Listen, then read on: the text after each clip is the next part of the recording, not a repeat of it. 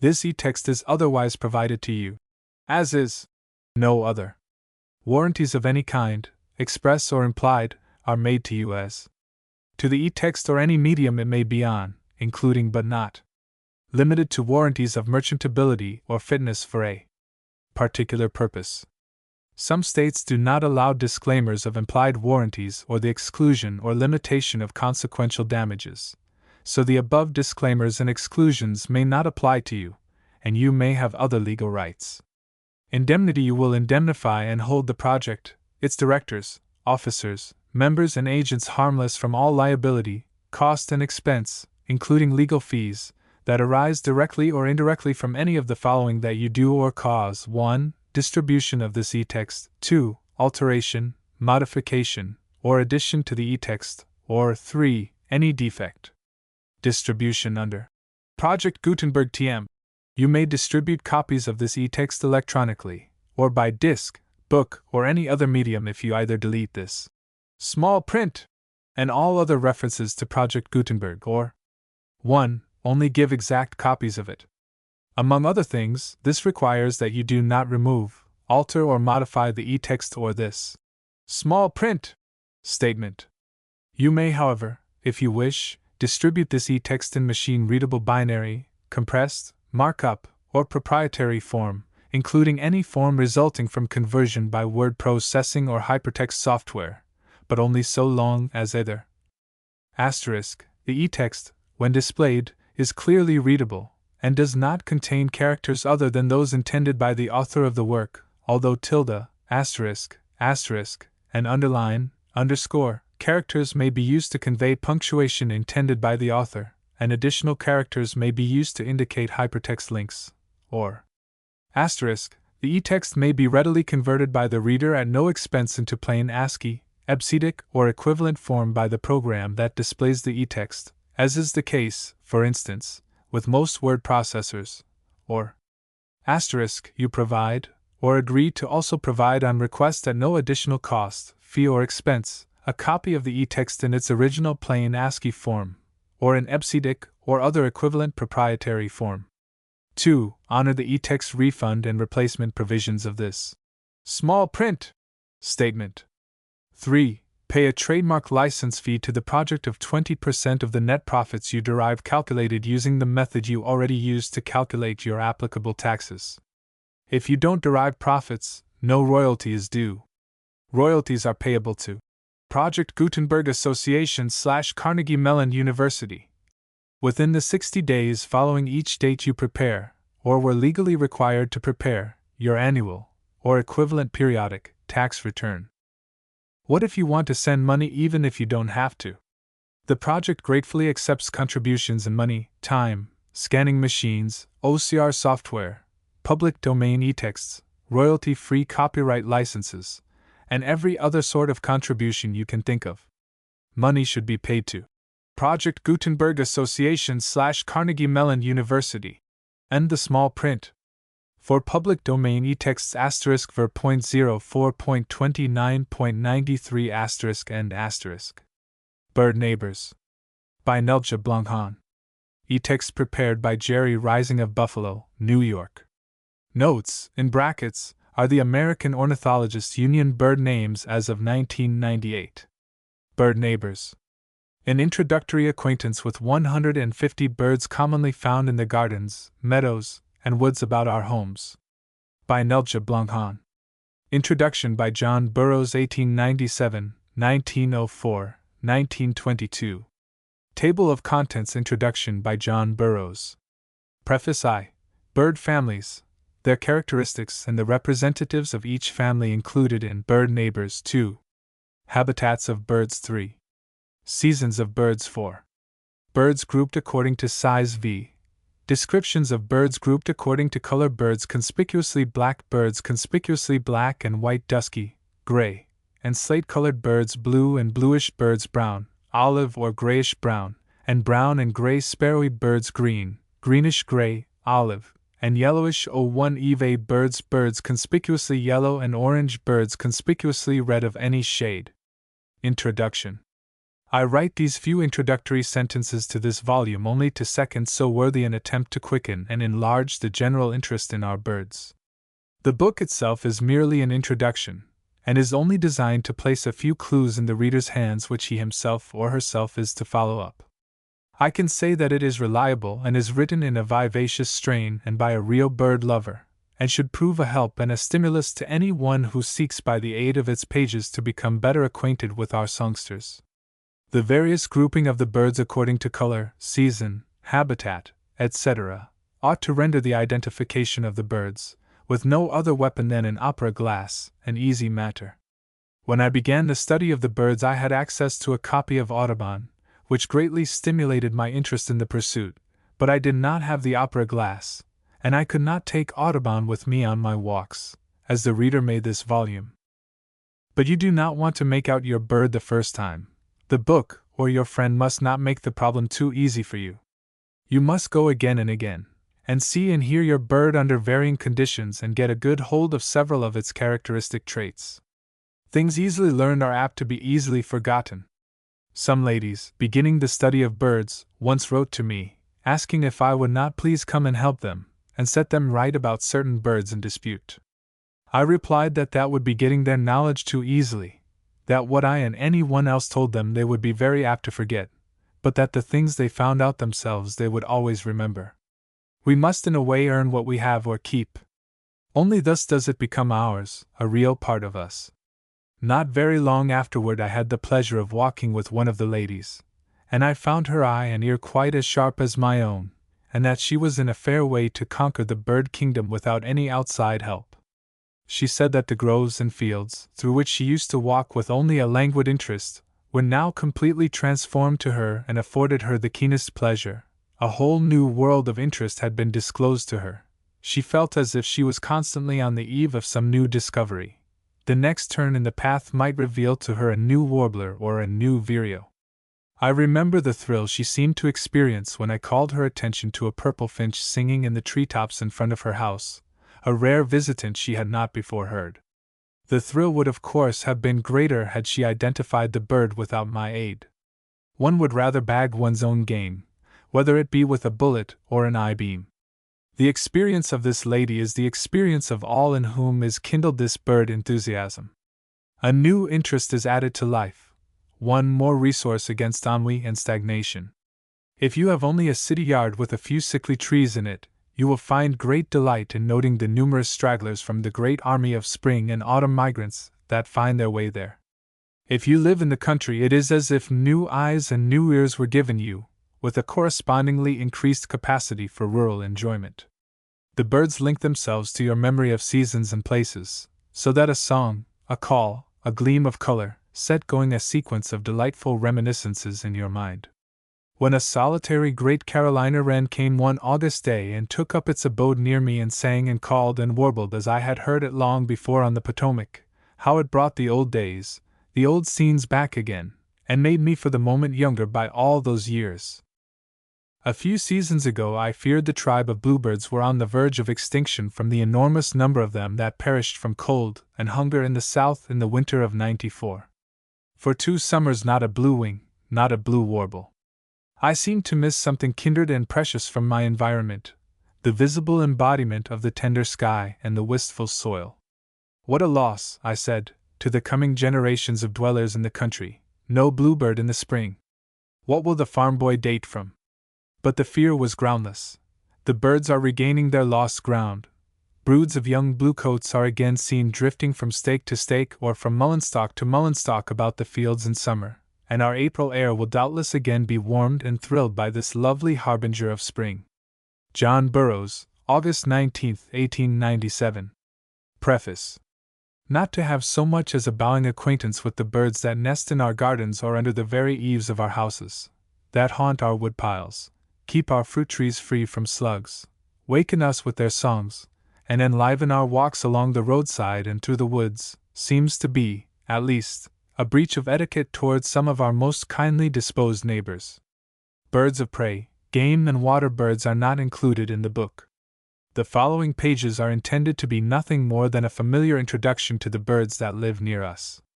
Even in the principal park of a great city like New York, a bird lover has found more than 130 species, as many, probably, as could be discovered in the same size territory anywhere. The plan of the book is not a scientific one, if the term scientific is understood to mean technical and anatomical. The purpose of the writer is to give, in a popular and accessible form, knowledge which is accurate and reliable about the life of our common birds.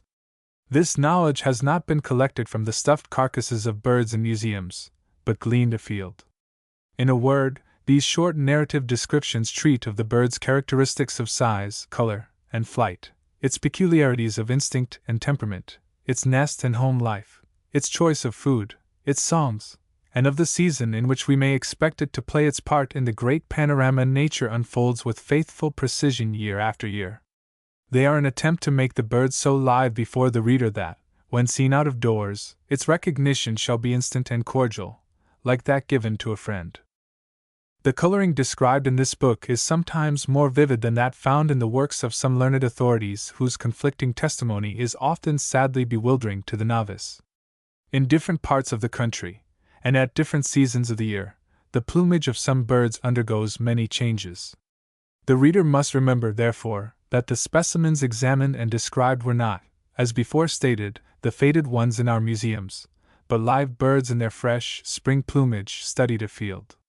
The birds have been classed into color groups, in the belief that this method, more than any other, will make identification most easy. The color of the bird is the first, and often the only, characteristic noticed. But they have also been classified according to the localities for which they show decided preferences, and in which they are most likely to be found. Again, they have been grouped according to the season when they may be expected. In the brief paragraphs that deal with groups of birds separated into the various families represented in the book, the characteristics and traits of each clan are clearly emphasized. By these several aids, it is believed the merest novice will be able to quickly identify any bird neighbor that is either local nor rare. To the uninitiated or uninterested observer, all small, dull-colored birds are common sparrows. The closer scrutiny of the trained eye quickly differentiates, and picks out not only the song, the Canada, and the fox sparrows, but finds a dozen other familiar friends where one who has eyes and sees not, does not even suspect their presence. Ruskin says, "The more I think of it, I find this conclusion more impressed upon me, that the greatest thing a human soul ever does in this world is to see something. Hundreds of people can talk for one who can think, but thousands can think for one who can see. To see clearly is poetry, prophecy, and religion, all in one."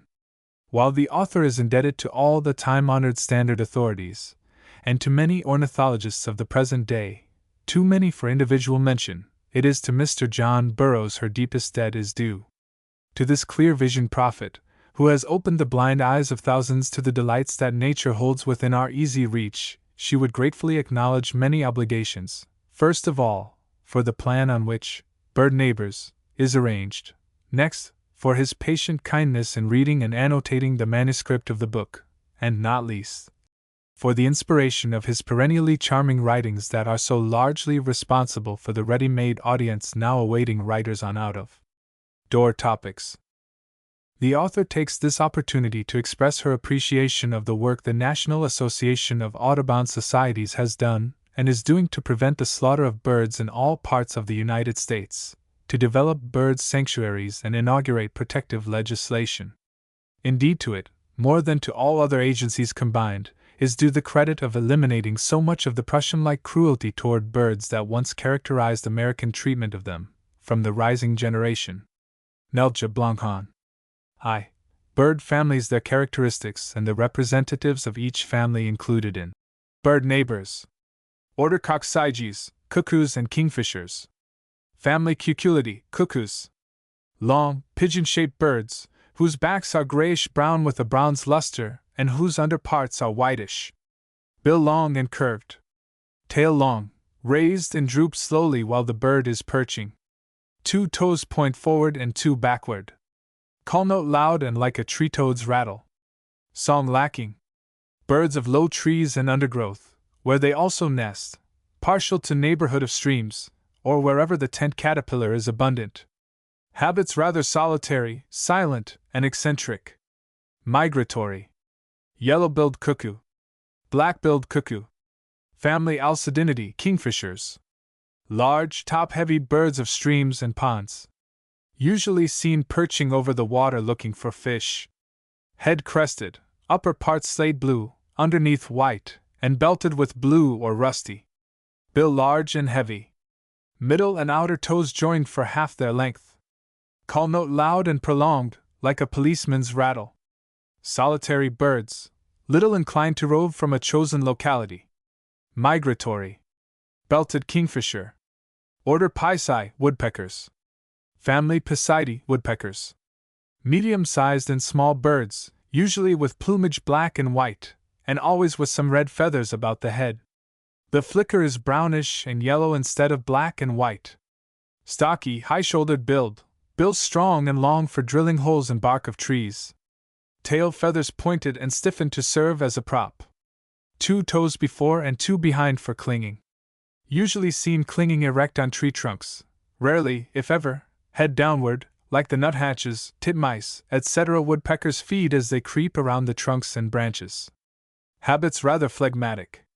The flicker has better developed vocal powers than other birds of this class, whose rolling tattoo, beaten with their bills against the tree trunks, must answer for their love song.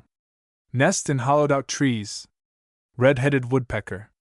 Hairy woodpecker. Downy woodpecker. Yellow-bellied woodpecker.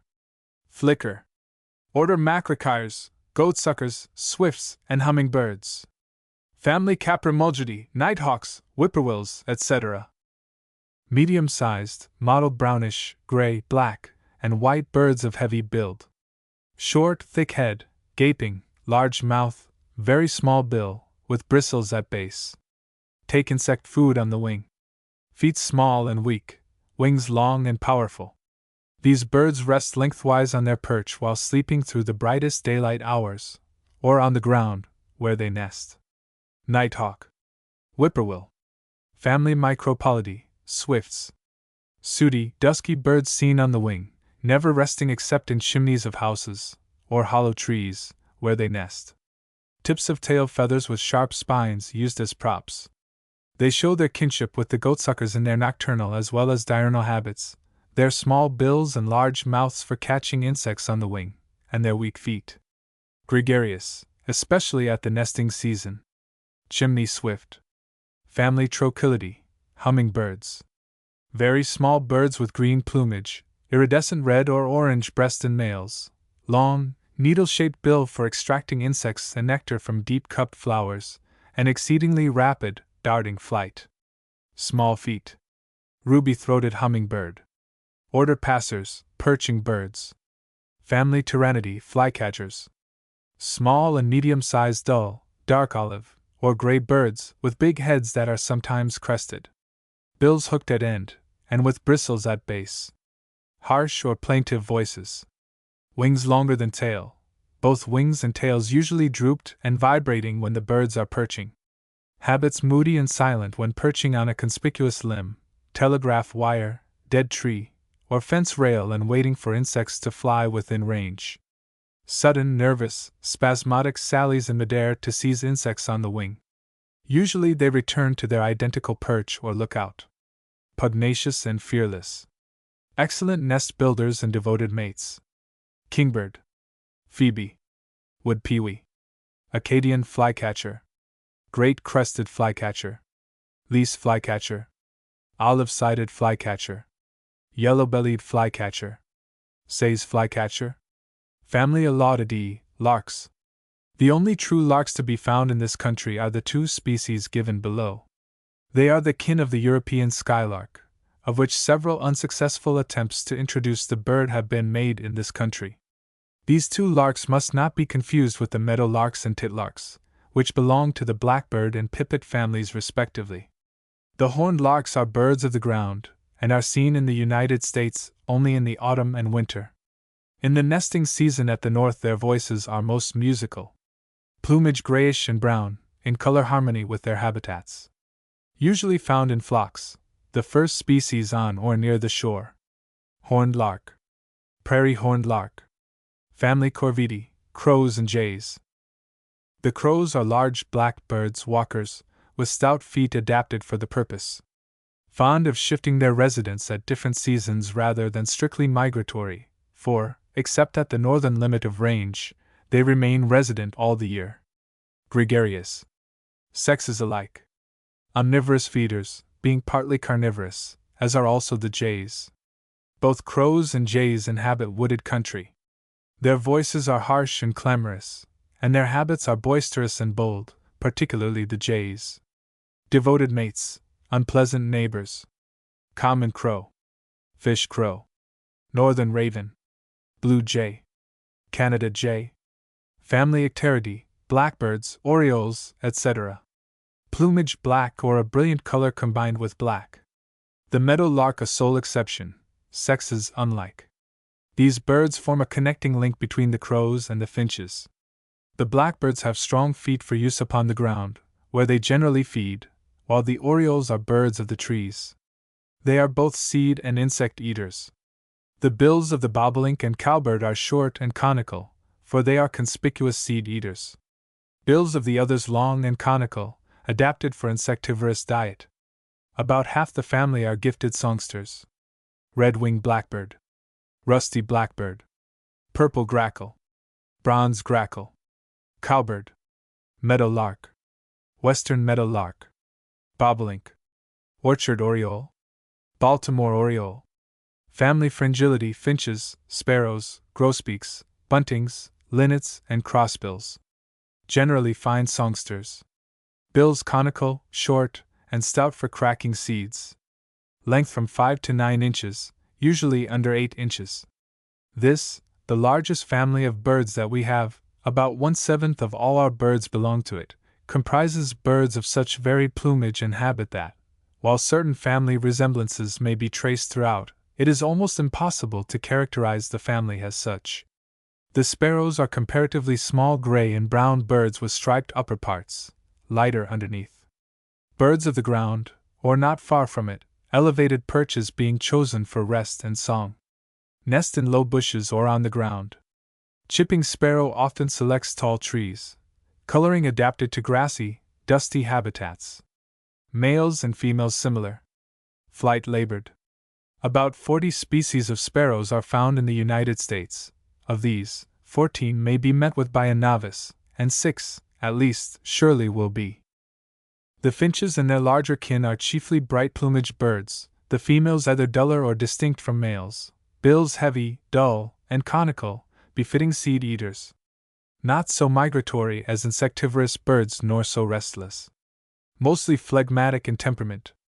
Fine songsters. Chipping sparrow. English sparrow. Field sparrow. Fox sparrow. Grasshopper sparrow. Savannah sparrow. Seaside sparrow. Sharp-tailed sparrow. Song sparrow. Swamp song sparrow. Tree sparrow. Vesper sparrow. White-crowned sparrow. White-throated sparrow. Lapland longspur. Smith's painted longspur. Pine siskin or finch. Purple finch. Goldfinch. Redpoll. Greater redpoll. Red crossbill. White-winged red crossbill. Cardinal grosbeak. Rose-breasted grosbeak. Pine grosbeak. Evening grosbeak. Blue grosbeak. Indigo bunting. Junco. Snowflake. Chewink. Family Tanagridae, tanagers. Distinctly an American family, remarkable for their brilliant plumage, which, however, undergoes great changes twice a year, females different from males, being dull and inconspicuous. Birds of the tropics, 2 species only finding their way north, and the summer tanager rarely found north of Pennsylvania. Shy inhabitants of woods. Though they may nest low in trees, they choose high perches when singing or feeding upon flowers, fruits, and insects. As a family, the tanagers have weak, squeaky voices, but both our species are good songsters. Suffering the fate of most bright-plumaged birds, immense numbers have been shot annually. Scarlet tanager. Summer tanager. Family Hirundinidae. Swallows. Birds of the air, that take their insect food on the wing. Migratory. Flight strong, skimming, darting, exceedingly graceful. When not flying, they choose slender, conspicuous perches like telegraph wires, gutters, and eaves of barns. Plumage of some species dull, of others iridescent blues and greens above, whitish or ruddy below. Sexes similar. Bills small, mouths large. Long and pointed wings, generally reaching the tip of the tail, or beyond. Tail more or less forked. Feet small and weak from disuse. Song a twittering warble without power. Gregarious birds. Barn swallow. Bank swallow. Cliff or eaves swallow. Tree swallow. Rough-winged swallow. Purple martin. Family Ampelidae, waxwings. Medium-sized Quaker-like birds, with plumage of soft browns and grays. Head crested, black band across forehead and through the eye. Bodies plump from indolence. Tail tipped with yellow, wings with red tips to coverts, resembling sealing wax. Sexes similar. Silent, gentle, courteous, elegant birds. Usually seen in large flocks feeding upon berries in the trees or perching on the branches, except at the nesting season. Voices resemble a soft, lisping twitter. Cedar bird. Bohemian waxwing. Family Lanaidae, shrikes. Medium-sized grayish, black and white birds, with hooked and hawk-like bill for tearing the flesh of smaller birds, field mice, and large insects that they impale on thorns. Handsome, bold birds, the terror of all small, feathered neighbors, not excluding the English sparrow. They choose conspicuous perches when on the lookout for prey, a projecting or dead limb of a tree, the cupola of a house, the ridgepole or weather vane of a barn, or a telegraph wire, from which to suddenly drop upon a victim. Eyesight remarkable. Call notes harsh and unmusical. Habits solitary and wandering. The first named species is resident during the colder months of the year. The latter is a summer resident only north of Maryland. Northern shrike. Loggerhead shrike. Family Virionidae, vireos or greenlets. Small greenish-gray or olive birds, whitish or yellowish underneath, their plumage resembling the foliage of the trees they hunt, nest, and live among. Sexes alike. More deliberate in habit than the restless, flitting warblers that are chiefly seen darting about the ends of twigs. Vireos are more painstaking gleaners. They carefully explore the bark, turn their heads upward to investigate the underside of leaves, and usually keep well hidden among the foliage. Bill hooked at tip for holding worms and insects. Gifted songsters, superior to the warblers. This family is peculiar to America. Red-eyed vireo. Solitary vireo.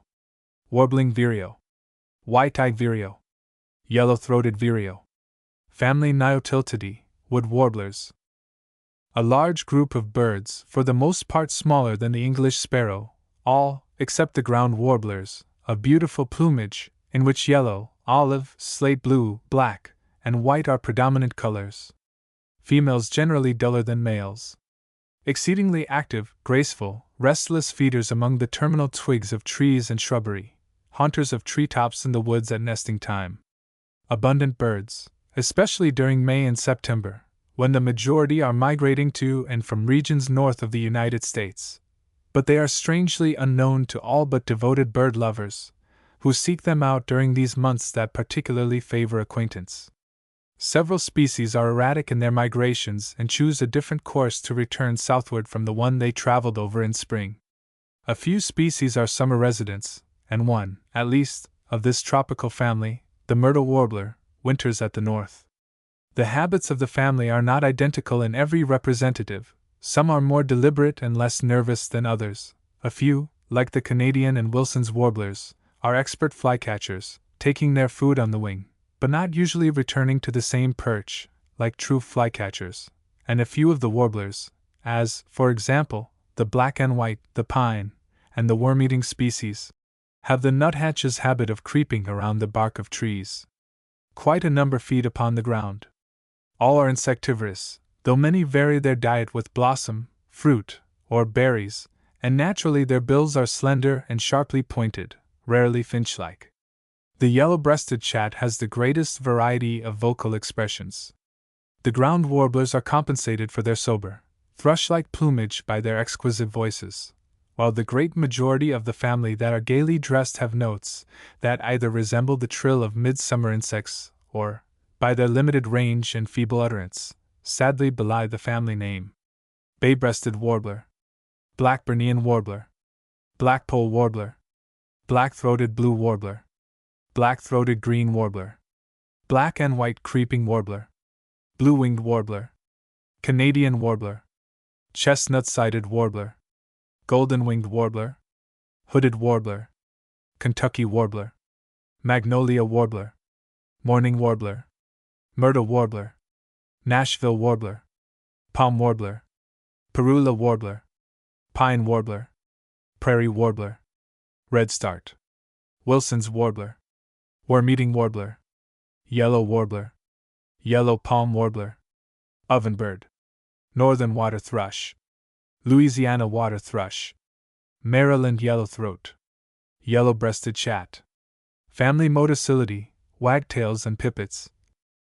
Only 3 birds of this family inhabit North America, and of these only one is common enough, east of the Mississippi, to be included in this book. Terrestrial birds of open tracts near the coast, stubble fields, and country roadsides, with brownish plumage to harmonize with their surroundings. The American pipit, or titlark, has a peculiar wavering flight when, after being flushed, it reluctantly leaves the ground. Then its white tail feathers are conspicuous. Its habit of wagging its tail when perching is not an exclusive family trait, as the family name might imply. American pipit, or titlark. Family Troglodytidae, thrashers, wrens, etc. Subfamily Mimini, thrashers, mockingbirds, and catbirds. Apparently the birds that comprise this large general family are too unlike to be related, but the missing links or intermediate species may all be found far south. The first subfamily is comprised of distinctively American birds, most numerous in the tropics. Their long tails serve a double purpose in assisting their flight and acting as an outlet for their vivacity. Usually they inhabit scrubby undergrowth bordering woods. They rank among our finest songsters, with ventriloquial and imitative powers added to sweetness of tone. Brown thrasher, catbird, mockingbird. Subfamily Troglodytidae, wrens. Small brown birds, more or less barred with darkest brown above, much lighter below. Usually carry their short tails erect. Wings are small, for short flight. Vivacious, busy, excitable, easily displeased, quick to take alarm.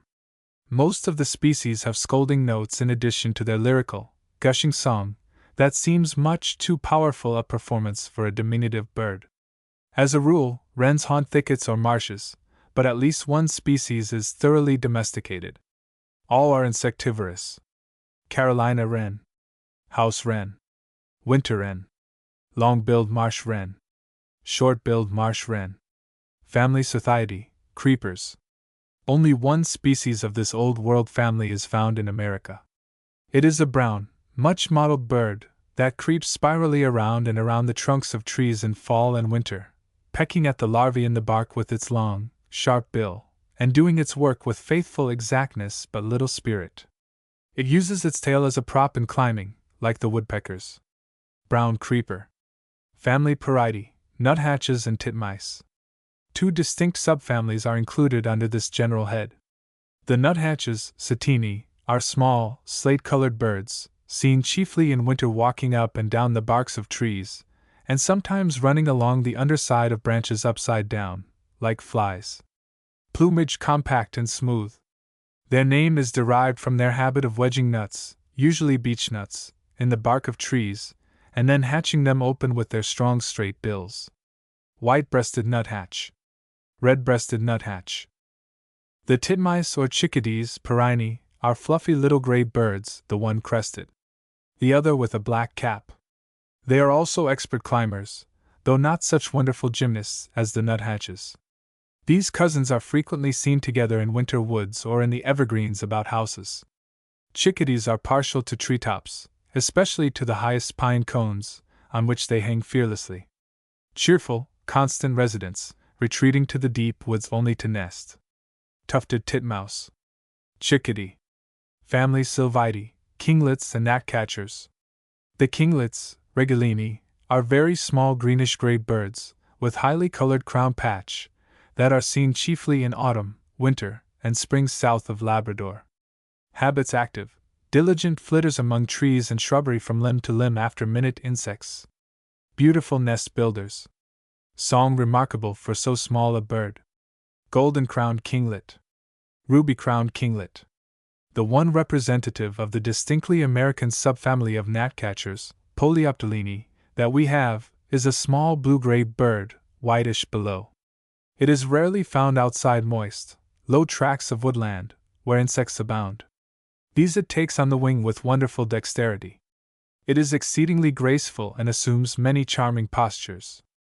A bird of trees, nesting in the high branches. A bird of strong character, and an exquisitely finished though feeble songster. Blue-gray gnatcatcher. Family Turdidae, thrushes, bluebirds, etc. This group includes our finest songsters. Birds of moderate size, stout build, as a rule, inhabitants of woodlands, but the robin and the bluebird are notable exceptions. Bills long and slender, suitable for worm diet. Only casual fruit eaters. Slender, strong legs for running and hopping. True thrushes are grayish or olive brown above, buff or whitish below, heavily streaked or spotted. Bluebird. Robin. Alice's thrush. Hermit thrush. Olive-back thrush. Wilson's thrush, Very. Wood thrush. Order Columbi, pigeons and doves. Family Columbidae, pigeons and doves. The wild pigeon is now too rare to be included among our bird neighbors, but its beautiful relative, without the fatally gregarious habit, still nests and sings ekuo to its devoted mate in unfrequented corners of the farm or the borders of woodland. Delicately shaded fawn-colored and bluish plumage. Small heads, protruding breasts. Often seen on ground. Flight strong and rapid, owing to long wings. Mourning or Carolina dove. 2. Habitats of birds. Birds of the air catching their food as they fly. Acadian flycatcher, great crested flycatcher, least flycatcher, olive-sided flycatcher, Say's flycatcher, yellow-bellied flycatcher, kingbird, phoebe. Wood pewee, purple martin, chimney swift, barn swallow, bank swallow, cliff swallow, tree swallow, rough-winged swallow, Canadian warbler, blackpoll warbler, Wilson's warbler, nighthawk, whippoorwill, ruby-throated hummingbird, blue-gray gnatcatcher. Birds most frequently seen in the upper half of trees. Scarlet tanager, summer tanager, Baltimore oriole, orchard oriole, chickadee, tufted titmouse, blue-gray gnatcatcher, nearly all the warblers except the ground warblers, cedar bird, Bohemian waxwing, the vireos, robin, red crossbill, white-winged crossbill, purple grackle, bronze grackle, redstart, northern shrike, loggerhead shrike, crow, fish crow, raven, purple finch, tree and chipping sparrows, cardinal, blue jay, kingbird, the crested and other flycatchers. Birds of low trees or lower parts of trees. Black-billed cuckoo, yellow-billed cuckoo, the sparrows, the thrushes, the grosbeaks, goldfinch, summer yellowbird and other warblers, the wrens, bluebird, mockingbird, catbird, brown thrasher, Maryland yellowthroat, yellow-breasted chat. Birds of tree trunks and large limbs. Hairy woodpecker, downy woodpecker, red-headed woodpecker, yellow-bellied woodpecker, flicker, white-breasted nuthatch, red-breasted nuthatch, brown creeper, chickadee, tufted titmouse, golden-crowned kinglet, ruby-crowned kinglet, black and white creeping warbler, blue-winged warbler, worm-eating warbler, pine warbler, blackpoll warbler, whippoorwill, nighthawk. Birds that show a preference for pines and other evergreens. Chickadee, tufted titmouse, the nuthatches, brown creeper, the kinglets, pine warbler, black and white creeping warbler and all the warblers except the ground warblers, pine siskin, cedar bird and Bohemian waxwing, in juniper and cedar trees, pine grosbeak, red crossbill, white-winged crossbill, the grackles, crow, raven, pine finch. Birds seen feeding among the foliage and terminal twigs of trees. The red-eyed vireo, white-eyed vireo, warbling vireo, solitary vireo, yellow-throated vireo, golden-crowned kinglet. Ruby-crowned kinglet, black-billed cuckoo, yellow-billed cuckoo. Yellow warbler or summer yellowbird, nearly all the warblers except the pine and the ground warblers, the flycatchers, blue-gray gnatcatcher. Birds that choose conspicuous perches. Northern shrike, loggerhead shrike, kingbird, the wood pewee, the phoebe and other flycatchers, the swallows, kingfisher, crows, grackles, blue jay and Canada jay, the song, the white-throated, and the fox sparrows, the grosbeaks, cedar bird, goldfinch, robin, purple finch, cowbird, brown thrasher while in song. Birds of the gardens and orchards. Bluebird, robin, the English song, white-throated, vesper, white-crowned, fox, chipping, and tree sparrows, phoebe, wood pewee, the least flycatcher, crested flycatcher, kingbird, brown thrasher, wood thrush, mockingbird, catbird, house wren, nearly all the warblers, especially at blossom time among the shrubbery and fruit trees, cedar bird, purple martin, eaves swallow, barn swallow, purple finch, cowbird. Baltimore and orchard orioles, purple grackle, bronze grackle, blue jay, crow, fish. Crow, chimney swift, ruby-throated hummingbird, the woodpeckers, flicker, the nuthatches, chickadee, tufted titmouse, the cuckoos, mourning dove, junco, starling. Birds of the woods.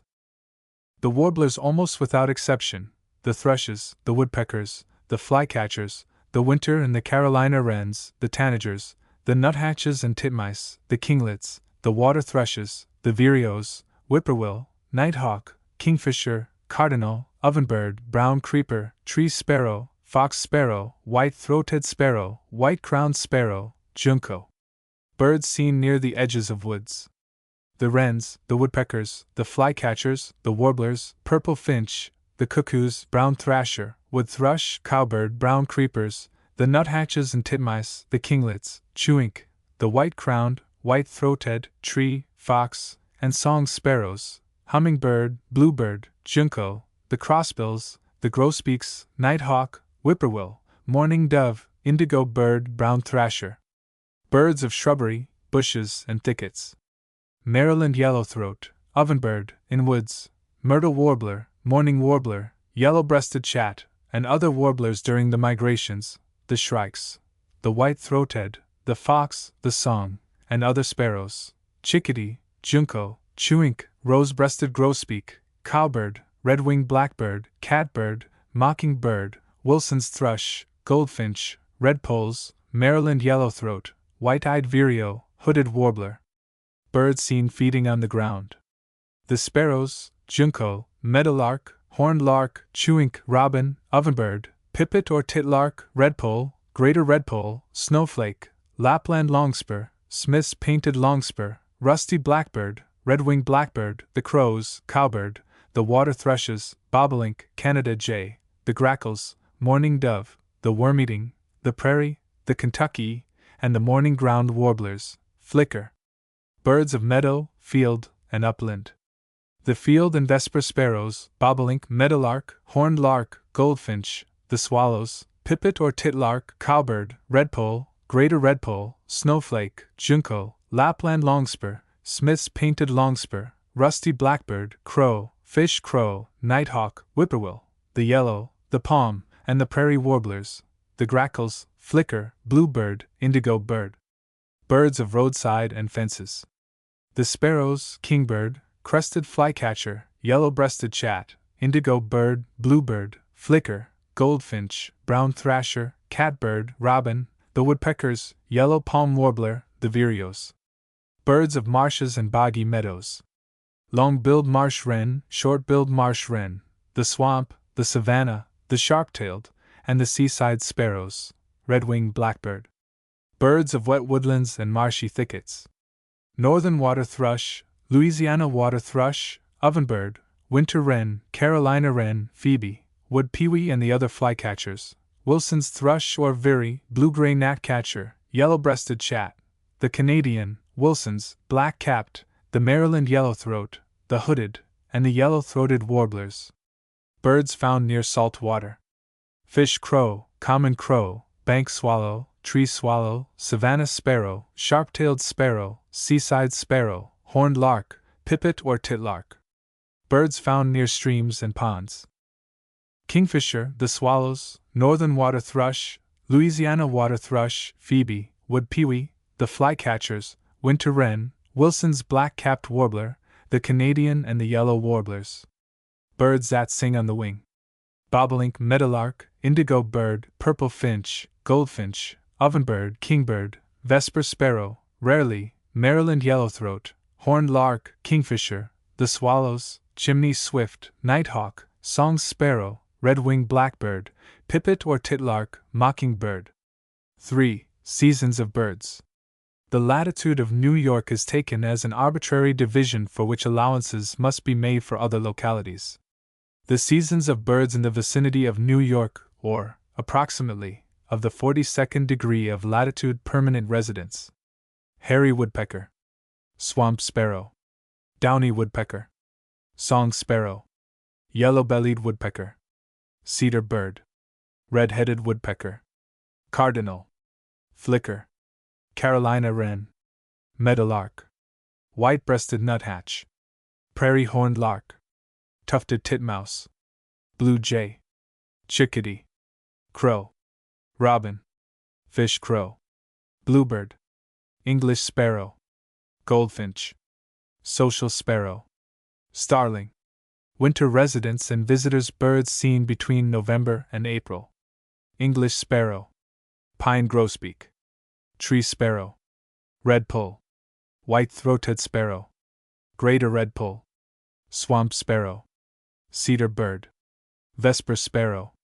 Bohemian waxwing. White-crowned sparrow. Hairy woodpecker. Fox sparrow. Downy woodpecker. Song sparrow. Yellow-bellied woodpecker. Snowflake. Flicker. Junco. Myrtle warbler. Horned lark. Northern shrike. Meadowlark. White-breasted nuthatch. Red-breasted nuthatch. Goldfinch. Tufted titmouse. Pine siskin. Chickadee. Lapland longspur. Robin. Smith's painted longspur. Bluebird. Evening grosbeak. Ruby-crowned kinglet. Cardinal. Golden-crowned kinglet. Blue jay. Brown creeper. Red crossbill. Carolina wren. White-winged crossbill. Winter wren. Crow. Pipit. Fish crow. Purple finch. Kingfisher. Summer residents. Birds seen between April and November and mourning dove. Red-winged blackbird. Black-billed cuckoo. Rusty blackbird. Yellow-billed cuckoo. Orchard oriole. Kingfisher. Baltimore oriole. Red-headed woodpecker. Purple grackle. Hairy woodpecker. Bronze grackle. Downy woodpecker. Crow. Yellow-bellied woodpecker. Fish crow. Flicker. Raven. Whippoorwill. Blue jay. Nighthawk. Canada jay. Chimney swift. Chipping sparrow. Ruby-throated hummingbird. English sparrow. Kingbird. Field sparrow. Wood pewee. Fox sparrow. Phoebe. Grasshopper sparrow. Acadian flycatcher. Savannah sparrow. Crested flycatcher. Seaside sparrow. Least flycatcher. Sharp-tailed sparrow. Olive-sided flycatcher. Swamp song sparrow. Yellow-bellied flycatcher. Song sparrow. Say's flycatcher. Vesper sparrow. Bobolink. Rose-breasted grosbeak. Cowbird. Blue grosbeak. Indigo bird. Yellow-breasted chat. Scarlet tanager. Maryland yellowthroat. Purple martin. Mockingbird. Barn swallow. Catbird. Bank swallow. Brown thrasher. Cliff swallow. House wren. Tree swallow. Carolina wren. Rough-winged swallow. Long-billed marsh wren. Red-eyed vireo. Short-billed marsh wren. White-eyed vireo. Alice's thrush. Solitary vireo. Hermit thrush. Warbling vireo. Olive-back thrush. Yellow-throated vireo. Wilson's thrush or veery. Black and white warbler. Wood thrush. Black-throated green warbler. Meadowlark. Blue-winged warbler. Western meadowlark. Chestnut-sided warbler. prairie-horned lark, golden-winged warbler, white-breasted nuthatch, hooded warbler, chickadee, pine warbler, tufted titmouse, prairie warbler, chewink, parula warbler, purple finch, worm-eating warbler, goldfinch, yellow warbler, cardinal, redstart, robin, ovenbird, bluebird, northern water thrush, cedar bird, Louisiana water thrush, loggerhead shrike. Spring and autumn migrants only, or rare summer visitors. The following warblers: bay-breasted, Nashville, Blackburnian, Wilson's black-capped, black-polled, palm, black-throated blue, yellow palm, Canadian, magnolia, blue-gray gnatcatcher, mourning, summer tanager, myrtle. Migrations of birds in vicinity of New York February 15th to March 15th. Bluebird, robin, the grackles, song sparrow, fox sparrow, red-winged blackbird, kingfisher, flicker, purple finch. March 15th to April 1st. Increased numbers of foregoing group: cowbird, meadowlark, phoebe, the field, the vesper, and the swamp sparrows. April 1st to 15th. The white-throated and the chipping sparrows, the tree and the barn swallows, rusty blackbird, the red-headed and the yellow-bellied woodpeckers, hermit thrush, ruby-crowned kinglet, pipit, the pine, the myrtle, and the yellow palm warblers, goldfinch. April 15th to May 1st. Increased numbers of foregoing group: brown thrasher, Alice's, the olive-backed, and the wood thrushes, chimney swift, whippoorwill, chewink, the purple martin, and the cliff and the bank swallows, least flycatcher, the black and white creeping, the parula, and the black-throated green warblers, ovenbird, house wren, catbird. May 1st to 15th. Increased numbers of foregoing group: Wilson's thrush or veery, nighthawk, ruby-throated hummingbird, the cuckoos, crested flycatcher, kingbird, wood pewee, the marsh wrens, bank swallow, the five vireos, the Baltimore and orchard orioles, bobolink, indigo bird, rose-breasted grosbeak, scarlet tanager, Maryland yellowthroat, yellow-breasted chat, the water thrushes, and the magnolia, the yellow, the black-throated blue, the bay-breasted, the chestnut-sided, and the golden-winged warblers. May 15th to June 1st. Increased numbers of foregoing group: yellow-bellied flycatcher, mockingbird, summer tanager, and the Blackburnian, the blackpoll, the worm-eating, the hooded, Wilson's black-capped, and Canadian warblers. June, July, August. In June few species of birds are not nesting. In July they may rove about more or less with their increased families, searching for their favorite foods. August finds them molting and moping in silence, but toward the end of the month, thoughts of returning southward set them astir again. August 15th to September 15th. Bobolink, cliff swallow, scarlet tanager, yellow-bellied flycatcher, purple martin, the Blackburnian, the worm-eating, the bay-breasted, the chestnut-sided, the hooded, the mourning, Wilson's black-capped, and the Canadian warblers, Baltimore oriole. Hummingbird. September 15th to October 1st. Increased numbers of foregoing group: Wilson's thrush, wood thrush, kingbird, wood pewee, crested flycatcher, the least, the olive-sided, and the Acadian flycatchers, the marsh wrens, the cuckoos, whippoorwill, rose-breasted grosbeak, orchard oriole, indigo bird, the warbling, the solitary, and the yellow-throated vireos, the black and white creeping, the golden-winged, the yellow, and the black-throated blue warblers. Maryland yellowthroat, yellow-breasted chat, redstart. October 1st to 15th. Increased numbers of foregoing group: hermit thrush, catbird, house wren, ovenbird, the water thrushes, the red-eyed and the white-eyed vireos, wood pewee, nighthawk, chimney swift, cowbird, horned lark, winter wren, junco, the tree, the vesper, the white-throated, and the grasshopper sparrows, the blackpoll, the parula, the pine, the yellow palm, and the prairie warblers, chickadee, tufted titmouse. October 15th to November 15th.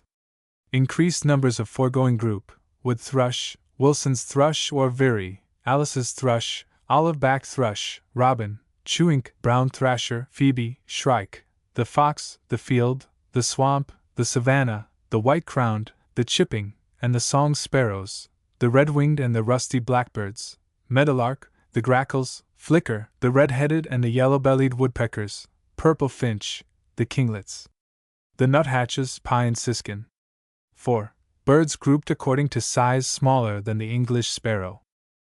Hummingbird, the redpolls, the kinglets, goldfinch, the wrens, pine siskin, all the warblers not savanna sparrow, mentioned elsewhere, grasshopper sparrow, redstart, sharp-tailed sparrow, ovenbird, chipping sparrow, chickadee, field sparrow, tufted titmouse, swamp song sparrow, red-breasted nuthatch, indigo bunting, white-breasted nuthatch, warbling vireo, blue-gray gnatcatcher, yellow-throated vireo, yellow-bellied flycatcher, red-eyed vireo, Acadian flycatcher, white-eyed vireo, least flycatcher, brown creeper, about the size of the English sparrow, purple finch, junco, the crossbills, song sparrow, the longspurs, solitary vireo,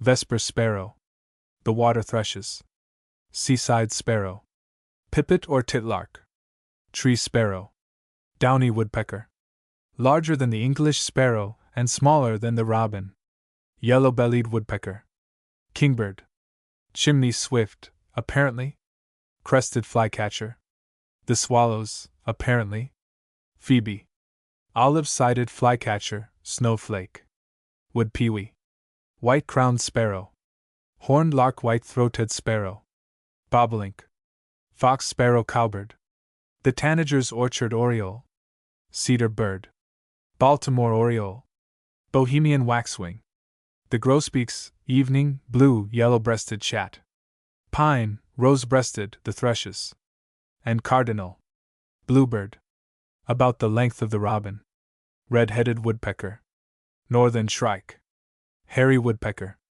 mockingbird, red-winged blackbird, catbird, rusty blackbird, chewink, loggerhead shrike, purple martin, apparently, starling, longer than the robin, mourning dove, blue jay, the cuckoos, Canada jay, kingfisher, meadowlark, flicker, whippoorwill, apparently, raven, nighthawk, apparently, crow, the grackles, fish crow, brown thrasher.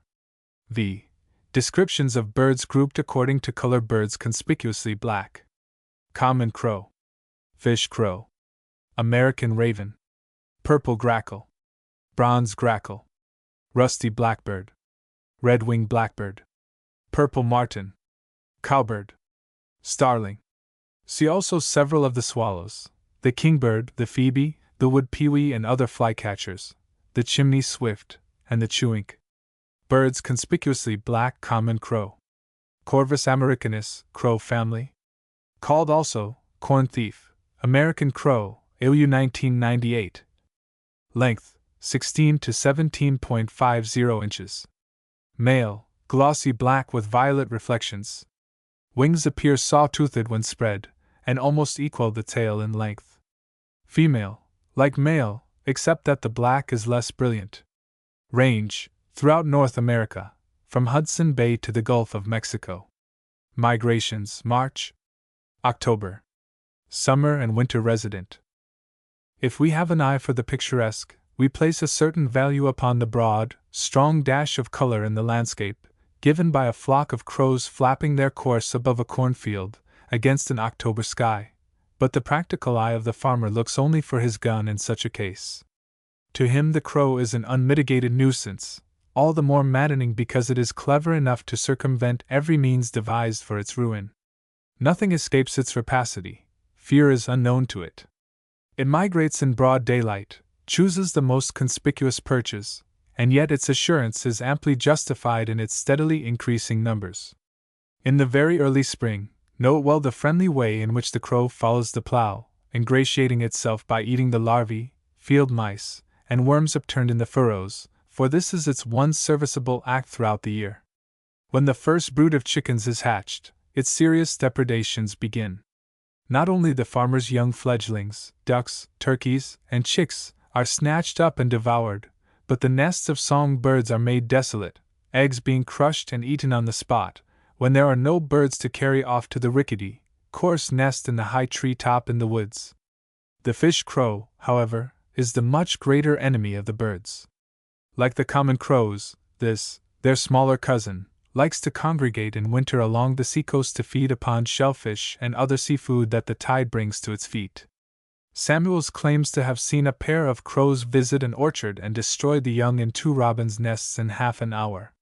He calculates that 2 crows kill, in one day alone, young birds that in the course of the season would have eaten 100,000 insects.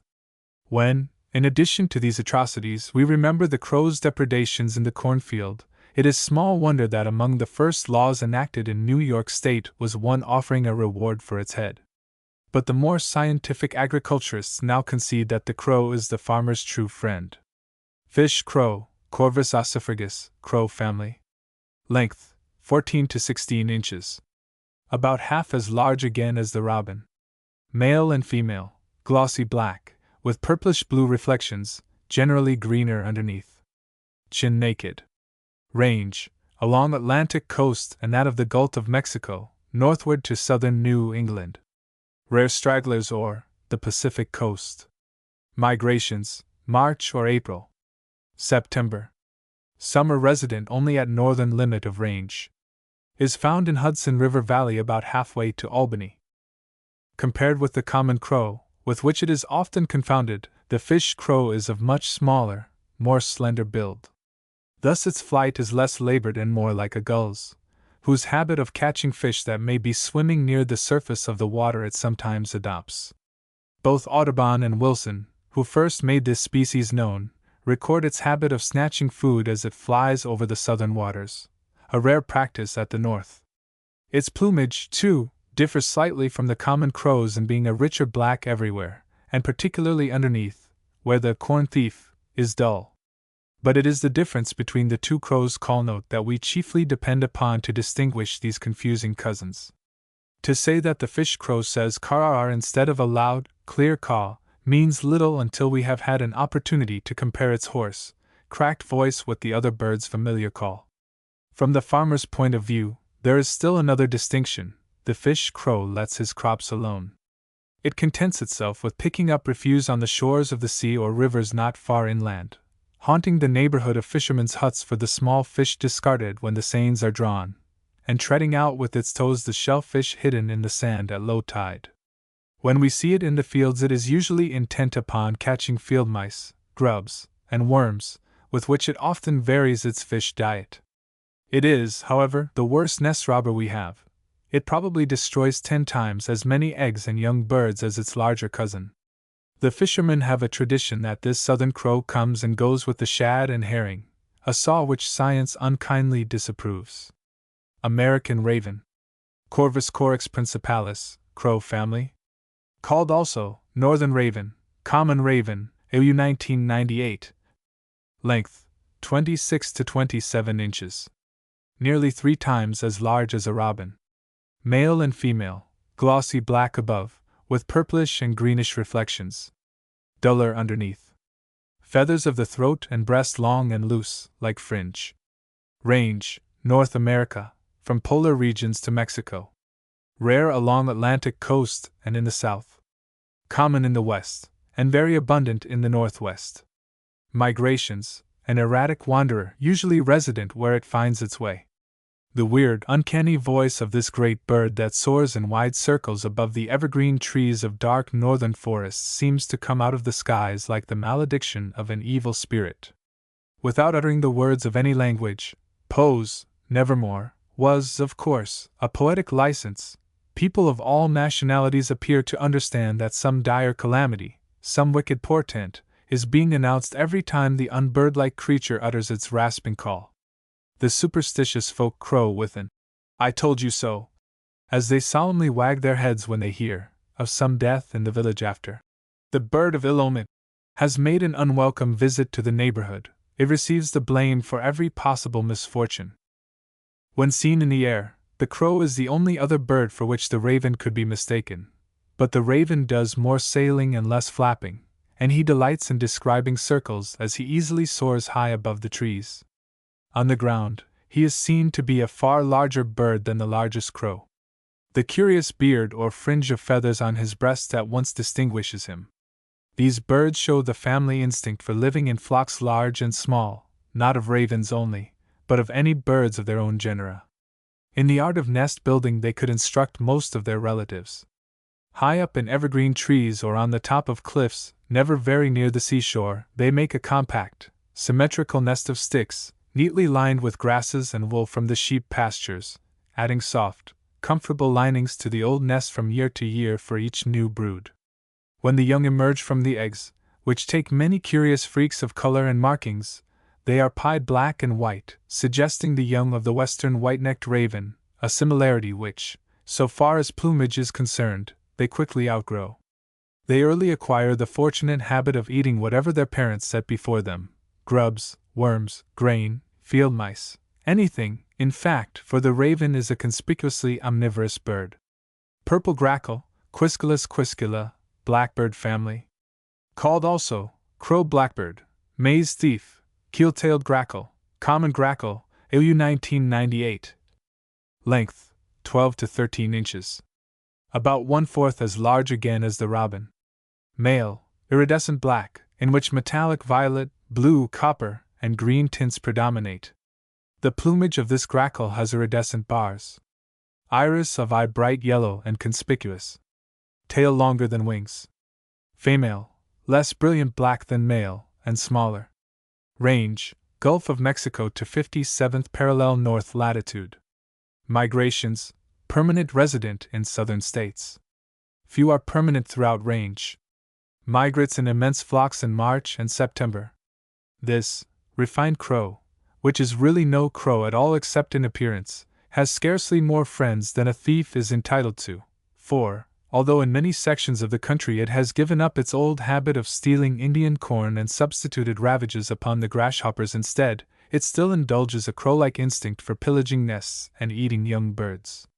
Traveling in immense flocks of its own kind, a gregarious bird of the first order, it nevertheless is not the social fellow that its cousin, the red-winged blackbird, is. It especially holds aloof from mankind, and mankind reciprocates its suspicion.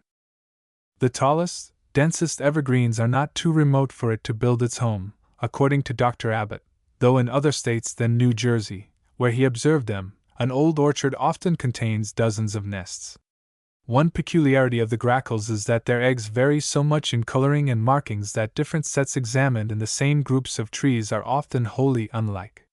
The average groundwork, however, is soiled blue or greenish, waved, streaked, or clouded with brown. These are laid in a nest made of miscellaneous sticks and grasses, rather carefully constructed, and lined with mud. Another peculiarity is the bird's method of steering itself by its tail when it wishes to turn its direction or alight. Peering at you from the top of a dark pine tree with its staring yellow eye, the grackle is certainly uncanny. There, very early in the spring, you may hear its cracked and wheezy whistle, for, being aware that however much it may look like a crow it belongs to another family, it makes a ridiculous attempt to sing.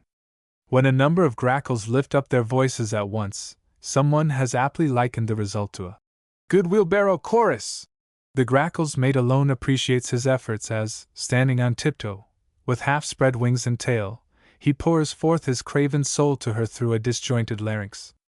With all their faults, and they are numerous, let it be recorded of both crows and grackles that they are as devoted lovers as turtle-doves. Lowell characterizes them in these 4 lines. First come the black birds, clatt'ring in tall trees, and settling things in windy congresses. Queer politicians, though, for I'll be skinned if all on 'em don't head against the wind. The bronze grackle, Quisculus quiscula aeneas, differs from the preceding chiefly in the more brownish-bronze tint of its plumage and its lack of iridescent bars. Its range is more westerly, and in the southwest it is particularly common, but as a summer resident it finds its way to New England in large numbers. The call note is louder and more metallic than the purple grackles. In nearly all respects the habits of these 2 birds are identical. Rusty blackbird, Scolophagus carolinus, blackbird family. Called also thrush blackbird, rusty grackle, rusty oriole, rusty crow, blackbird. Length 9 to 9.55 inches. A trifle smaller than the robin. Male, in full plumage, glossy black with metallic reflections, intermixed with rusty brown that becomes more pronounced as the season advances. Pale straw-colored eyes. Female, duller plumage and more rusty, inclining to gray. Light line over eye. Smaller than male. Range, North America, from Newfoundland to Gulf of Mexico and westward to the plains. Migrations, April. November. A few winter north. A more sociable bird than the grackle, though it travel in smaller flocks, the rusty blackbird condescends to mingle freely with other feathered friends in marshes and by brooksides. You can identify it by its rusty feathers and pale yellow eye, and easily distinguish the rusty gray female from the female redwing that is conspicuously streaked. In April, flocks of these birds may frequently be seen along sluggish, secluded streams in the woods, feeding upon the seeds of various water or brookside plants, and probably upon insects also. At such times they often indulge in a curious spluttering, squeaking, musical concert that one listens to with pleasure. The breeding range is mostly north of the United States. But little seems to be known of the bird's habits in their northern home. Why it should ever have been called a thrush blackbird is one of those inscrutable mysteries peculiar to the naming of birds which are so frequently called precisely what they are not. In spite of the compliment implied in associating the name of one of our finest songsters with it, the rusty blackbird has a clucking call as unmusical as it is infrequent, and only very rarely in the spring does it pipe a note that even suggests the sweetness of the redwings. Red-winged blackbird. Agellius famaceus, blackbird family. Called also swamp blackbird, red-winged oriole, red-winged starling. Length, exceptionally variable, 7.50 to 9.80 inches. Usually about an inch smaller than the robin. Male coal-black.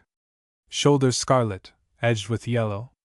Female, feathers finely and inconspicuously speckled with brown, rusty black, whitish, and orange. Upper wing coverts black, tipped with white, or rufous and sometimes spotted with black and red. Range, North America. Breeds from Texas to Columbia River, and throughout the United States. Commonly found from Mexico to 57th degree north latitude. Migrations, March, October. Common summer resident.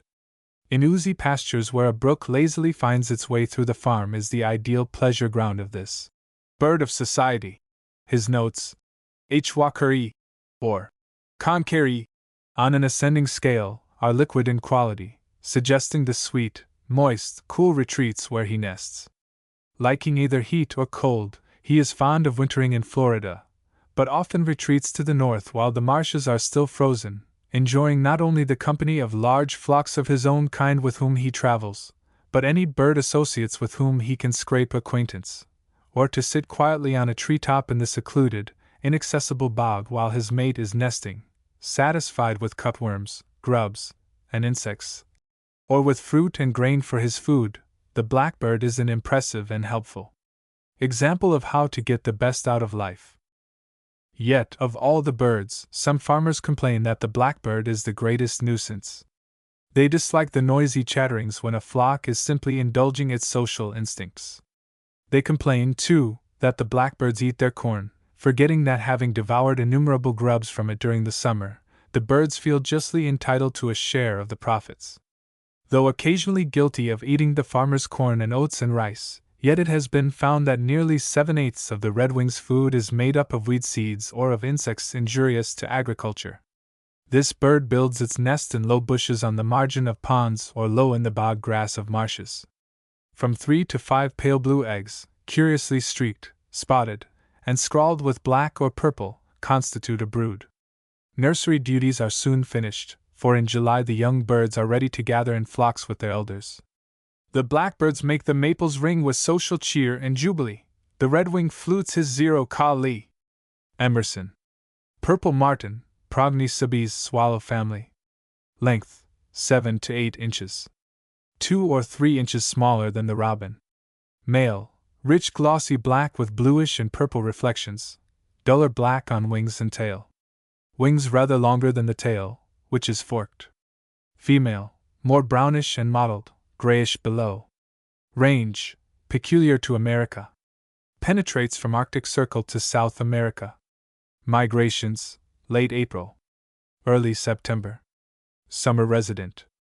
In old-fashioned gardens, set on a pole over which honeysuckle and roses climbed from a bed where china pinks, phlox, sweet williams, and hollyhocks crowded each other below, martin boxes used always to be seen with a pair of these large, beautiful swallows circling overhead. Burn now, alas! The boxes, where set up at all, are quickly monopolized by the English sparrow, a bird that the martin, courageous as a kingbird in attacking crows and hawks, tolerates as a neighbor only when it must. Bradford Torrey tells of seeing quantities of long-necked squashes dangling from poles about the Negro cabins all through the South. One day he asked an old colored man what these squashes were for. "Why, des martins boxes," said Uncle Remus. "No danger of hawks carryin' off de chickens so long as de martins am around." The Indians, too, have always had a special liking for this bird. They often lined a hollowed-out gourd with bits of bark and fastened it in the crotch of their tent poles to invite its friendship. The Mohegan Indians have called it the bird that never rests, a name better suited to the tireless barn swallow, Dr. Abbott thinks. Wasps, beetles, and all manner of injurious garden insects constitute its diet, another reason for its universal popularity. It is simple enough to distinguish the martins from the other swallows by their larger size and iridescent dark coat, not to mention their song, which is very soft and sweet, like musical laughter, rippling up through the throat. Cowbird, Molothrus ater, blackbird family. Called also brown-headed oriole, cowpen bird, cow blackbird, cow bunting, brown-headed cowbird, AU 1998. Length, 7 to 8 inches. About 1/5 smaller than the robin. Male, iridescent black, with head, neck, and breast glistening brown. Bill dark brown, feet brownish. Female, dull grayish-brown above, a shade lighter below, and streaked with paler shades of brown. Range, United States, from coast to coast. North into British America, south into Mexico. Migrations, March, November. Common summer resident. The cowbird takes its name from its habit of walking about among the cattle in the pasture, picking up the small insects which the cattle disturb in their grazing. The bird may often be seen within a foot or two of the nose of a cow or heifer, walking briskly about like a miniature hen, intently watching for its insect prey. Its marital and domestic character is thoroughly bad. Polygamous and utterly irresponsible for its offspring, this bird forms a striking contrast to other feathered neighbors, and indeed is almost an anomaly in the animal kingdom. In the breeding season an unnatural mother may be seen skulking about in the trees and shrubbery, seeking for nests in which to place a surreptitious egg, never imposing it upon a bird of its size, but selecting in a cowardly way a small nest, as that of the vireos or warblers or chipping sparrows, and there leaving the hatching and care of its young to the tender mercies of some already burdened little mother. It has been seen to remove an egg from the nest of the red-eyed vireo in order to place one of its own in its place. Not finding a convenient nest, it will even drop its eggs on the ground, trusting them to merciless fate, or, still worse, devouring them. The eggs are nearly an inch long, white speckled with brown or gray. Cowbirds are gregarious. The ungrateful young birds, as soon as they are able to go roaming, leave their foster parents, and join the flock of their own kind. In keeping with its unclean habits and unholy life and character, the cowbird's ordinary note is a gurgling, rasping whistle, followed by a few sharp notes. Starling, Sturnus vulgaris. Called also European starling, AU 1998.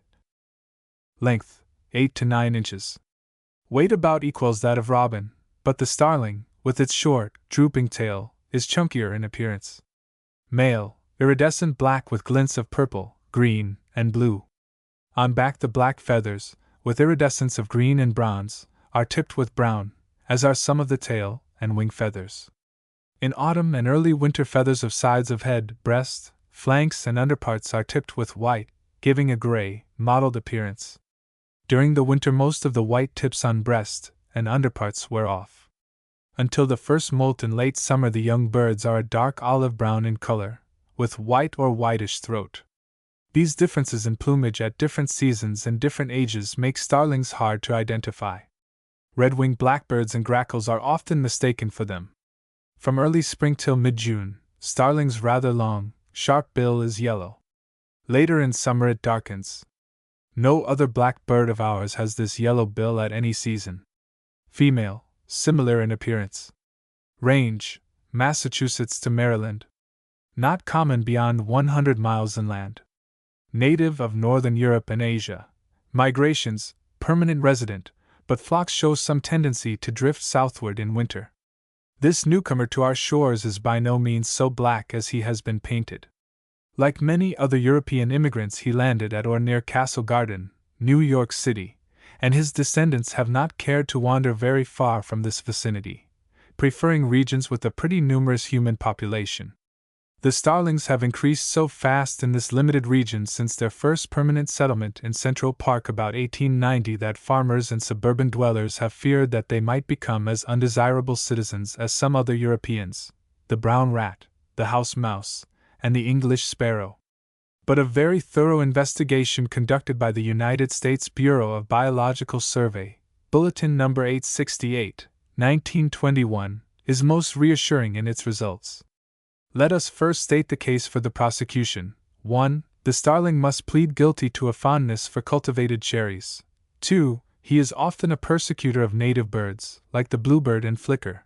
3. His roosts, where he sometimes congregates in thousands in the autumn, are apt to become public nuisances, offensive alike to the eye, the nose, and the ear. But these offenses are not so very serious, after all. He does not eat so many cherries as our old friend the robin, though his depredations are more conspicuous, for whereas the robins in ones and twos will pilfer steadily from many trees for many days without attracting notice, a crowd of starlings is occasionally observed to descend en masse upon a single tree and strip it in a few hours. Naturally, such high-handed procedure is observed by many and deeply resented by the owner of the tree, who suffers the steady but less spectacular raids of the robins without serious disquiet. Less can be said in defense of the starling's scandalous treatment of some native birds. Unrelenting perseverance dominates the starling's activities when engaged in a controversy over a nesting site. More of its battles are won by dogged persistence in annoying its victim than by bold aggression, and its irritating tactics are sometimes carried to such a point that it seems almost as if the bird were actuated more by a morbid pleasure of annoying its neighbors than by any necessity arising from a scarcity of nesting sites. In contests with the flicker, the starling frequently makes up in numbers what disadvantage it may have in size. Typical of such combats was the one observed on May 9th, at Hartford, Connecticut, where a group of starlings and a flicker were in controversy over a newly excavated nest. The number of starlings varied, but as many as 6 were noted at one time. Attention was first attracted to the dispute by a number of starlings in close proximity to the hole and by the sounds of a tussle within. Presently a flicker came out dragging a starling after him. The starling continued the battle outside long enough to allow one of its comrades to slip into the nest. Of course, the flicker had to repeat the entire performance. He did this for about half an hour, when he gave up, leaving the starlings in possession of the nest. Economically considered, the starling is the superior of either the flicker, the robin, or the English sparrow, 3 of the species with which it comes in contact in its breeding operations. The eggs and young of bluebirds and wrens may be protected by the use of nest boxes with circular openings 1½ inches or less in diameter. This leaves the purple martin the only species readily subject to attack by the starling, whose economic worth may be considered greater than that of the latter, but in no case was the disturbance of a well-established colony of martins noted. As for the nuisance of a big established roost of starlings, it may be abetted by nightly salvos of Roman candles or blank cartridges, continued for a week, or at most 10 days. So much for the starling in his aspect as an undesirable citizen. Government investigators, by a long-continued study, have discovered that his good deeds far outnumber his misdemeanors. Primarily he feeds on noxious insects and useless wild fruits. Small truck gardens and individual cherry trees may be occasionally raided by large flocks with disastrous results in a small way.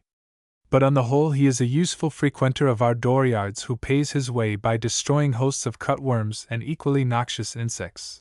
A thorough consideration of the evidence at hand indicates that, based on food habits, the adult starling is the economic superior of the robin, catbird, flicker, red-winged blackbird, or grackle. Need more be said for him? Birds conspicuously black and white. Red-headed woodpecker, hairy woodpecker, downy woodpecker, yellow-bellied woodpecker, chewink, snowflake, rose-breasted grosbeak, bobolink, black-poll warbler, black and white creeping warbler. See also the swallows, the shrikes, nuthatches and titmice, the kingbird and other flycatchers, the nighthawk, the redstart, and the following warblers: the myrtle, the bay-breasted, the blackburnian, and the black-throated blue warbler. Birds conspicuously black and white. Red-headed woodpecker, Melanerps erythrocephalus, woodpecker family. Called also tricolor redhead. Length 8.50 to 9.75 inches. An inch or less smaller than the robin. Male and female. Head, neck, and throat crimson, breast and underneath white. Back black and white. Wings and tail blue-black, with broad white band on wings conspicuous in flight. Range: United States, east of Rocky Mountains and north to Manitoba. Migrations: abundant but irregular migrant. Most commonly seen in autumn, and rarely resident. In thinly populated sections, where there are few guns about, this is still one of the commonest, as it is perhaps the most conspicuous member of the woodpecker family, but its striking glossy black and white body and its still more striking crimson head, flattened out against the side of a tree like a target, where it is feeding, have made it all too tempting a mark for the rifles of the sportsman and the slingshots of small boys. As if sufficient attention were not attracted to it by its plumage, it must needs keep up a noisy, guttural rattle, kurr-ruck, very like a tree toad's call, and flit about among the trees with the restlessness of a flycatcher. Yet, in spite of these invitations for a shot to the passing gunner, it still multiplies in districts where nuts abound, being more common than the robin. About Washington, says John Burroughs, all the familiar woodpeckers have two characteristics most prominently exemplified in this red-headed member of their tribe. The hairy, the downy, the crested, the red-bellied, the sapsucker, and the flicker have each a red mark somewhere about their heads, as if they had been wounded there and bled a little, some more, some less, and the figures of all of them, from much flattening against tree trunks, have become high-shouldered and long-waisted.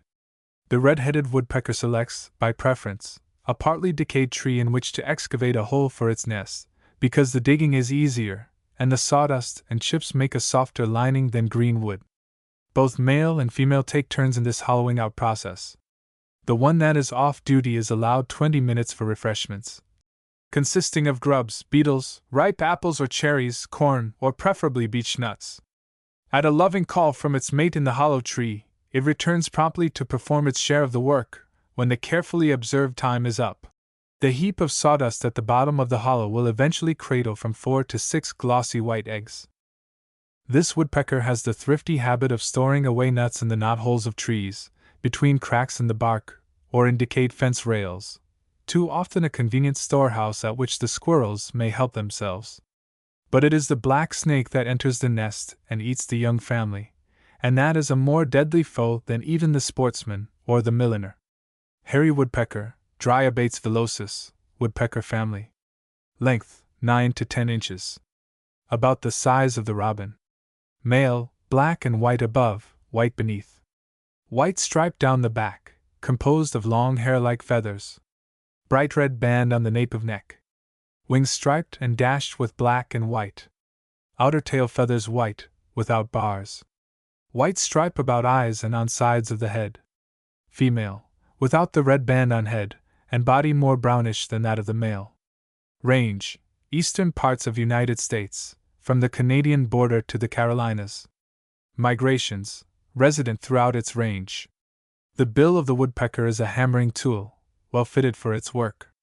Its mission in life is to rid the trees of insects, which hide beneath the bark, and with this end in view, the bird is seen clinging to the trunks and branches of trees through fair and wintry weather, industriously scanning every inch for the well-known signs of the boring worm or destructive fly.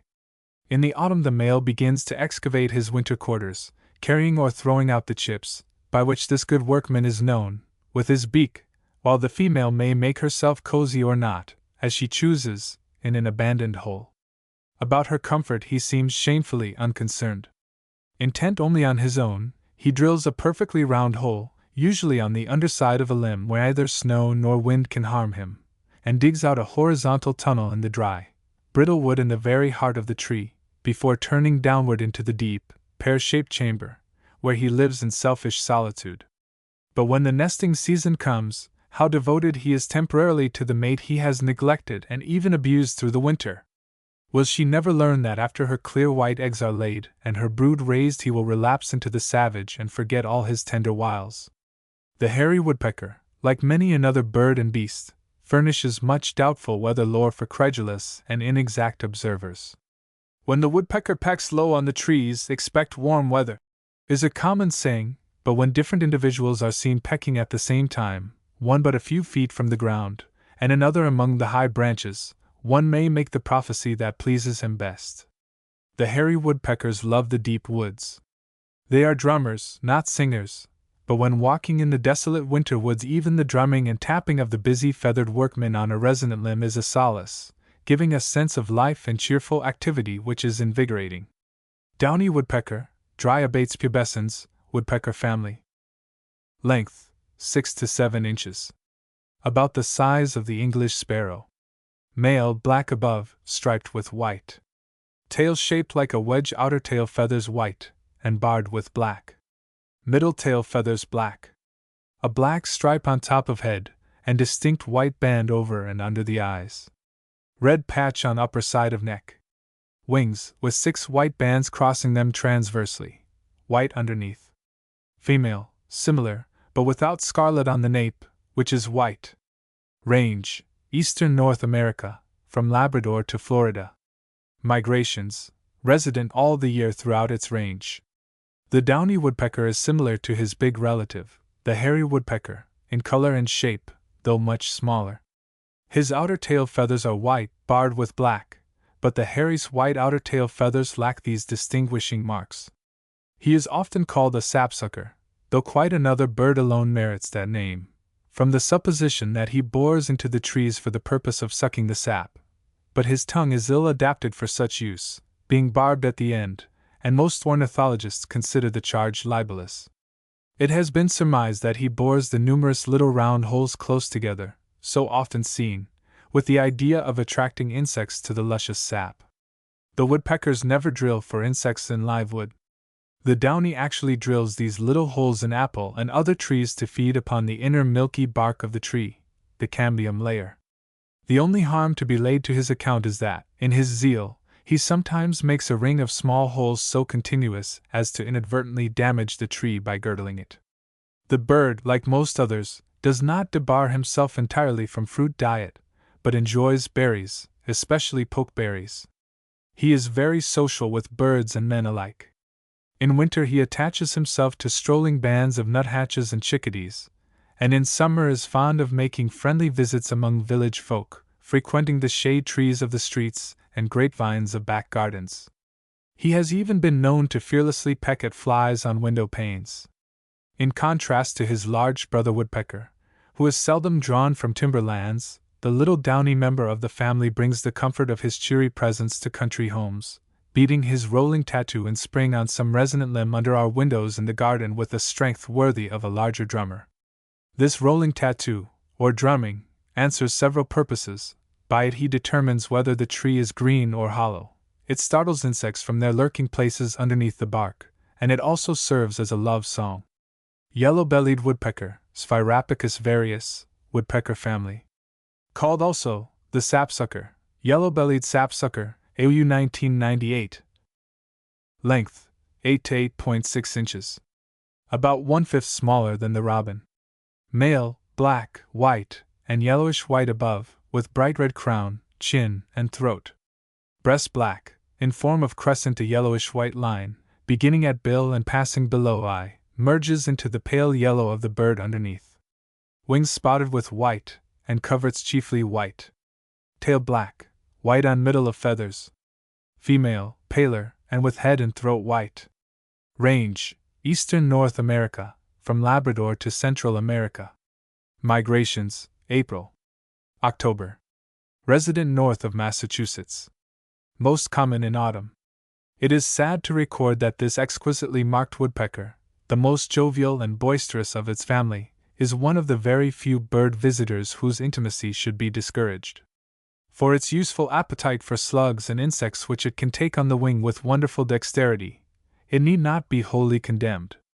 But as we look upon a favorite maple or fruit tree devitalized or perhaps wholly dead from its ravages, we cannot forget that this bird, while a most abstemious fruit-eater, has a pernicious and most intemperate thirst for sap. Indeed, it spends much of its time in the orchard, drilling holes into the freshest, most vigorous trees. Then, when their sap begins to flow, it siphons it into an insatiable throat, stopping in its orgy only long enough to snap at the insects that have been attracted to the wounded tree by the streams of its heart blood now trickling down its sides.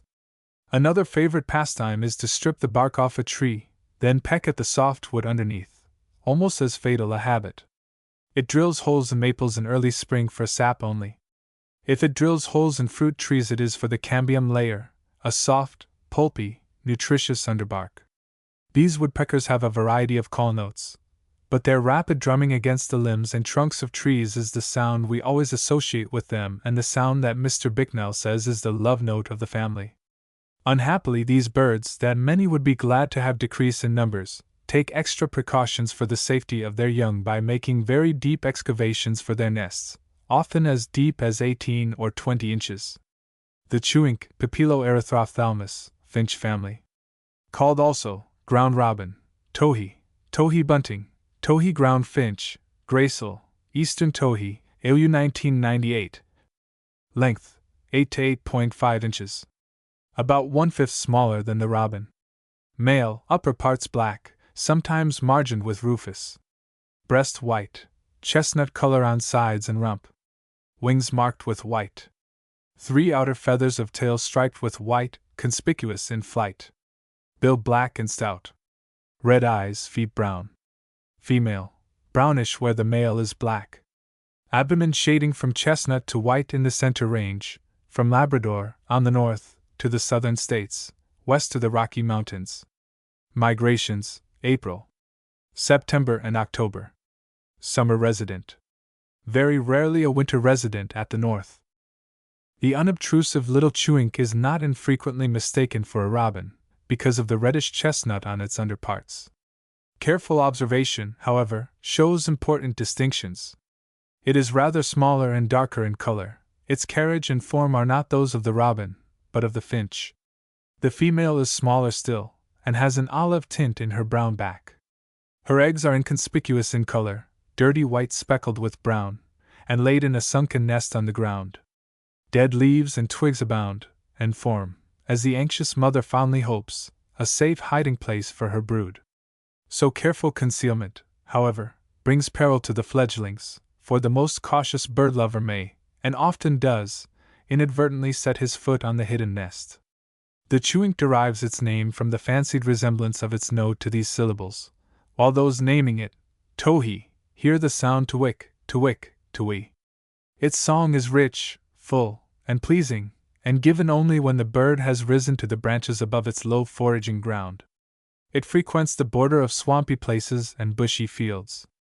It is generally seen in the underbrush, picking about among the dead leaves for its steady diet of earthworms and larvae of insects, occasionally regaling itself with a few dropping berries and fruit. When startled, the bird rises not more than 10 or 12 feet from the earth, and utters its characteristic calls. On account of this habit of flying low and grubbing among the leaves, it is sometimes called the ground robin. In the South, our modest and useful little food gatherer is often called gracile, especially in Louisiana, where it is white-eyed, and is much esteemed, alas! By epicures. Snowflake, Plectrophenax sneevles, finch family. Called also snow bunting, AU 1998, whitebird, snowbird, snow lark. Length, 7 to 7.5 inches. About 1/4 smaller than the robin. male and female, head, neck, and beneath soiled white, with a few reddish-brown feathers on top of head, and suggesting an imperfect collar. Above, grayish-brown obsoletely streaked with black, the markings being most conspicuous in a band between shoulders. Lower tail feathers black, others white and all edged with white. Wings brown, white, and gray. Plumage unusually variable. In summer dress, in Arctic regions, the bird is almost white. Range, circumpolar regions to Kentucky, in winter only. Migrations, midwinter visitor, rarely, if ever, resident south of Arctic regions. These snowflakes, mentioned collectively, for it is impossible to think of the bird except in great flocks, are the true spirits of the snowstorm, says Thoreau. They are animated beings that ride upon it, and have their life in it. By comparison with the climate of the Arctic regions, no doubt our hardiest winter weather seems luxuriously mild to them. We associate them only with those wonderful midwinter days when sky, fields, and woods alike are white, and a hard, dull bitterness of cold drives every other bird and beast to shelter. It is said they often pass the night buried beneath the snow. They have been seen to dive beneath it to escape a hawk, whirling about in the drifting snow to catch the seeds on the tallest stalks that the wind in the open meadows uncovers. The snowflakes suggest a lot of dead leaves being blown through the all-pervading whiteness. Beautiful soft brown, gray, and predominating black and white coloring distinguish these capricious visitors from the slaty junco, the snowbird, more commonly known. They are, indeed, the only birds we have that are nearly white, and rarely, if ever, do they rise far above the ground their plumage so admirably imitates. At the far north, travelers have mentioned their inspiriting song, but in the United States we hear only their cheerful twitter. Nansen tells of seeing an occasional snow bunting in that desolation of Arctic ice where the Fram drifted so long. Rose-breasted grosbeak, Habea ludoviciana, finch family. Length, 7.75 to 8.5 inches. About 1/5 smaller than the robin. Male, head and upper parts black. Breast has rose carmine shield-shaped patch, often extending downward to the center of the abdomen. Underneath, tail quills, and 2 spots on wings white. Conspicuous yellow, blunt beak. Female, brownish, with dark streakings, like a sparrow. No rose color. Light sulfur yellow underwings. Dark brown, heavy beak. Range, Eastern North America, from southern Canada to Panama. Migrations, early May. September. Summer resident. A certain ornithologist tells with complacent pride of having shot over 58 rose-breasted grosbeaks in less than 3 weeks, during the breeding season, to learn what kind of food they had in their crops. This kind of devotion to science may have quite as much to do with the growing scarcity of this bird in some localities as the demands of the milliners, who, however, receive all of the blame for the slaughter of our beautiful songsters. The farmers in Pennsylvania, who, with more truth than poetry, call this the potato-bug bird, are taking active measures, however, to protect the neighbor that is more useful to their crop than all the insecticides known. It also eats flies, wasps, and grubs. Seen upon the ground, the dark bird is scarcely attractive with his clumsy beak overbalancing a head that protrudes with stupid-looking awkwardness. But as he rises into the trees his lovely rose-colored breast and underwing feathers are seen, and before he has had time to repeat his delicious, rich-voiced warble you are already in love with him. Vibrating his wings after the manner of the mockingbird, he pours forth a marvelously sweet, clear, mellow song, with something of the quality of the oriole's, robin's, and thrush's notes, making the day on which you first hear it memorable. This is one of the few birds that sing at night. A soft, sweet, rolling warble, heard when the moon is at its full on a midsummer night, is more than likely to come from the rose-breasted grosbeak. It is not that his quiet little sparrow-like wife has advanced notions of feminine independence that he takes his turn at sitting upon the nest, but that he is one of the most unselfish and devoted of mates. With their combined efforts they construct only a coarse, unlovely cradle in a thorn bush or low tree near an old, overgrown pasture lot. The father may be the poorest of architects, but as he patiently sits brooding over the green, speckled eggs, his beautiful rosy breast just showing above the grassy rim, He is a succulent adornment for any bird's home. Bobolink, Dolichonyx orisivorus, blackbird family. Called also reedbird, maybird, meadowbird, American ortolan, butterbird, skunk blackbird. Length, 7 inches. A trifle larger than the English sparrow. Male, in spring plumage, black, with light yellow patch on upper neck, also on edges of wings and tail feathers. Rump and upper wings splashed with white. Middle of back streaked with pale buff. Tail feathers have pointed tips. In autumn plumage, resembles female. Female, dull yellow-brown, with light and dark dashes on back. Wings and tail. 2 decided dark stripes on top of head. Range, North America, from eastern coast to western prairies. Migrates in early autumn to southern states, and in winter to South America and West Indies. Migrations, early May. From August to October. Common summer resident.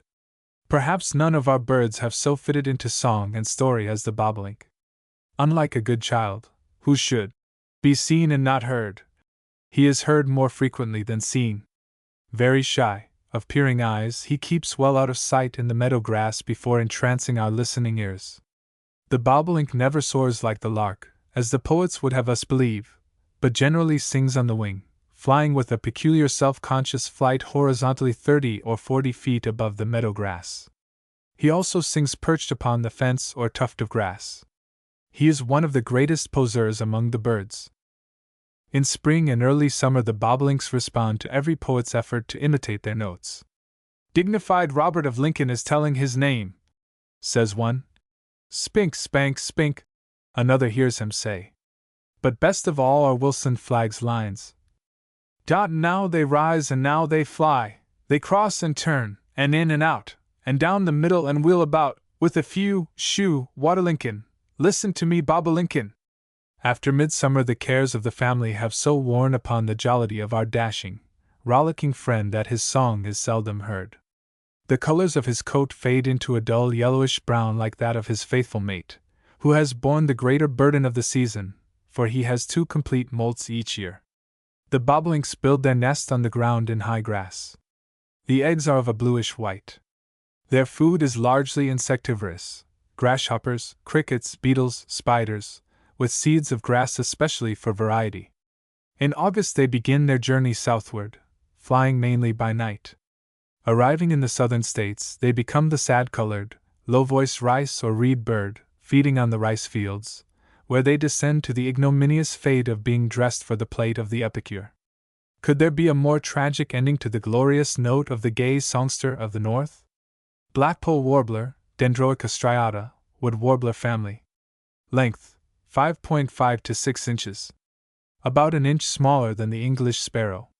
Male, black cap, cheeks and beneath grayish-white, forming a sort of collar, more or less distinct. Upper parts striped gray, black, and olive. Breast and under parts white, with black streaks. Tail olive-brown, with yellow-white spots. Female, without cap. Greenish-olive above, faintly streaked with black. Paler than male. Bands on wings, yellowish. Range, North America, to Greenland and Alaska. In winter, to northern part of South America. Migrations, last of May. Late October.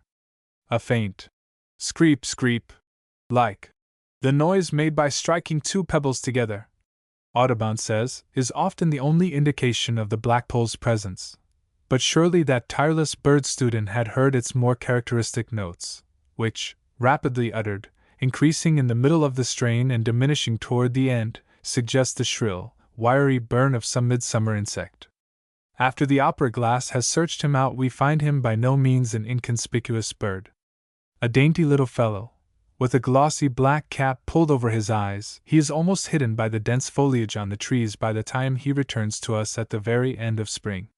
Giroux says that he is the very last of his tribe to come north, though the bay-breasted warbler has usually been thought the bird to wind up the spring procession. The blackpoll has a certain characteristic motion that distinguishes him from the black and white creeper, for which a hasty glance might mistake him, and from the jolly little chickadee with his black cap. Apparently he runs about the tree trunk, but in reality he so flits his wings that his feet do not touch the bark at all, yet so rapidly does he go that the flipping wing motion is not observed. He is most often seen in May in the apple trees, peeping into the opening blossoms for insects, uttering now and then his slender, lisping, brief song. Vivacious, a busy hunter, often catching insects on the wing like the flycatchers, he is a cheerful, useful neighbor the short time he spends with us before traveling to the far north, where he mates and nests. A nest has been found on Slide Mountain, in the Catskills, but the hardy evergreens of Canada, and sometimes those of northern New England, are the chosen home of this little bird that builds a nest of bits of root, lichens, and sedges, amply large for a family twice the size of his.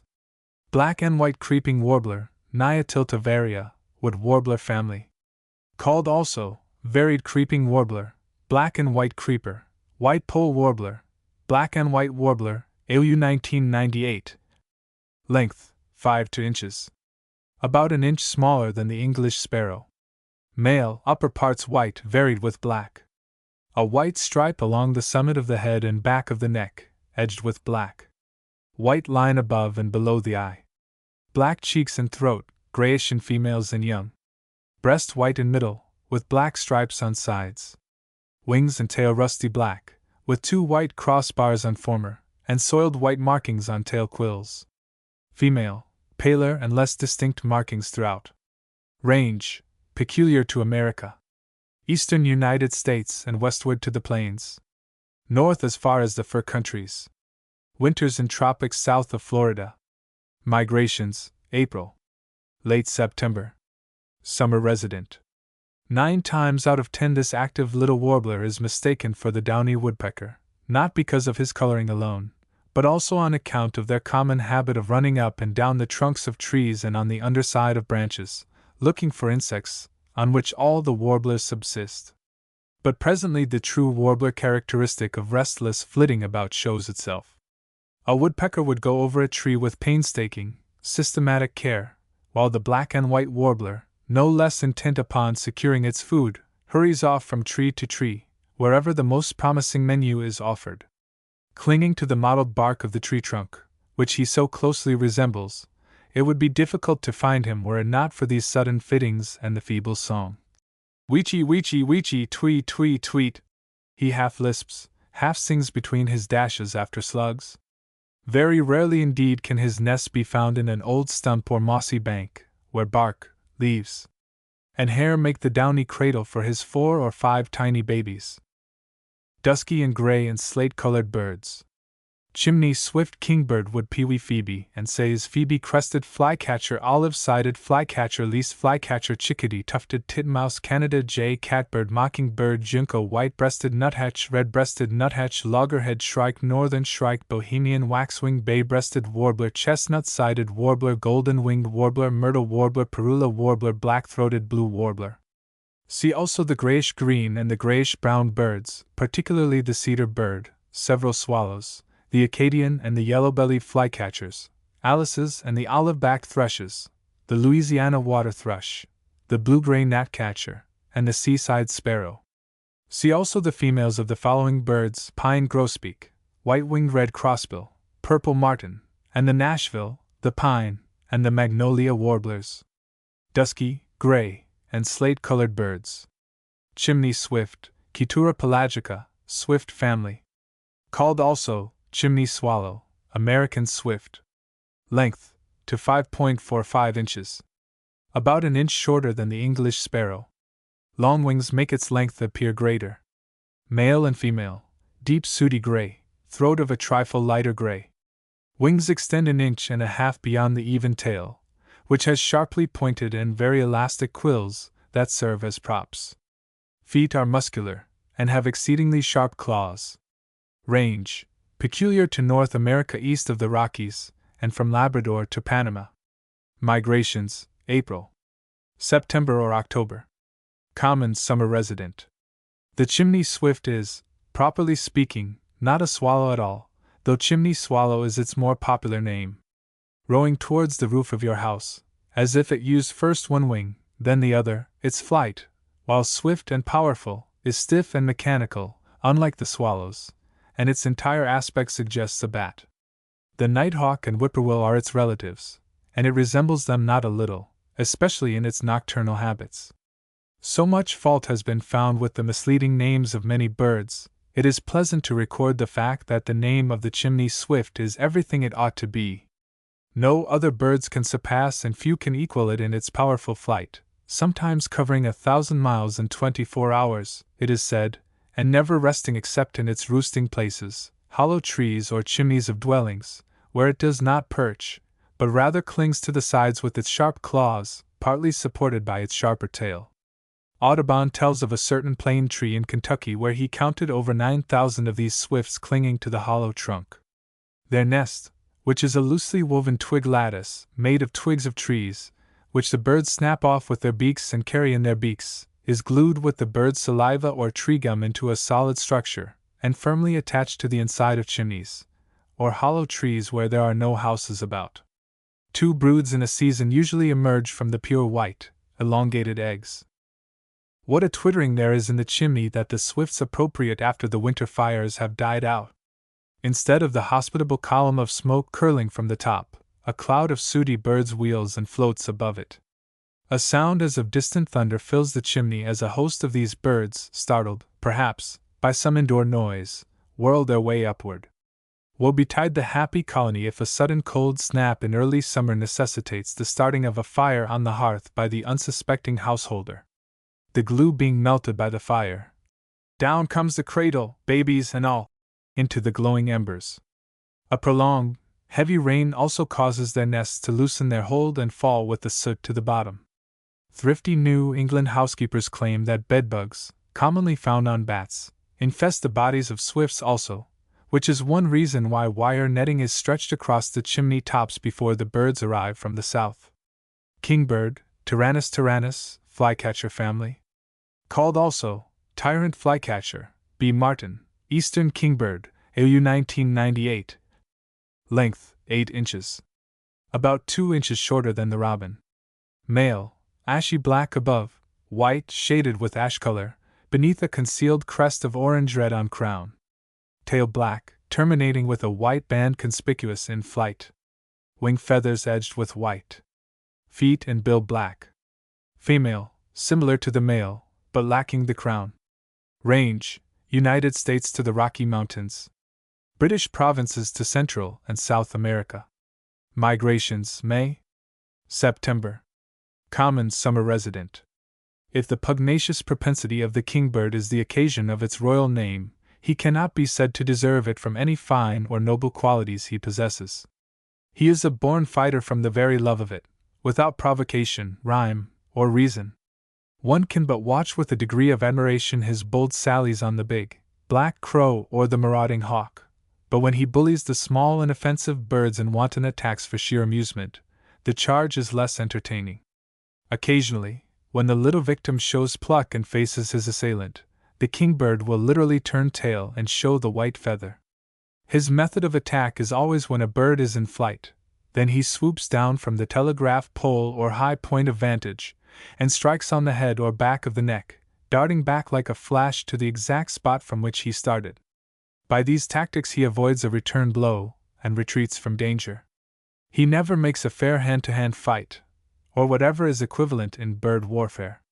It is a satisfaction to record that he does not attempt to give battle to the catbird, but whenever in view makes a grand detour to give him a wide berth. The kingbird feeds on beetles, cankerworms, and winged insects, with an occasional dessert of berries. He is popularly supposed to prefer the honeybee as his favorite tidbit, but the weight of opinion is adverse to the charge of his depopulating the beehive, even though he owes his appellation B. Martin to this tradition. 1 or 2 ornithologists declare that he selects only the drones for his diet, which would give him credit for marvelous sight in his rapid motion through the air. The kingbird is preeminently a bird of the garden and orchard. The nest is open, though deep, and not carefully concealed. Eggs are nearly round, bluish-white spotted with brown and lilac. With truly royal exclusiveness, the tyrant favors no community of interests, but sits in regal state on a conspicuous throne, and takes his grand flights alone or with his queen, but never with a flock of his kind. Would Pewee, Conopus virens flycatcher family. Length 6.50 inches. A trifle larger than the English sparrow. Male, dusky brownish olive above, darkest on head, paler on throat, lighter still underneath, and with a yellowish tinge on the dusky gray underparts. Dusky wings and tail, the wing coverts tipped with soiled white, forming two indistinct bars. Whitish eye-ring. Wings longer than tail. Female, similar, but slightly more buff underneath. Range, Eastern North America, from Florida to northern British provinces. Winters in Central America. Migrations May, October. Common summer resident. The wood pewee, like the olive-sided flycatcher, has wings decidedly longer than its tail, and it is by no means a simple matter for the novice to tell these birds apart or separate them distinctly in the mind from the other members of a family whose coloring and habits are most confusingly similar. This dusky haunter of tall shady trees has not yet learned to be sociable like the phoebe, but while it may not be so much in evidence close to our homes, it is doubtless just as common. The orchard is as near the house as it often cares to come. An old orchard, where modern insecticides are unknown and neglect allows insects to riot among the decayed bark and fallen fruit, is a happy hunting ground enough, but the bird's real preferences are decidedly for high treetops in the woods, where no sunshine touches the feathers on his dusky coat. It is one of the few shade-loving birds. In deep solitudes, where it surely retreats by nesting time, however neighborly it may be during the migrations, its pensive, pathetic notes, long drawn out, seem like the expression of some hidden sorrow. Pewee, pewee, pewee up here is the burden of its plaintive song, a sound as depressing as it is familiar in every walk through the woods, and the bird's most prominent characteristic. To see the bird dashing about in his aerial chase for insects, no one would accuse him of melancholia. He keeps an eye on the main chance, whatever his preying grief may be, and never allows it to affect his appetite. Returning to his perch after a successful sally in pursuit of the passing fly, he repeats his sweetly solemn thought, over and over again all day long and every day throughout the summer. The wood pewees show that devotion to each other and to their home, characteristic of their family. Both lovers work on the construction of the flat nest that is saddled on some mossy or lichen-covered limb, and so cleverly do they cover the rounded edge with bits of bark and lichen that sharp eyes only can detect where the cradle lies. Creamy white eggs, whose larger end is wreathed with brown and lilac spots, are guarded with fierce solicitude. Trowbridge has celebrated this bird in a beautiful poem. Phoebe Saornis phoebe, flycatcher family. Called also dusky flycatcher, bridge pewee, water pewee, eastern phoebe, AU 1998. Length 7 inches. About an inch longer than the English sparrow. Male and female, dusky olive, brown above darkest on head, which is slightly crested. Wings and tail dusky, the outer edges of some tail feathers whitish. Dingy yellowish white underneath. Bill and feet black. Range, North America, from Newfoundland to the South Atlantic states, and westward to the Rockies. Winters south of the Carolinas, into Mexico, Central America, and the West Indies. Migrations March, October. Common summer resident.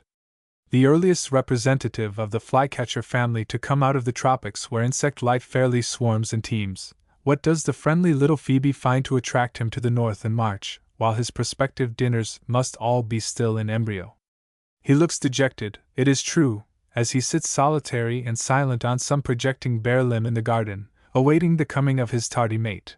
Nevertheless, the date of his return will not vary by more than a few days in a given locality year after year. Why birds that are mated for life, as these are said to be, and such devoted lovers, should not travel together on their journey north, is another of the many mysteries of bird life awaiting solution. The reunited, happy couple go about the garden and outbuildings like domesticated wrens, investigating the crannies on piazzas, where people may be coming and going, and boldly entering barn lofts to find a suitable site for the nest that it must take much of both time and skill to build. Peewit, Phoebe, Phoebe, Peewit, Phoebe, they contentedly but rather monotonously sing as they investigate all the sites in the neighborhood. Presently a location is chosen under a beam or rafter, and the work of collecting moss and mud for the foundation and hair and feathers or wool to line the exquisite little home begins. But the labor is done cheerfully, with many a sally in midair either to let off superfluous high spirits, or to catch a morsel on the wing, and with many a vivacious outburst of what by courtesy only we may name a song. When not domesticated, as these birds are rapidly becoming, the phoebes dearly love a cool, wet woodland retreat. Here they hunt and bathe. Here they also build in a rocky bank or ledge of rocks or underneath a bridge, but always with clever adaptation of their nest to its surroundings, out of which it seems a natural growth. It is one of the most finished, beautiful nests ever found. A pair of phoebes become attached to a spot where they have once nested. They never stray far from it, and return to it regularly, though they may not again occupy the old nest. This is because it soon becomes infested with lice from the hen's feathers used in lining it, for which reason too close relationship with this friendly bird neighbor is discouraged by thrifty housekeepers. When the baby birds have come out from the 4 or 6 little white eggs, their helpless bodies are mercilessly attacked by parasites, and are often so enfeebled that half the brood die. The next season another nest will be built near the first, the following summer still another, until it would appear that a colony of birds had made their homes in the place. Throughout the long summer, for as the phoebe is the first flycatcher to come, so it is the last to go, the bird is a tireless hunter of insects, which it catches on the wing with a sharp click of its beak like the other members of its dexterous family. Say's phoebe, Seornisaya, is the western representative of the eastern species, which it resembles in coloring and many of its habits. It is the bird of the open plains, a tireless hunter in midair sallies from an isolated perch, and has the same vibrating motion of the tail that the eastern phoebe indulges in when excited. This bird differs chiefly in its lighter coloring, but not in habits, from the black pewee of the Pacific slope. Great crested flycatcher, Myarchus crinitus, flycatcher family. Called also crested flycatcher, great crested flycatcher, AU 1998. Length 8.50 to 9 inches. A little smaller than the robin. Male and female. Feathers of the head pointed and erect. Upper parts dark grayish olive, inclining to rusty brown on wings and tail. Wing coverts crossed with 2 irregular bars of yellowish white. Throat gray, shading into sulphur yellow underneath, that also extends under the wings. Inner vein of several tail quills rusty red. Bristles at base of bill. Range, from Mexico, Central America, and West Indies northward to southern Canada and westward to the plains. Most common in Mississippi Basin, common also in eastern United States, south of New England. Migrations May, September. Common summer resident.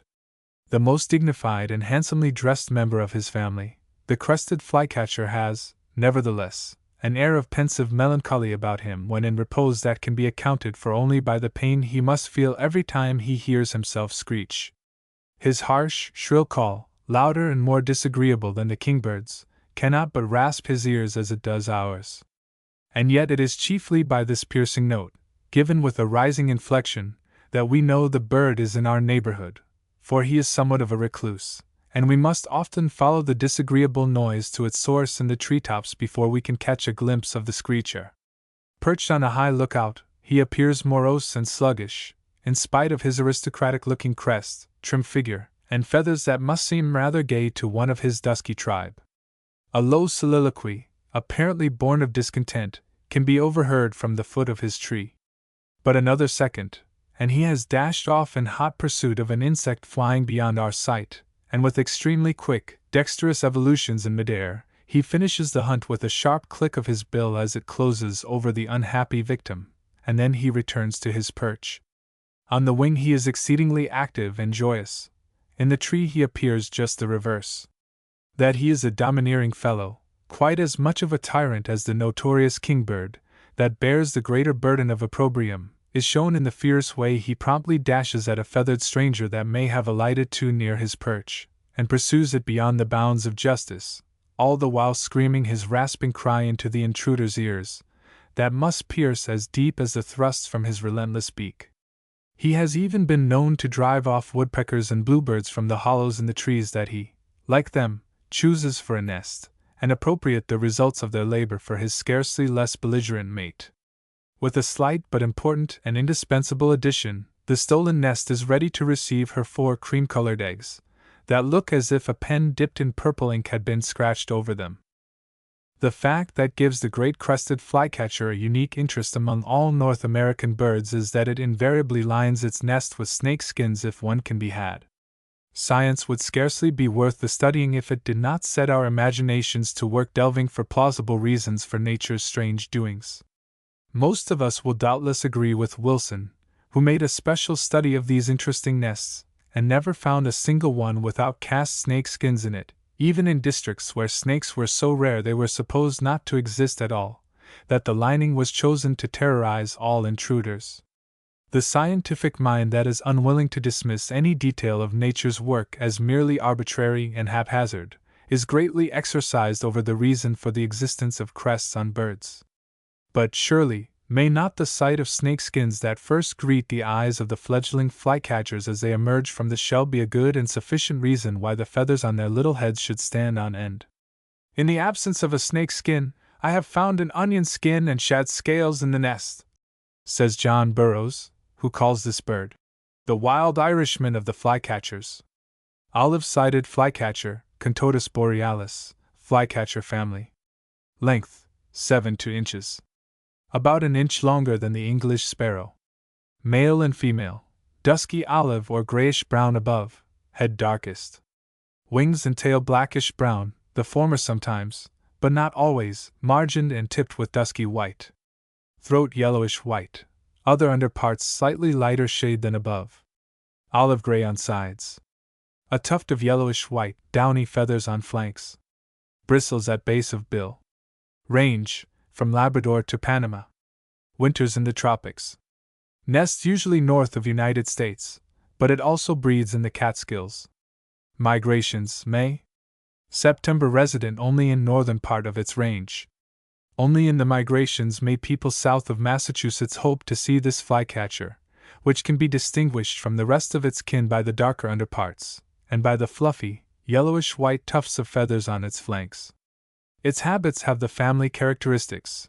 It takes its food on the wing, suddenly sallying forth from its perch, darting about midair to seize its prey, then as suddenly returning to its identical point of vantage, usually in some distended, dead limb in the treetop. It is pugnacious, bold, and tyrannical, mopish and inert when not on the hunt, but wonderfully alert and swift when in pursuit of insect or feathered foe. The short necks of the flycatchers make their heads appear large for their bodies, a peculiarity slightly emphasized in this member of the family. High up in some evergreen tree, well out on a branch, over which the shapeless mass of twigs and moss that serves as a nest is saddled, 4 or 5 buff speckled eggs are laid, and by some special dispensation rarely fall out of their insecure cradle. A sharp, loud whistle, wheel, oh wheel wheel, rings out from the throat of this olive-sided tyrant, warning all intruders off the premises. But however harshly he may treat the rest of the feathered world, he has only gentle devotion to offer his brooding mate. Least flycatcher, Empidonax minimus, flycatcher family. Called also chebec. Length, 5 to 5.5 inches. About an inch smaller than the English sparrow. Male, gray or olive-gray above, paler on wings and lower part of back, and a more distinct olive-green on head. Underneath grayish-white, sometimes faintly suffused with pale yellow. Wings have whitish bars. White eye-ring. Lower half of bill horn color. Female is slightly more yellowish underneath. Range, Eastern North America, from tropics northward to Quebec. Migrations, May. September. Common summer resident. This, the smallest member of its family, takes the place of the more southerly Acadian flycatcher, throughout New England and the region of the Great Lakes. But unlike his southern relative, he prefers orchards and gardens close to our homes for his hunting grounds rather than the wet recesses of the forest. Chebec, the diminutive olive-pated gray sprite, calls out from the orchard between his aerial sallies after the passing insects that have been attracted by the decaying fruit, and Chebec is the name by which many New Englanders know him. While giving this characteristic call note, with drooping jerking tail, trembling wings, and uplifted party-colored bill, He looks unnerved and limp by the effort it has cost him. But in the next instant a gnat flies past. How quickly the bird recovers itself, and charges full tilt at his passing dinner. The sharp click of his little bill proves that he has not missed his aim, and after careering about in the air another minute or two, looking for more game to snap up on the wing, he will return to the same perch and take up his familiar refrain. Without hearing this call note, one might often mistake the bird for either the wood pewee or the phoebe, for all the three are similarly clothed and have many traits in common. The slightly large size of the phoebe and pewee is not always apparent when they are seen perching on the trees. Unlike the tuft of hay, to which the Acadian flycatcher's nest has been likened, the least flycatcher's home is a neat, substantial cup-shaped cradle softly lined with down or horsehair, and placed generally in an upright crotch of a tree, well above the ground. The chickadee, Parus atricapillus, titmouse family. Called also black-capped titmouse, black-capped tit, black-capped chickadee, AU 1998. Length, 5 to 5.5 inches. About an inch smaller than the English sparrow. Male and female, not crested. Crown and nape and throat black. Above gray, slightly tinged with brown. A white space, beginning at base of bill, extends backwards, widening over cheeks and upper part of breast, forming a sort of collar that almost surrounds neck. Underneath dirty white. With pale rusty brown wash on sides. Wings and tail gray. With white edgings. Plumage downy. Range, Eastern North America. North of the Carolinas to Labrador. Does not migrate in the north. Migrations, late September. May. Winter resident, permanent resident in northern parts of the United States. No. Fair weather friend, is the jolly little chickadee. In the depth of the autumn equinoctial storm it returns to the tops of the trees close by the house, where, through the sunshine, snow, and tempest of the entire winter, you may hear its cheery, irrepressible chickadee dee or day as it swings around the dangling cones of the evergreens. It fairly overflows with good spirits, and is never more contagiously gay than in a snowstorm. So active, so friendly and cheering, what would the long northern winters be like without this lovable little neighbor? It serves a more utilitarian purpose, however, than bracing faint-hearted spirits. There is no bird that compares with it in destroying the female cankerworm moths and their eggs, writes a well-known entomologist.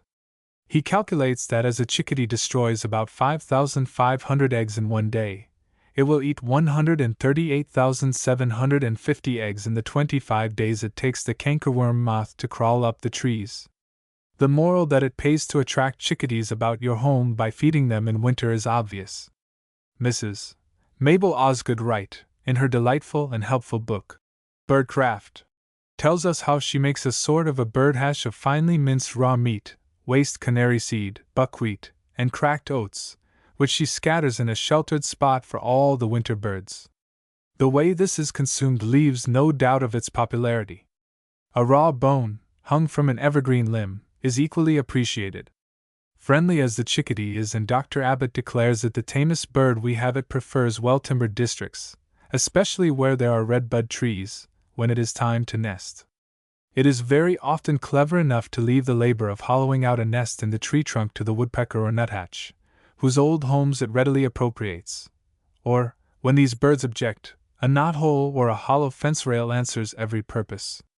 Here, in the summer woods, when family cares beset it, a plaintive, minor whistle replaces the chickadee dee that Thoreau likens to silver tinkling, as he heard it on a frosty morning. Piped a tiny voice near by, gay and polite, a cheerful cry chick-chickadee-dee. Saucy note out of sound heart and merry throat, as if it said, "Good day, good sir. Fine afternoon, old passenger. Happy to meet you in these places where January brings few faces." Emerson. Tufted titmouse, Parus bicolor, titmouse family. Called also crested titmouse, crested tomtit. Length, 6 to 6 inches. About the size of the English sparrow. Male and female, crest high and pointed. Leaden or ash gray above, darkest on wings and tail. Frontlet, bill, and shoulders black, space between eyes gray. Sides of head dull white. underparts light gray, sides yellowish, tinged with red. Range: United States east of Plains, and only rarely seen so far north as New England. Migrations: October, April. Winter resident, but also found throughout the year in many states. A noisy titmouse is Jack Frost's trumpeter. May be one of those few weather-wise proverbs with a grain of truth in them. As the chickadee comes from the woods with the frost, so it may be noticed his cousin, the crested titmouse, is in more noisy evidence throughout the winter. One might sometimes think his whistle, like a tugboat's, worked by steam. But how effectually nesting cares alone can silence it in April. Titmice always see to it you are not lonely as you walk through the woods. This lordly tomtit, with his jaunty crest, keeps up a persistent whistle at you as he flits from tree to tree, leading you deeper into the forest, calling out, "Here, here, here," and looking like a pert and jaunty little blue jay, minus his gay clothes. Mr. Nerling translates one of the calls, "Heedle deedle deedle dee," and another, "Pito pito pito day tea." But it is at the former, sharply whistled as the crested titmouse gives it, that every dog pricks up his ears. Comparatively little has been written about this bird, because it is not often found in New England, where most of the bird literateurs have lived. South of New York State, however, it is a common resident, and much respected for the good work it does in destroying injurious insects, though it is more fond of varying its diet with nuts, berries, and seeds than that all-round benefactor, the chickadee. Canada jay, Parasaurus canadensis, crow and jay family. Called also whiskey jack or John, moose bird, meat bird, venison heron, grease bird, Canadian carrion bird, camp robber, gray jay, AU 1998. Length 11 to 12 inches. About 2 inches larger than the robin. Male and female, upper parts gray, darkest on wings and tail, back of the head and nape of the neck sooty, almost black. Forehead, throat, and neck white, and a few white tips on wings and tail. Underneath lighter gray. Tail long. Plumage fluffy. Range: northern parts of the United States and British provinces of North America. Migrations: resident where found. The Canada jay looks like an exaggerated chickadee, and both birds are equally fond of bitter cold weather, but here the similarity stops short. Where the chickadee is friendly, the jay is impudent and bold, hardly less of a villain than his blue relative when it comes to marauding other birds' nests and destroying their young. With all his vices, however, intemperance cannot be attributed to him, in spite of the name given him by the Adirondack lumbermen and guides. Whiskey John is a purely innocent corruption of Whiskajon, as the Indians call this bird that haunts their camps and familiarly enters their wigwams. The numerous popular names by which the Canada jays are known are admirably accounted for by Mr. Hardy in a bulletin issued by the Smithsonian Institution. They will enter the tents, and often alight on the bow of a canoe, where the paddle at every stroke comes within 18 inches of them. I know nothing which can be eaten that they will not take, and I had one steal all my candles, pulling them out endwise, one by one, from a piece of birch bark in which they were rolled, and another peck a large hole in a keg of Castile soap. A duck which I had picked and laid down for a few minutes, had the entire breast eaten out by one or more of these birds. I have seen one alight in the middle of my canoe and peck away at the carcass of a beaver I had skinned. They often spoil deer saddles by pecking into them near the kidneys. They do great damage to the trappers by stealing the bait from traps set for martens and minks and by eating trapped game. They will sit quietly and see you build a log trap and bait it, and then, almost before your back is turned, you hear their hateful CCCA. As they glide down and peer into it, they will work steadily, carrying off meat and hiding it. I have thrown out pieces, and watched one to see how much he would carry off. He flew across a wide stream, and in a short time looked as bloody as a butcher from carrying large pieces, but his patience held out longer than mine. I think one would work as long as Mark Twain's California jay did trying to fill a miner's cabin with acorns through a knothole in the root. They are fond of the berries of the mountain ash, and in fact few things come amiss. I believe they do not possess a single good quality except industry. One virtue not mentioned by Mr. Hardy is their prudent saving from the summer surplus to keep the winter storeroom well supplied like a squirrel's. Such thrift is the more necessary when a clamorous, hungry family of young jays must be reared while the thermometer is often as low as 30 degrees below zero at the end of March. How eggs are ever hatched at all in a temperature calculated to freeze any sitting bird stiff is one of the mysteries of the woods. And yet 4 or 5 fluffy little jays, that look as if they were dressed in gray fur, emerge from the eggs before the spring sunshine has unbound the icy rivers or melted the snowdrifts piled high around the evergreens. Catbird, Galcoscops carolinensis, mockingbird family. Called also black-capped thrush, gray catbird, AU 1998. Length 9 inches. An inch shorter than the robin. Male and female, dark slate above, below somewhat paler, top of head black. Distinct chestnut patch under the tail, which is black, feet and bill black also. Wings short, more than 2 inches shorter than the tail. Range: British provinces to Mexico, west to Rocky Mountains, to Pacific coast. Winters in southern states, Central America, and Cuba. Migrations: May, November. Common summer resident. Our familiar catbird, of all the feathered tribe, presents the most contrary characteristics, and is therefore held in varied estimation, loved, admired, ridiculed, abused. He is the veriest Dr. Jekyll and Mr. Hyde of birds. Exquisitely proportioned, with finely poised black head and satin gray coat, which he bathes most carefully and prunes and prinks by the hour, he appears from his toilet a Beau Brummel, an aristocratic-looking, even dandified neighbor. Suddenly, as if shot, he drops head and tail and assumes the most hangdog air, without the least sign of self-respect, then crouches and lengthens into a roll, head forward and tail straightened, till he looks like a little, short gray snake, lank and limp. Anon, with a jerk and a sprint, every muscle tense, tail erect, eyes snapping, he darts into the air intent upon some well-planned mischief. It is impossible to describe his various attitudes or moods. In song and call he presents the same opposite characteristics. How such a bird, exquisite in style, can demean himself to utter such harsh, altogether hateful catcalls and squawks as have given the bird his common name, is a wonder when in the next moment his throat swells and beginning fut-fut coquelicot, he gives forth a long glorious song, only second to that of the wood thrush in melody. He is a jester, a caricaturist, a mocking bird.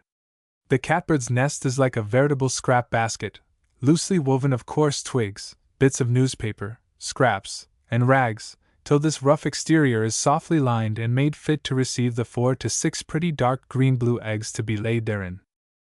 As a fruit thief, harsh epithets are showered upon the friendly, confiding little creature at our doors, but surely his depredations may be pardoned, for he is industrious at all times and unusually adroit in catching insects, especially in the moth stage. The mockingbird, Mimus polyglottis, mockingbird family.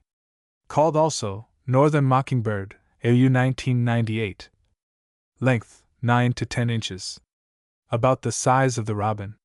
Male and female, gray above, wings and wedge-shaped, tail brownish, upper wing feathers tipped with white, outer tail quills white, conspicuous in flight, chin white, underneath light gray, shading to whitish. Range, peculiar to torrid and temperate zones of 2 Americas. Migrations, no fixed migrations, usually resident where seen.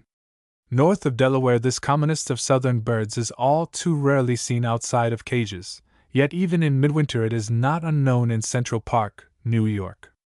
This is the angel that it is said the catbird was before he fell from grace. Slim, neat, graceful, imitative, amusing, with a rich, tender song that only the thrush can hope to rival, and with an instinctive preference for the society of man, it is little wonder he is a favorite, caged or free. He is a most devoted parent, too, when the 4 or 6 speckled green eggs have produced as many mouths to be supplied with insects and berries. In the Connecticut Valley, where many mockingbirds' nests have been found, year after year, they are all seen near the ground, and without exception are loosely, poorly constructed affairs of leaves, feathers, grass, and even rags. With all his virtues, it must be added, however, that this charming bird is a sad tease. There is no sound, whether made by bird or beast about him, that he cannot imitate so clearly as to deceive everyone but himself. Very rarely can you find a mocking-bird without intelligence and mischief enough to appreciate his ventriloquism. In Sidney Lanier's college notebook was found written this reflection: "A poet is the mocking-bird of the spiritual universe. In him are collected all the individual songs of all individual natures." Later in life, with the same thought in mind, he referred to the bird as yon slim Shakespeare on the tree. His exquisite stanzas, to our mocking-bird, exalt the singer with the immortals. Trillets of humor, shrewdest whistle, wit, contralto cadences of grave desire, such as from off the passionate Indian pyre drift down through sandal-adored flames that split about the slim young widow, who doth sit and sing above, midnights of tone entire, tissues of moonlight shot with songs of fire, bright drops of tune, from oceans infinite of melody, sipped off the thin-edged wave and trickling down the beak. Discourses brave of serious matter that no man may guess, good fellow greetings, cries of light distress, all these but now within the house we heard. O death, wast thou too deaf to hear the bird? Nay, bird, my grief gainsays the Lord's best right. The Lord was fain, at some late festal time, that Keats should set all heaven's woods in rhyme, and now in bird notes. Lo, this tearful night methinks I see thee, fresh from death's despite, perched in a palm grove, wild with pantomime o'er blissful companies couched in shady time. Methinks I hear thy silver whistlings bright meet with the mighty discourse of the wise, till broad Beethoven, deaf no more, and Keats, midst of much talk, uplift their smiling eyes and mark the music of thy wood conceits, and halfway pause on some large courteous word, and call thee brother, O thou heavenly bird. Junco, Junco hyemalis, finch family. Called also snowbird, slate-colored snowbird, dark-eyed junco, AU 1998. Length, 5.5 to 6.5 inches. About the size of the English sparrow. Male, upper parts slate-colored, darkest on head and neck, which are sometimes almost black and marked like a cowl. Gray on breast like a vest. Underneath white. Several outer tall feathers white, conspicuous in flight. Female, lighter gray, inclining to brown. Range, North America. Not common in warm latitudes. Breeds in the Catskills and northern New England. Migrations September. April. Winter resident. Leaden skies above, snow below. Is Mr. Parkhurst's suggestive description of this rather timid little neighbor, that is only starved into familiarity. When the snow has buried seed and berries, a flock of juncos, mingling sociably with the sparrows and chickadees about the kitchen door, will pick up scraps of food with an intimacy quite touching in a bird naturally rather shy. Here we can readily distinguish these little gray-robed monks and nuns, as Miss Florence Merriam calls them. They are trim, sprightly, sleek, and even natty. Their dispositions are genial and vivacious, not quarrelsome, like their sparrow cousins, and what is perhaps best about them, they are birds we may surely depend upon seeing in the winter months.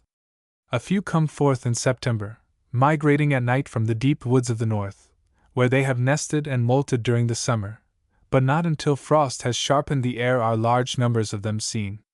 Rejoicing in winter, they nevertheless do not revel in the deep and fierce Arctic blasts, as the snowflakes do, but take good care to avoid the open pastures before the hard storms overtake them. Early in the spring their song is sometimes heard before they leave us to woo and to nest in the north.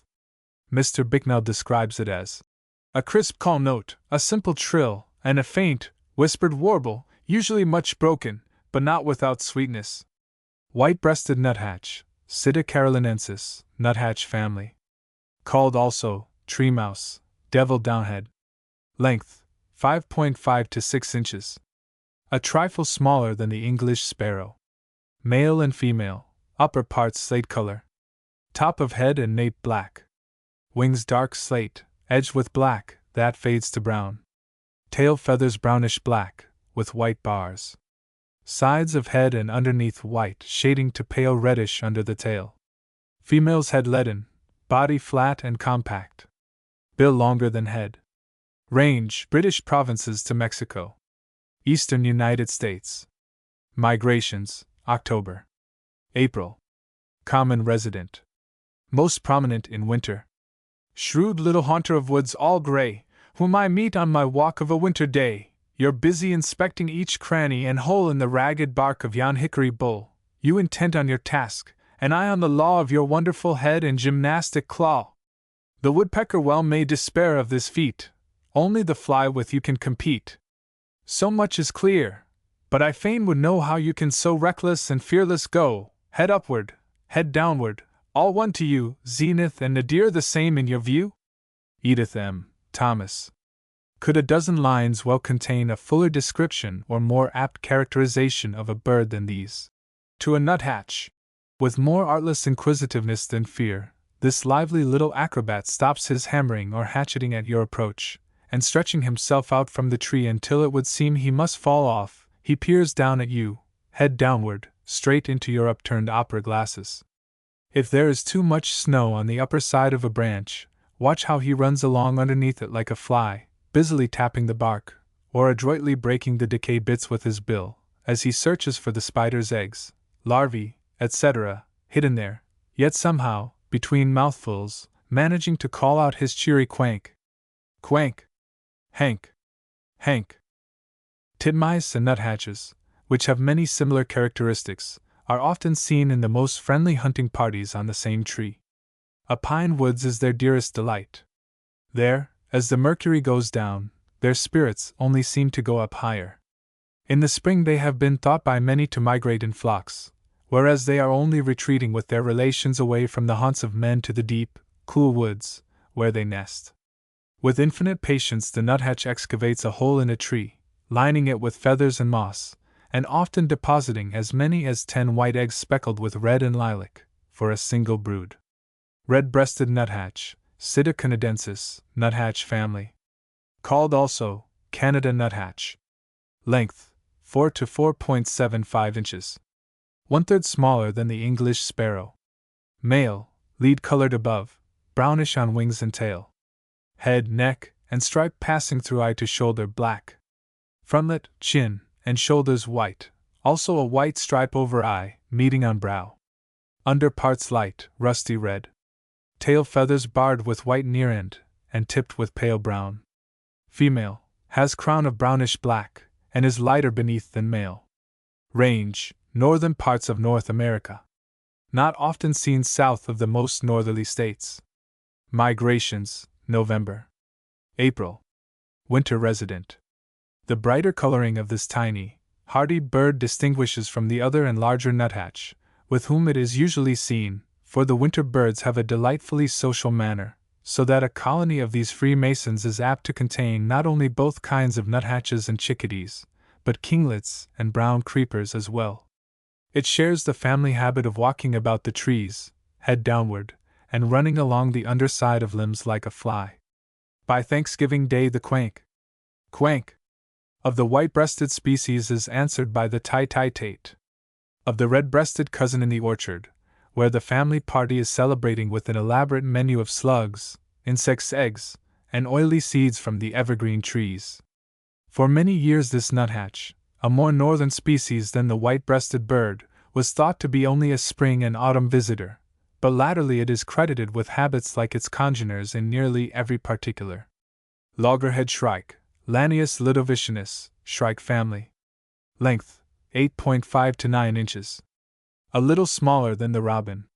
Male and female, upper parts gray, narrow black line across forehead, connecting small black patches on sides of head at base of bill.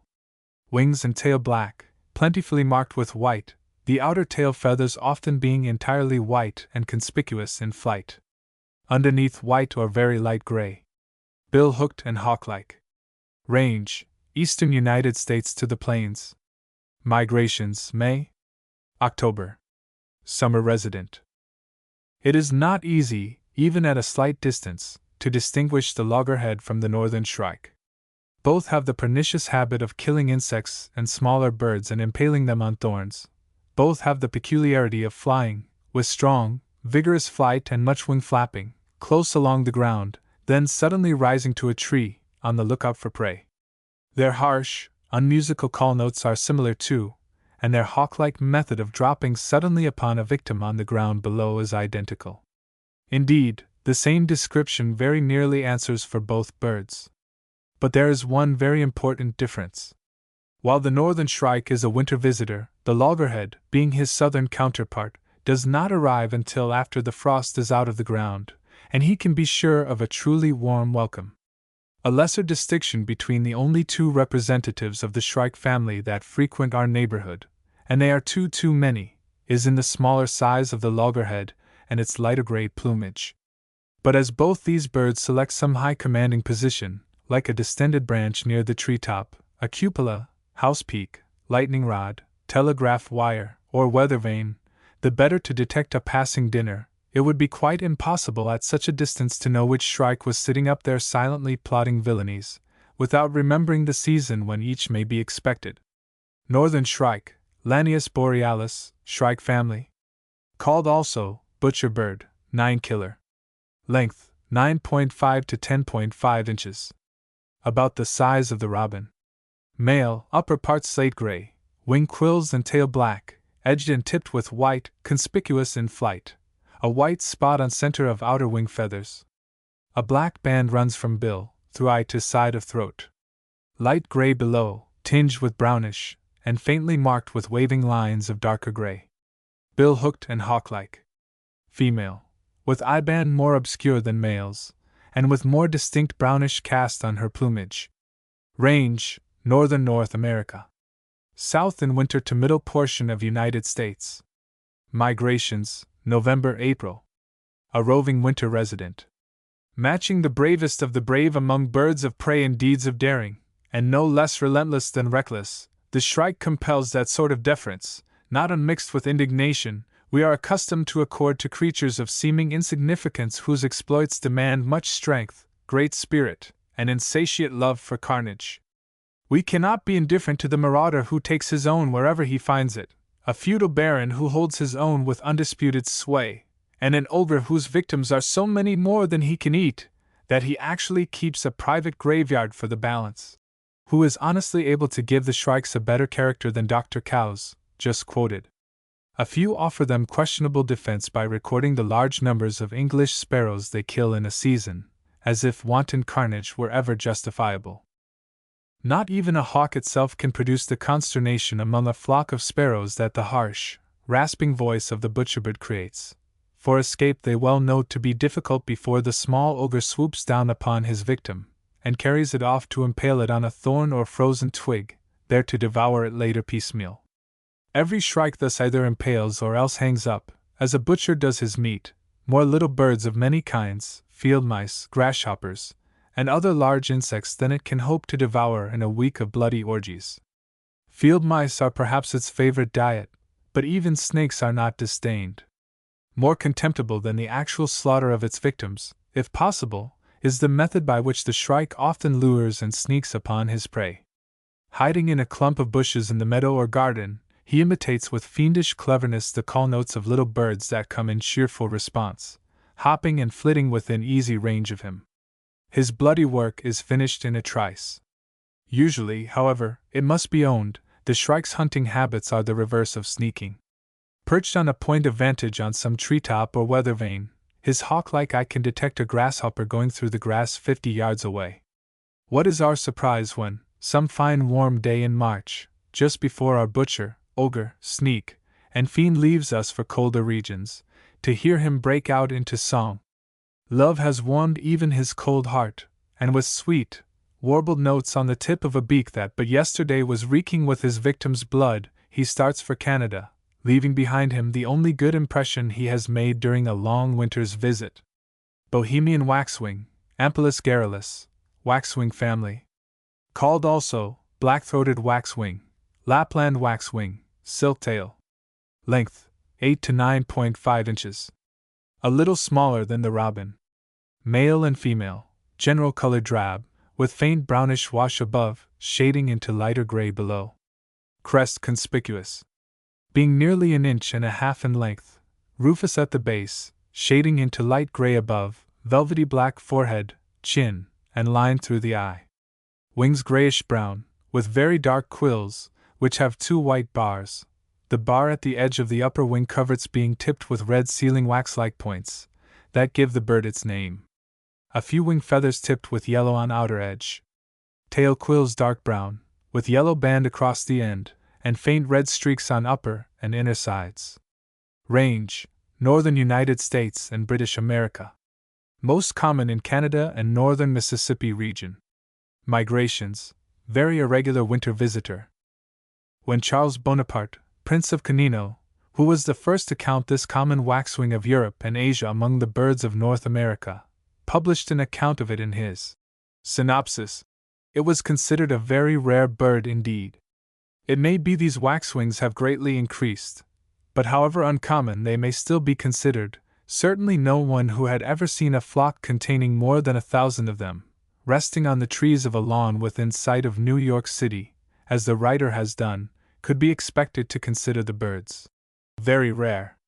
The Bohemian waxwing, like the only other member of the family that ever visits us, the cedar bird, is a roving gypsy. In Germany they say 7 years must elapse between its visitations, which the superstitious old cronies are wont to associate with woeful stories of pestilence, just such tales as are resurrected from the depths of morbid memories here when a comet reappears or the 7-year locust descends from the ground. The goings and comings of these birds are certainly most erratic and infrequent. Nevertheless, when hunger drives them from the far north to feast upon the juniper and other winter berries of our northern states, they come in enormous flocks, making up in quantity what they lack in regularity of visits and evenness of distribution. Surely no bird has less right to be associated with evil than this mild waxwing. It seems the very incarnation of peace and harmony. Part of a flock that has lodged in a tree will sit almost motionless for hours and whisper in softly hissed twitterings, very much as a company of Quaker ladies, similarly dressed, might sit at yearly meeting. Exquisitely clothed in silky gray feathers that no berry juice is ever permitted to stain, they are dainty, gentle, aristocratic-looking birds, a trifle heavy and indolent, perhaps, when walking on the ground or perching, but as they fly in compact squads just above the treetops their flight is exceedingly swift and graceful. Bay-breasted warbler, Dendroica castanea, wood warbler family. Length: 5.25 to 5.75 inches. A little smaller than the English sparrow. Male: crown, chin, throat, upper breast, and sides dull chestnut. Forehead, sides of head, and cheeks black. Above olive gray, streaked with black. Underneath buffy. 2 white wing bars. Outer tail quills with white patches on tips. Cream white patch on either side of neck. Female, has more greenish olive above. Range: Eastern North America, from Hudson's Bay to Central America. Nests north of the United States. Winters in tropical limit of range. Migrations: May, September. Rare migrant. The chestnut breast of this capricious little visitor makes him look like a diminutive robin. In spring, when these warblers are said to take a more easterly route than the one they choose in autumn to return by to Central America, they may be so suddenly abundant that the fresh green trees and shrubbery of the garden will contain a dozen of the busy little hunters. Another season they may pass northward either by another route or leave your garden unvisited, and perhaps the people in the very next town may be counting your rare bird common, while it is simply perverse. Whether common or rare, before your acquaintance has had time to ripen into friendship, away go the freaky little creatures to nest in the treetops of the Canadian coniferous forests. Chestnut-sided warbler, Dendroica pennsylvanica, wood warbler family. Called also, bloody-sided warbler. Length, about 5 inches. More than an inch shorter than the English sparrow. Male, top of head and streaks in wings yellow. A black line running through the eye and round back of crown, and a black spot in front of eye, extending to cheeks. Ear coverts, chin, and underneath white. Back greenish-gray and slate streaked with black. Sides of bird chestnut. Wings, which are streaked with black and yellow, have yellowish-white bars. Very dark tail with white patches on inner veins of the outer quills. Female, similar, but duller. Chestnut sides are often scarcely apparent. Range: Eastern North America, from Manitoba and Labrador to the tropics, where it winters. Migrations: May, September. Summer resident, most common in migrations. in the Alleghanies, and from New Jersey and Illinois northward, this restless little warbler nests in the bushy borders of woodlands and the undergrowth of the woods, for which he forsakes our gardens and orchards after a very short visit in May. While hopping over the ground catching ants, of which he seems to be inordinately fond, or flitting actively about the shrubbery after grubs and insects, we may note his coat of many colors, patchwork in which nearly all the warbler colors are curiously combined. With drooped wings that often conceal the bird's chestnut sides, which are his chief distinguishing mark, and with tail erected like a redstart's, he hunts incessantly. Here in the garden he is as refreshingly indifferent to your interest in him as later in his breeding haunts he is shy and distrustful. His song is bright and animated, like that of the yellow warbler. Golden-winged warbler, Helminthophila chrysoptera, wood warbler family. Length, about 5 inches. More than an inch shorter than the English sparrow. Male, yellow crown and yellow patches on the wings. Upper parts bluish-gray, sometimes tinged with greenish. Stripe through the eye and throat black. Sides of head chin, and line over the eye white. Underneath white, grayish on sides. A few white markings on outer tail feathers. Female, crown duller, gray where male is black, with olive upper parts and grayer underneath. Range, from Canadian border to Central America, where it winters. Migrations, May, September. Summer resident. After one has seen a golden-winged warbler fluttering hither and thither about the shrubbery of a park within sight and sound of a great city's distractions and with blissful unconcern of them all, partaking of a hearty lunch of insects that infest the leaves before one's eyes, one counts the bird less rare and shy than one has been taught to consider it. Whoever looks for a warbler with gaudy yellow wings will not find the golden-winged variety. His wings have golden patches only, and while these are distinguishing marks, they are scarcely prominent enough features to have given the bird the rather misleading name he bears. But then, most warblers' names are misleading. They serve their best purpose in cultivating patience and other gentle virtues in the novice. Such habits and choice of haunts as characterize the blue-winged warbler are also the golden wings. But their voices are quite different, the former's being sharp and metallic, while the latter's z comes more lazily and without accent. Myrtle warbler, Dendroica coronata, wood warbler family. Called also yellow-rumped warbler, AU 1998, myrtle bird, yellow-crowned warbler. Length, 5 to 5.5 inches. About an inch smaller than the English sparrow. Male, in summer plumage, a yellow patch on top of head, lower back, and either side of the breast. Upper parts bluish slate streaked with black. Upper breast black, throat white, all other under parts whitish, streaked with black. 2 white wing bars, and tail quills have white spots near the tip. In winter, upper parts olive brown, streaked with black, the yellow spot on lower back the only yellow mark remaining. Wing bars grayish. Female, resembles male in winter plumage. Range, eastern North America. Occasional on Pacific slope. Summers from Minnesota and northern New England northward to fur countries. Winters from middle states southward into Central America, a few often remaining at the northern United States all the winter. Migrations, April, October, November.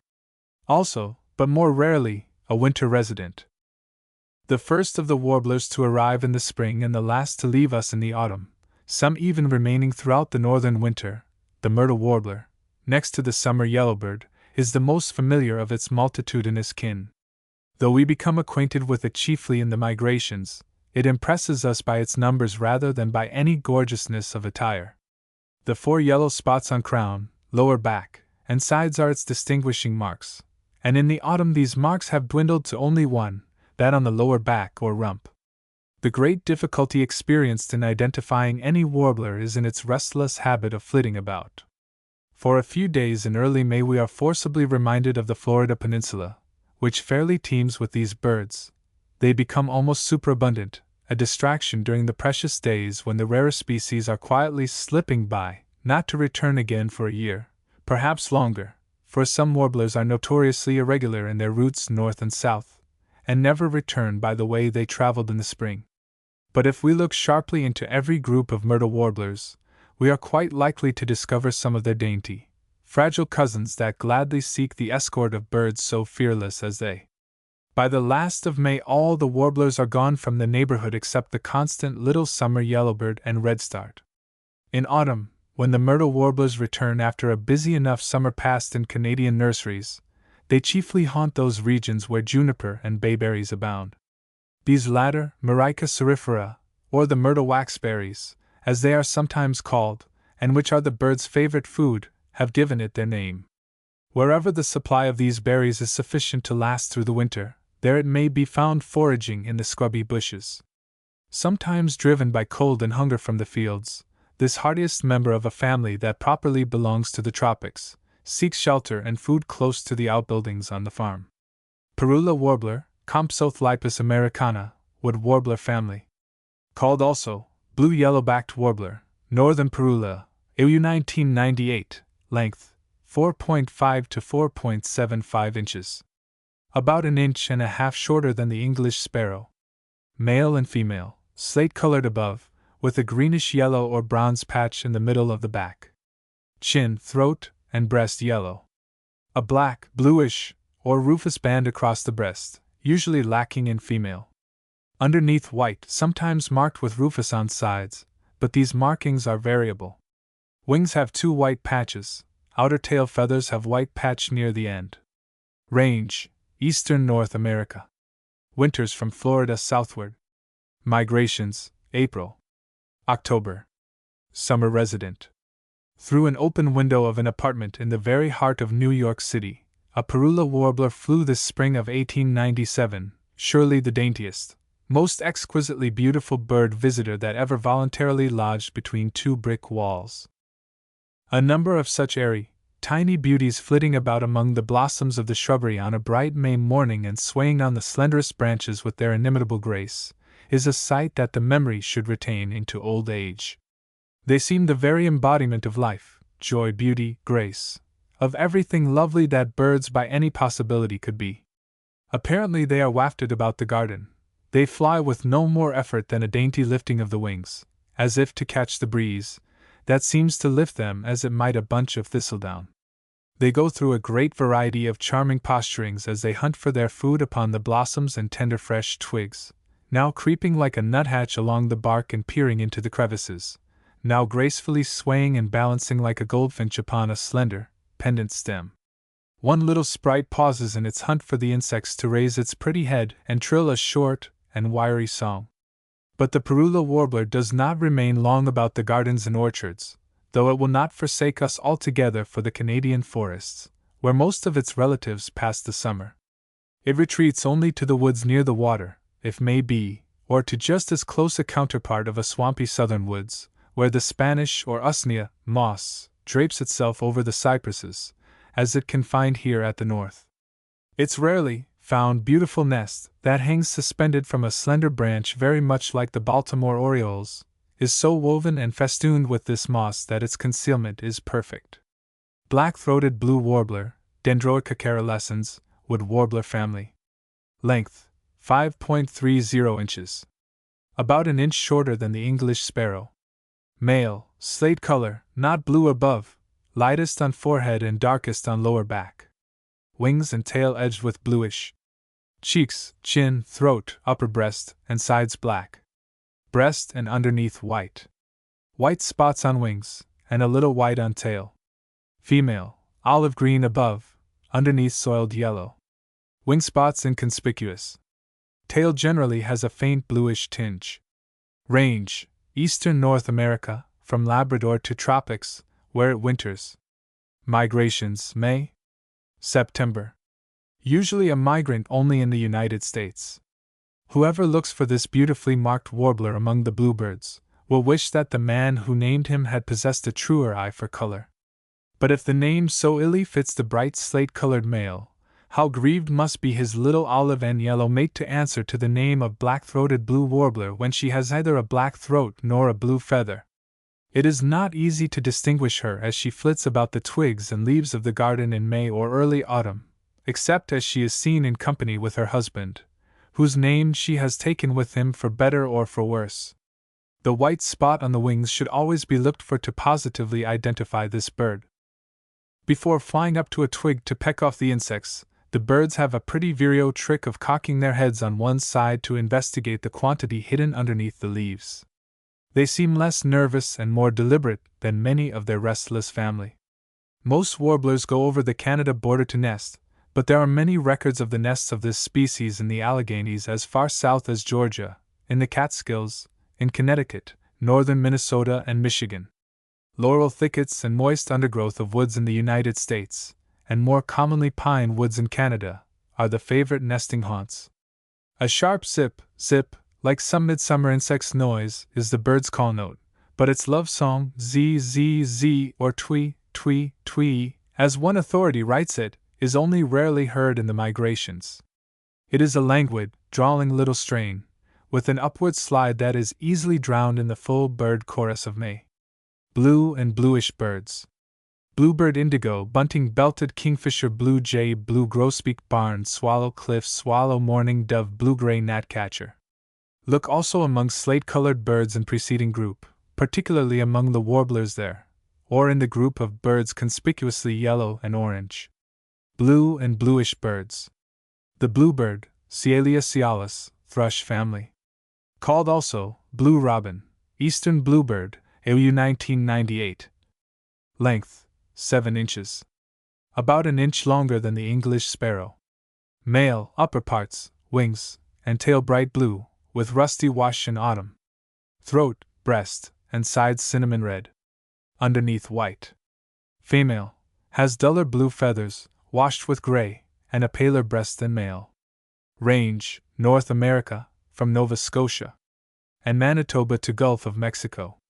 Southward in winter from Middle States to Bermuda and West Indies. Migrations, March, November. Summer resident. A few sometimes remain throughout the winter. With the first soft, plaintive warble of the bluebirds early in March, the sugar camps, waiting for their signal, take on a bustling activity. The farmer looks to his plow, orders are hurried off to the seedsmen, a fever to be out of doors seizes one, spring is here.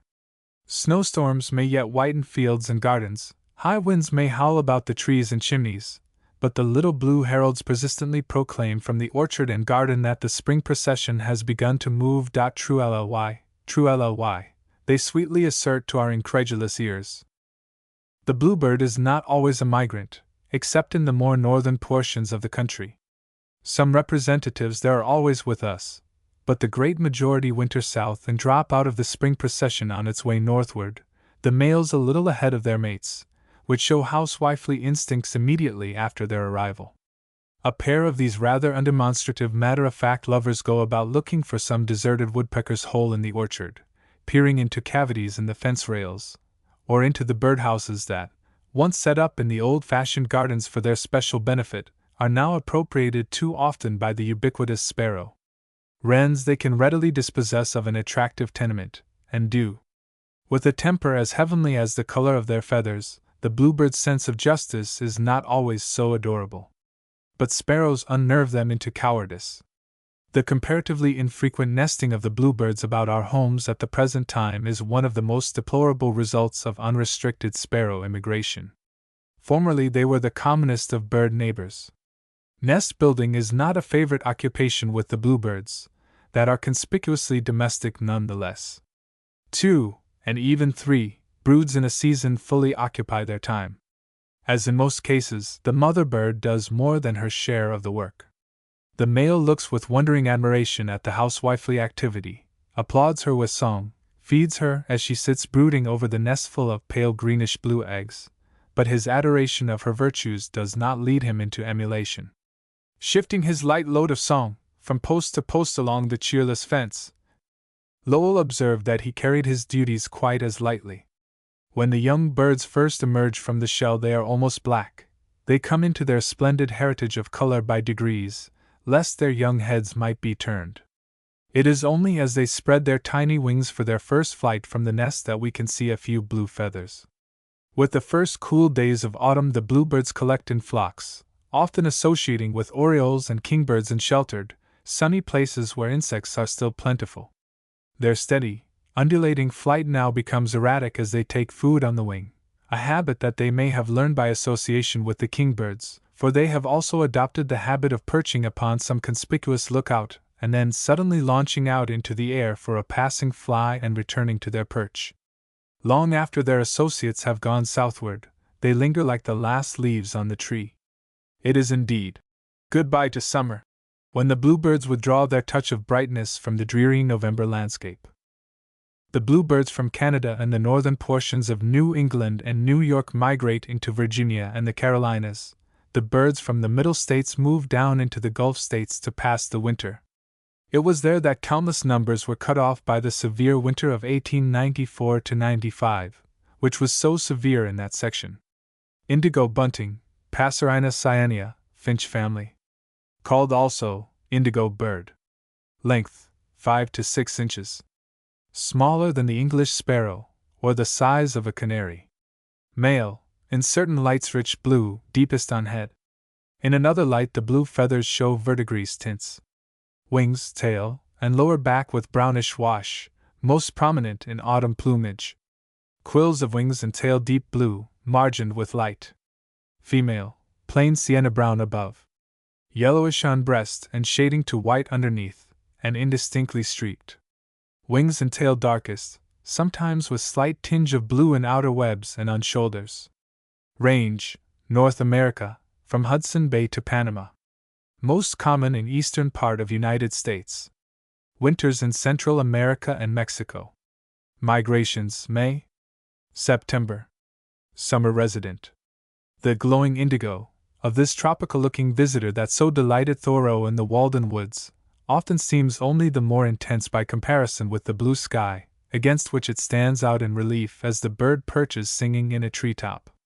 What has this gaily dressed, dapper little cavalier in common with his dingy sparrow cousins that haunt the ground and delight in dust baths, leaving their feathers no whit more dingy than they were before, and in temper, as in plumage, suggesting more of earth than of heaven? Apparently he has nothing, and yet the small brown bird in the roadside thicket, which you have misnamed as sparrow, not noticing the glint of blue in her shoulders and tail, is his mate. Besides the structural resemblances, which are, of course, the only ones considered by ornithologists in classifying birds, the indigo buntings have several sparrow-like traits. They feed upon the ground, mainly upon seeds of grasses and herbs, with a few insects interspersed to give relish to the grain. They build grassy nests in low bushes or tall, rank grass, and their flight is short and labored. Borders of woods, roadside thickets, and even garden shrubbery, with open pasture lots for foraging grounds nearby, are favorite haunts of these birds, that return again and again to some preferred spot. But however close to our homes they build theirs, our presence never ceases to be regarded by them with anything but suspicion, not to say alarm. Their metallic cheep warns you to keep away from the little blue-white eggs, hidden away securely in the bushes, and the nervous tail twitchings and jerkings are pathetic to see. Happily for the safety of their nest, the brooding mother has no telltale feathers to attract the eye. Dense foliage no more conceals the male bird's brilliant coat than it can the tanagers or orioles. With no attempt at concealment, which he doubtless understands would be quite impossible, he chooses some high, conspicuous perch to which he mounts by easy stages, singing as he goes, and there begins a loud and rapid strain that promises much, but growing weaker and weaker, ends as if the bird were either out of breath or too weak to finish. Then suddenly he begins the same song over again, and keeps up this continuous performance for nearly half an hour. The noonday heat of an August day that silences nearly every other voice seems to give to the indigo birds only fresh animation and timbre.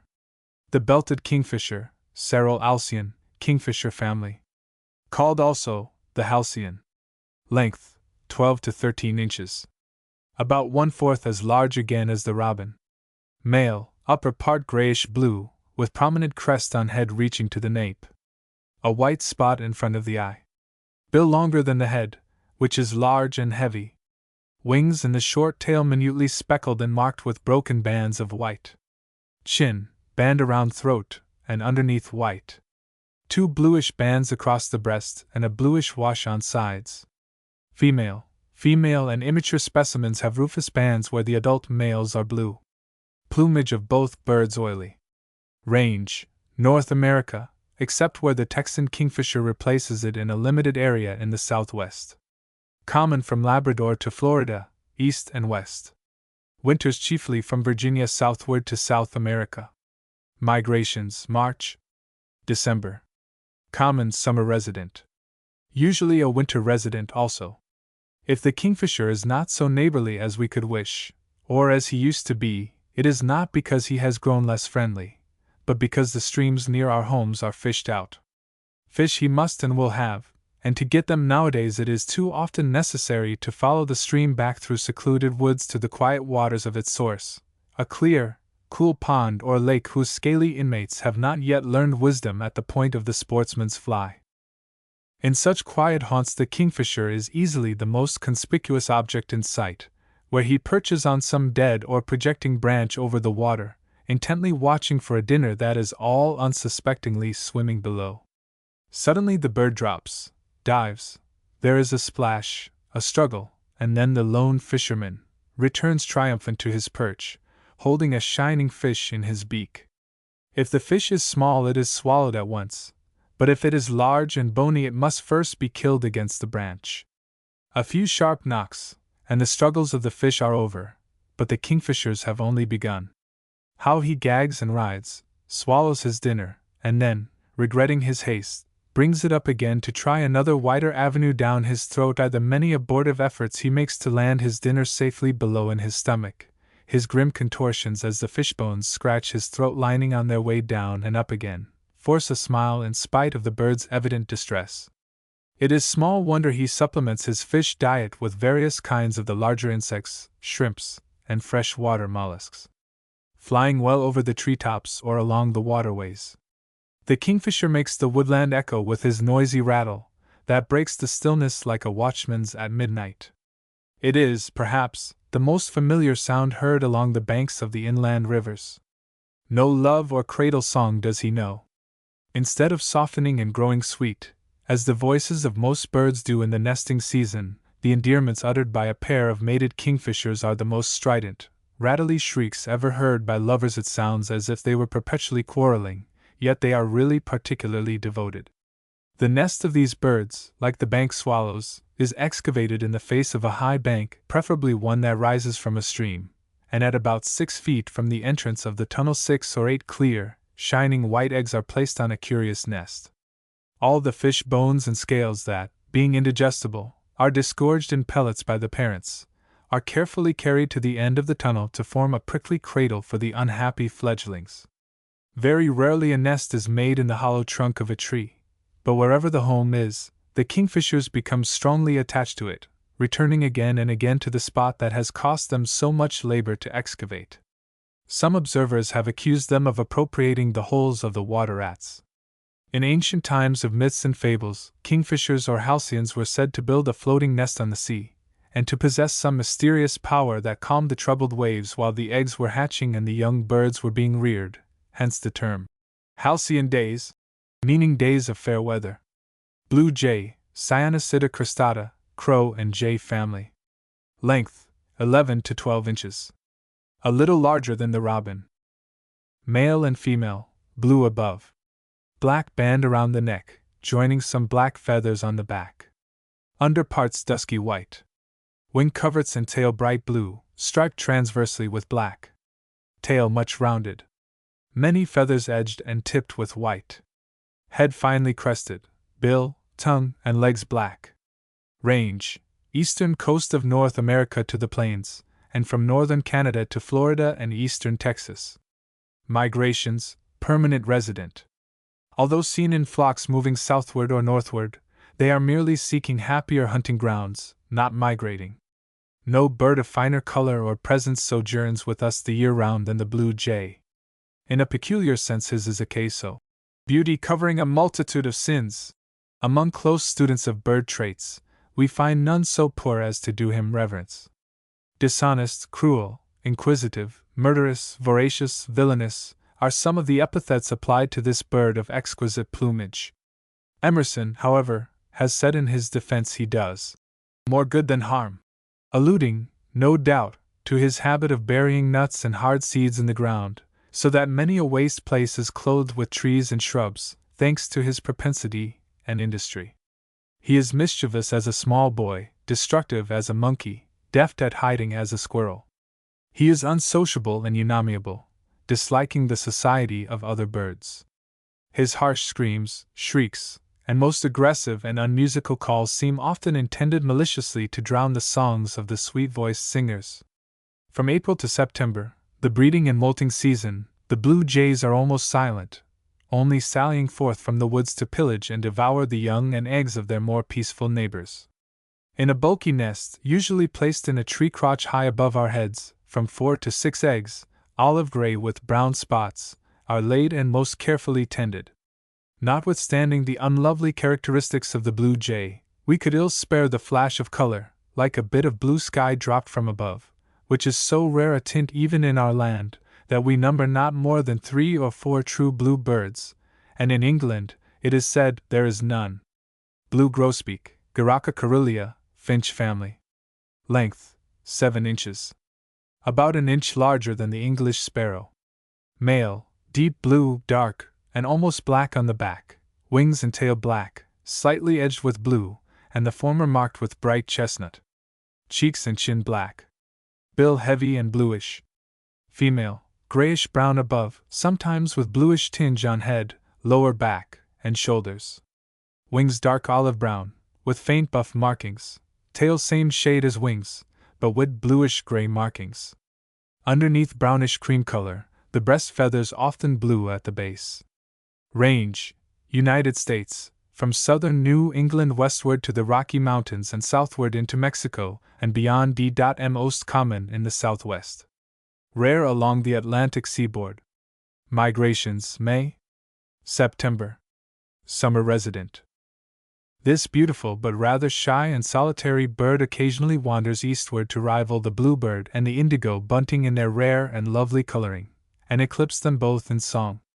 Audubon, we remember, found the nest in New Jersey. Pennsylvania is still favored with one now and then, but it is in the southwest only that the blue grosbeak is as common as the evening grosbeak is in the northwest. Since rice is its favorite food, it naturally abounds where that cereal grows. Seeds and kernels of the hardest kinds, that its heavy, strong beak is well adapted to crack, constitute its diet when it strays beyond the rice fields. Possibly the heavy bills of all the grosbeaks make them look stupid whether they are or not, a characteristic that the blue grosbeak's habit of sitting motionless with a vacant stare many minutes at a time unfortunately emphasizes. When seen in the roadside thickets or tall weeds, such as the field sparrow chooses to frequent, it shows little fear of man unless actually approached and threatened, but whether this fearlessness comes from actual confidence or stupidity is by no means certain. Whatever the motive of its inactivity, it accomplishes an end to be desired by the cleverest bird. Its presence is almost never suspected by the passer-by, and its grassy nest on a tree branch, containing 3 or 4 pale bluish-white eggs, is never betrayed by look or sign to the marauding small boy. Barn swallow, Chelidon erythrogaster, swallow family. Length, 6.5 to 7 inches. A trifle larger than the English sparrow. Apparently considerably larger, because of its wide wingspread. Male, glistening steel blue shading to black above. Chin, breast, and underneath bright chestnut brown and brilliant buff that glistens in the sunlight. A partial collar of steel blue. Tail very deeply forked and slender. Female, smaller and paler, with shorter outer tail feathers, making the fork less prominent. Range throughout North America. Winters in tropics of both Americas. Migrations, April. September. Summer resident. Any one who attempts to describe the coloring of a bird's plumage knows how inadequate words are to convey a just idea of the delicacy, richness, and brilliancy of the living tints. But happily the beautiful barn swallow is too familiar to need description. Wheeling about our barns and houses, skimming over the fields, its bright sides flashing in the sunlight, playing cross tag with its friends at evening, when the insects, too, are on the wing, gyrating, darting, and gliding through the air, it is no more possible to adequately describe the exquisite grace of a swallow's flight than the glistening buff of its breast. This is a typical bird of the air, as an oriole is of the trees and a sparrow of the ground. Though the swallow may often be seen perching on a telegraph wire, suddenly it darts off as if it had received a shock of electricity, and we see the bird in its true element. While this swallow is peculiarly American, it is often confounded with its European cousin Hirundo rustica in noted ornithologies. Up in the rafters of the barn, or in the arch of an old bridge that spans a stream, these swallows build their bracket-like nests of clay or mud pellets intermixed with straw. Here the noisy little broods pick their way out of the white eggs curiously spotted with brown and lilac that were all too familiar in the marauding days of our childhood. Cliff swallow, Petrochelidon lunifrons swallow family. Called also eave swallow, crescent swallow, Rocky Mountain swallow. Length 6 inches. A trifle smaller than the English sparrow. Apparently considerably larger because of its wide wingspread. Male and female, steel blue above, shading to blue-black on crown of head and on wings and tail. A brownish-gray ring around the neck. Beneath dusty white, with rufous tint. Crescent-like frontlet. Chin, throat, sides of head, and tail coverts rufous. Range, North and South America. Winters in the tropics. Migrations, early April. Late September. Summer resident. Not quite so brilliantly colored as the barn swallow, nor with tails so deeply forked, and consequently without so much grace in flying, and with a squeak rather than the really musical twitter of the gayer bird, the cliff swallow may be positively identified by the rufous feathers of its tail coverts, but more definitely by its crescent-shaped frontlet shining like a new moon, hence its specific Latin name from luna equals moon, and frons equals front. Such great numbers of these swallows have been seen in the far west that the name of Rocky Mountain swallows is sometimes given to them, though however rare they may have been in 1824, when DeWitt Clinton thought he discovered them near Lake Champlain, they are now common enough in all parts of the United States. In the west this swallow is wholly a cliff dweller, but it has learned to modify its home in different localities. As usually seen, it is gourd-shaped, opened at the top, built entirely of mud pellets. Bricks without straw. Softly lined with feathers and wisps of grass, and attached by the larger part to a projecting cliff or eave. Like all the swallows, this bird lives in colonies, and the clay-colored nests beneath the eaves of barns are often so close together that a group of them resembles nothing so much as a gigantic wasp's nest. It is said that when swallows pair they are mated for life, but then, more is said about swallows than the most tireless bird-lover could substantiate. The tradition that swallows fly low when it is going to rain may be easily credited, because the air before a storm is usually too heavy with moisture for the winged insects, upon which the swallows feed, to fly high. Mourning dove, Zenidura macrura, pigeon family. Called also Carolina dove, turtle dove. Length 12 to 13 inches. About 1/2 as large again as the robin. Male, grayish-brown or fawn color above, varying to bluish-gray. Crown and upper part of head greenish-blue, with green and golden metallic reflections on sides of neck. A black spot under each ear.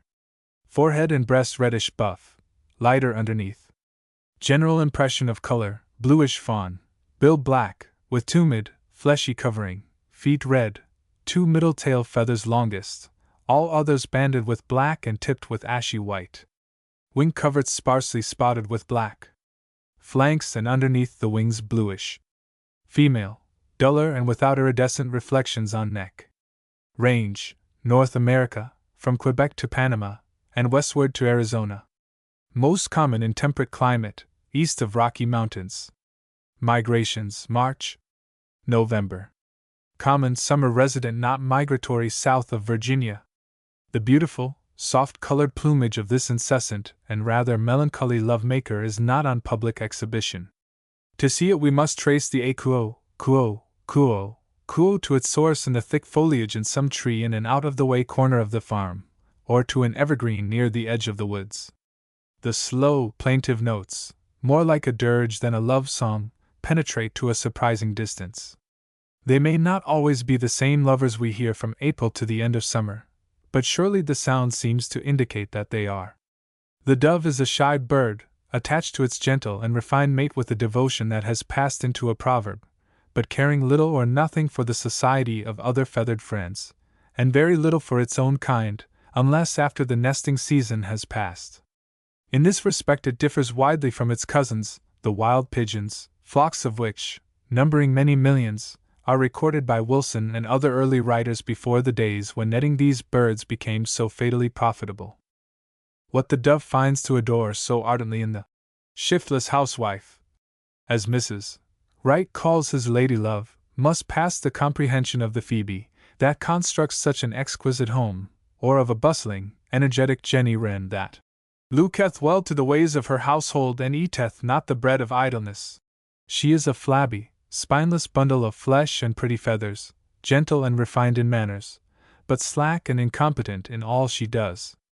Her nest consists of few loose sticks, without rim or lining, and when her two babies emerge from the white eggs, that somehow do not fall through or roll out of the rickety lattice, their tender little naked bodies must suffer from many bruises.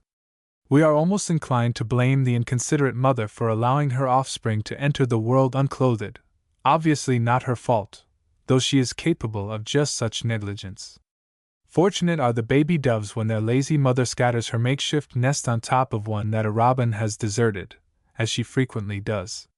It is almost excusable to take her young birds and rear them in captivity, where they invariably thrive, mate, and live happily, unless death comes to one, when the other often refuses food and grieves its life away. In the wild state, when the nesting season approaches, both birds make curious acrobatic flights above the treetops. Then, after a short sail in midair, they return to their perch. This appears to be their only giddiness and frivolity, unless a dust bath in the country road might be considered a dissipation. In the autumn a few pairs of doves show slight gregarious tendencies, feeding amiably together in the grain fields and retiring to the same roost at sundown. Blue-gray gnatcatcher, Polioptila coerulia, gnatcatcher family. Called also sylvan flycatcher. Length 4.5 inches.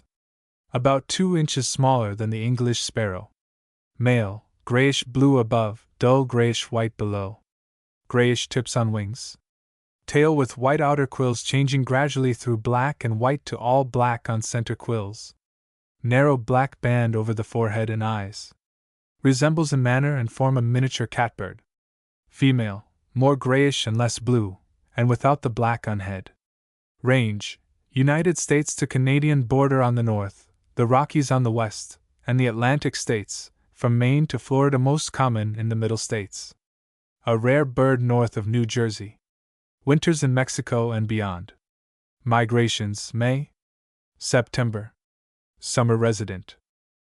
In thick woodlands, where a stream that lazily creeps through the mossy, oozy ground attracts myriads of insects to its humid neighborhood, this tiny hunter loves to hide in the denser foliage of the upper branches. He has the habit of nervously flitting about from twig to twig of his relatives, the kinglets, but unhappily he lacks their social, friendly instincts, and therefore is rarely seen. Formerly classed among the warblers, then among the flycatchers, while still as much a lover of flies, gnats, and mosquitoes as ever, his vocal powers have now won for him recognition among the singing birds.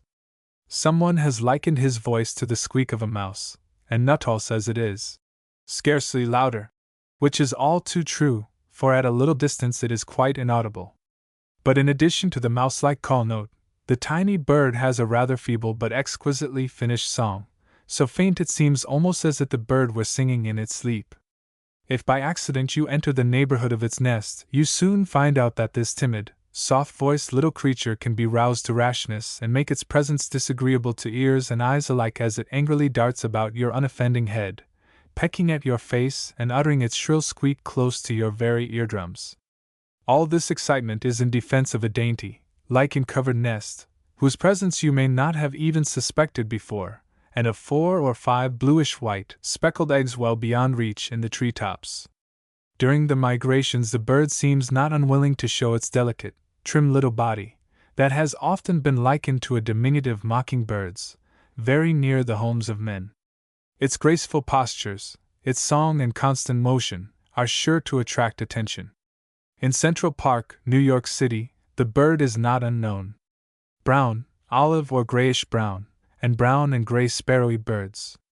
House wren, yellow-billed cuckoo, Carolina wren, bank swallow, and winter wren, rough-winged swallow, long-billed marsh wren, cedar bird, short-billed marsh wren, brown creeper, brown thrasher, pine siskin, Wilson's thrush, or Very Smith's painted longspur wood thrush, Lapland longspur, hermit thrush, chipping sparrow, Alice's thrush, English sparrow, olive-backed thrush, field sparrow, Louisiana water thrush, fox sparrow, northern water thrush, grasshopper sparrow, flicker, savannah sparrow, meadowlark, and western seaside sparrow, meadowlark, sharp-tailed sparrow, horned lark, and prairie song sparrow, horned lark, swamp song sparrow, pipit or titlark, tree sparrow, whippoorwill, vesper sparrow, nighthawk, white-crowned sparrow, black-billed cuckoo, white-throated sparrow. See also winter plumage of the bobolink, goldfinch, and myrtle warbler. See females of red-winged blackbird, rusty blackbird, the grackles, bobolink, cowbird, the redpolls, purple finch, chewink, bluebird, indigo bunting, Baltimore oriole, cardinal, and of the evening, the blue, and the rose-breasted grosbeaks. See also purple finch, the redpolls, mourning dove, mockingbird, robin. Brown, olive or grayish-brown, and brown and gray sparrowy birds. House wren, Troglodytes Eden, wren family. Length, 4.5 to 5 inches. Actually about 1/4 smaller than the English sparrow, apparently only half as large because of its erect tail. Male and female, upper part cinnamon brown. Deepest shade on head and neck, lightest above tail, which is more rufous. Back has obscure, dusky bars, wings and tail are finely barred. Underneath whitish, with grayish-brown wash and faint bands most prominent on sides. Range, North America, from Manitoba to the Gulf. Most common in the United States, from the Mississippi eastward. Winters south of the Carolinas. Migrations, April-October. Common summer resident. Early some morning in April there will go off under your window that most delightful of all alarm clocks, the tiny, friendly house wren, just returned from a long visit south. Like some little mountain spring that, having been imprisoned by winter ice, now bubbles up in the spring sunshine, and goes rippling along over the pebbles, tumbling over itself in merry cascades, so this little wren's song bubbles, ripples, cascades in a miniature torrent of ecstasy. Year after year these birds return to the same nesting places, a box set up against the house, a crevice in the barn, a niche under the eaves, but once home, always home to them. The nest is kept scrupulously clean, the house cleaning, like the house building and renovating, being accompanied by the cheeriest of songs, that makes the bird fairly tremble by its intensity.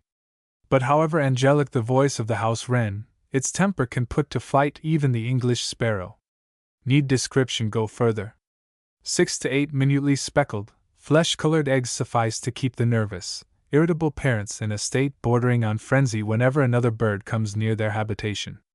With tail erect and head alert, the father mounts on guard, singing a perfect ecstasy of love to his silent little mate, that sits upon the nest if no danger threatens, but both rush with passionate malice upon the first intruder, for it must be admitted that Jenny Wren is a sad shrew. While the little family is being reared, or, indeed, at any time, no one is wise enough to estimate the millions of tiny insects from the garden that find their way into the tireless bills of these wrens. It is often said that the house wren remains at the north all the year, which, though not a fact, is easily accounted for by the coming of the winter wrens just as the others migrate in the autumn, and by their return to Canada when Jenny Wren makes up her feather bed under the eaves in the spring. Carolina wren, Thryotherus ludovicinus, wren family. Called also, mocking wren. Length, 6 inches. Just a trifle smaller than the English sparrow male and female, chestnut brown above. A whitish streak, beginning at base of bill, passes through the eye to the nape of the neck. Throat whitish. Under parts light buff brown, wings and tail finely barred with dark. Range, United States, from Gulf to northern Illinois and southern New England. Migrations, a common resident except at northern boundary of range, where it is a summer visitor. This largest of the wrens appears to be the embodiment of the entire family characteristics.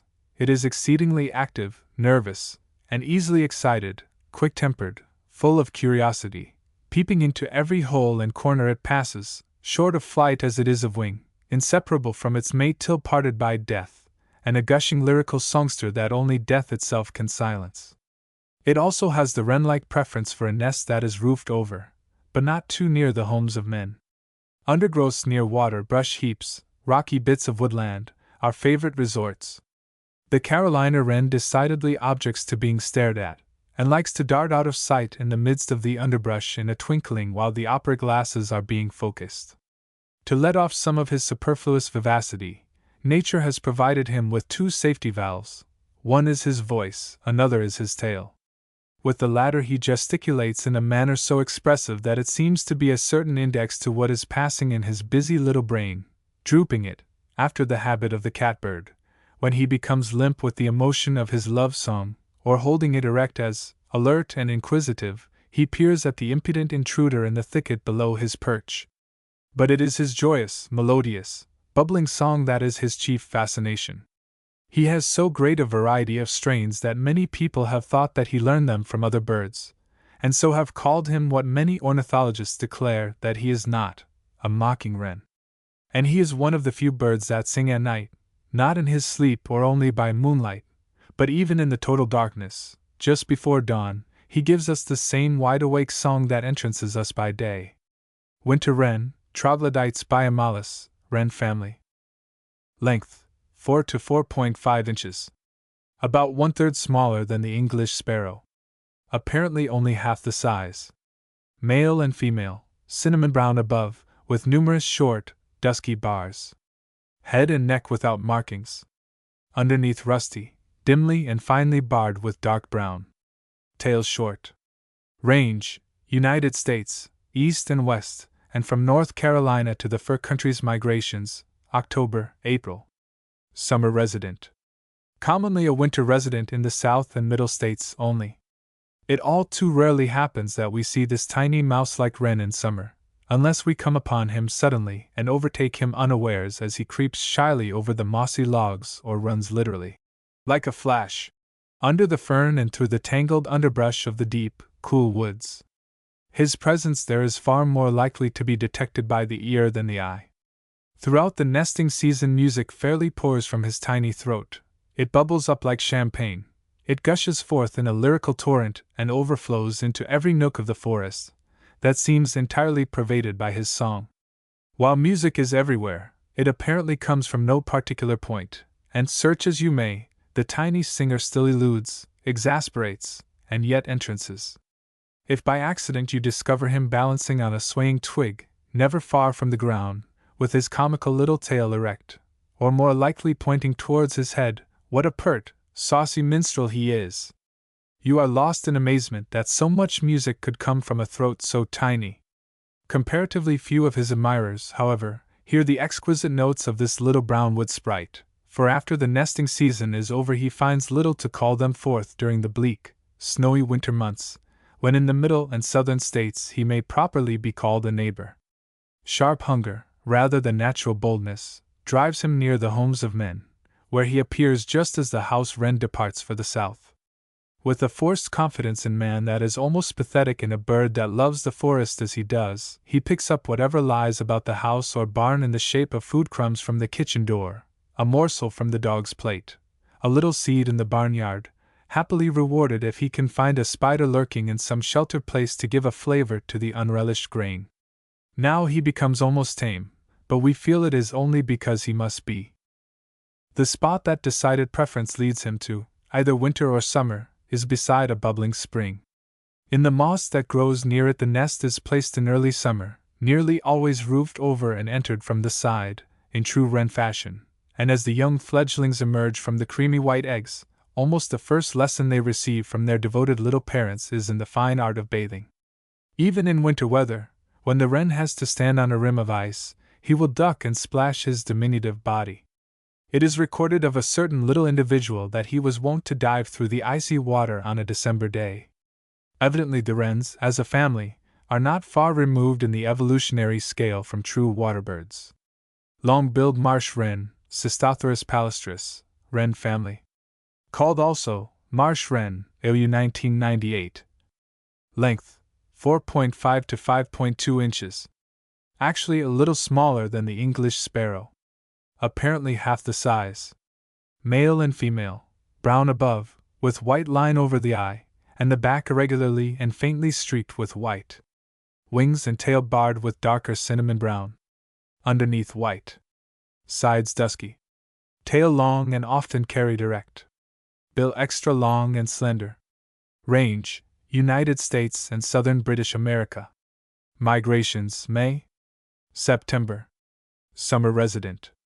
Sometimes when you are gathering cattails in the river marshes, an alert, nervous little brown bird rises startled from the rushes and tries to elude you as with short, jerky flight it goes deeper and deeper into the marsh, where even the rubber boot may not follow.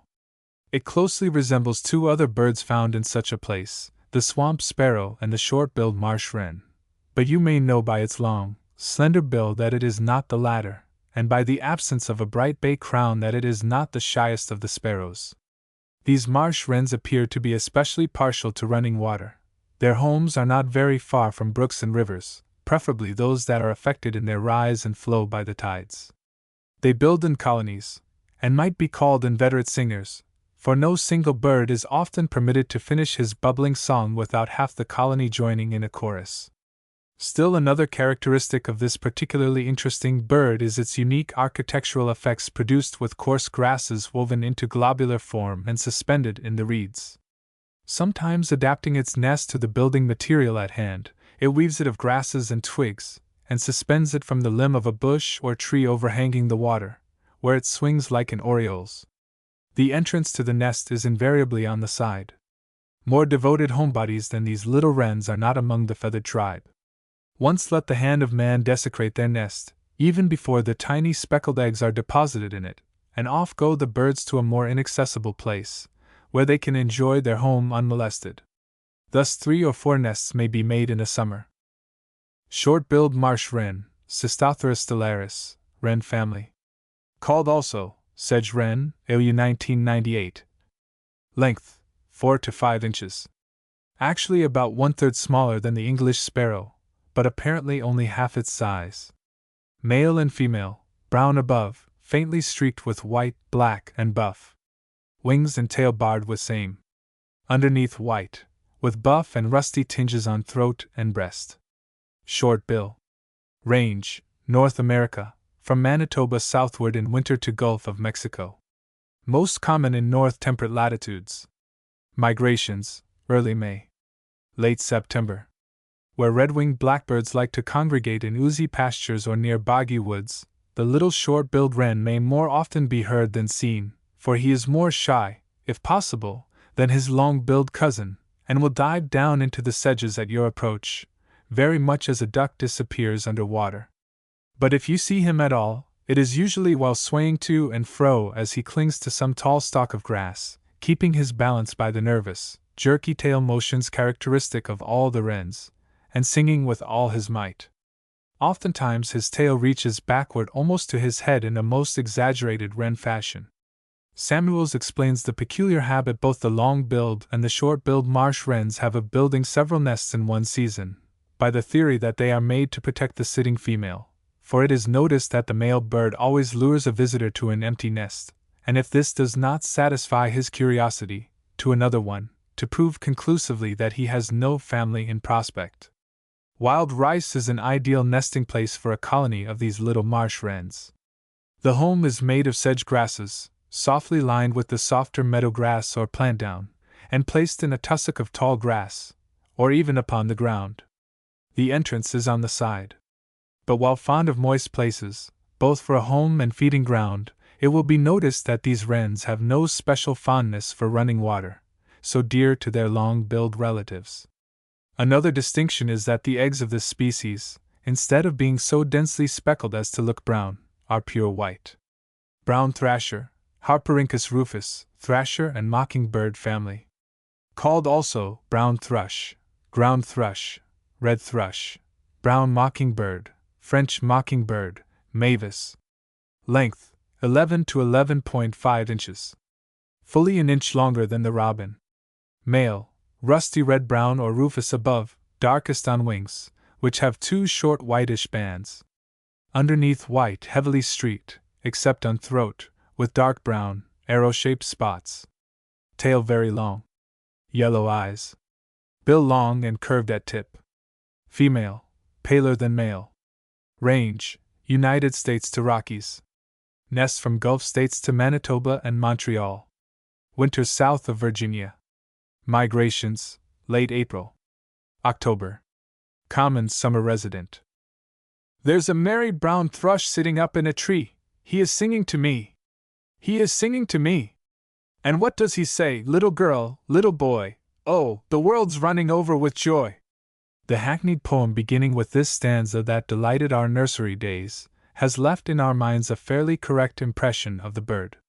He still proves to be one of the perennially joyous singers, like a true cousin of the wrens, and when we study him afield, he appears to give his whole attention to his song with a self-consciousness that is rather amusing than the reverse. What musician wouldn't be conscious of his own powers? He seems to challenge us.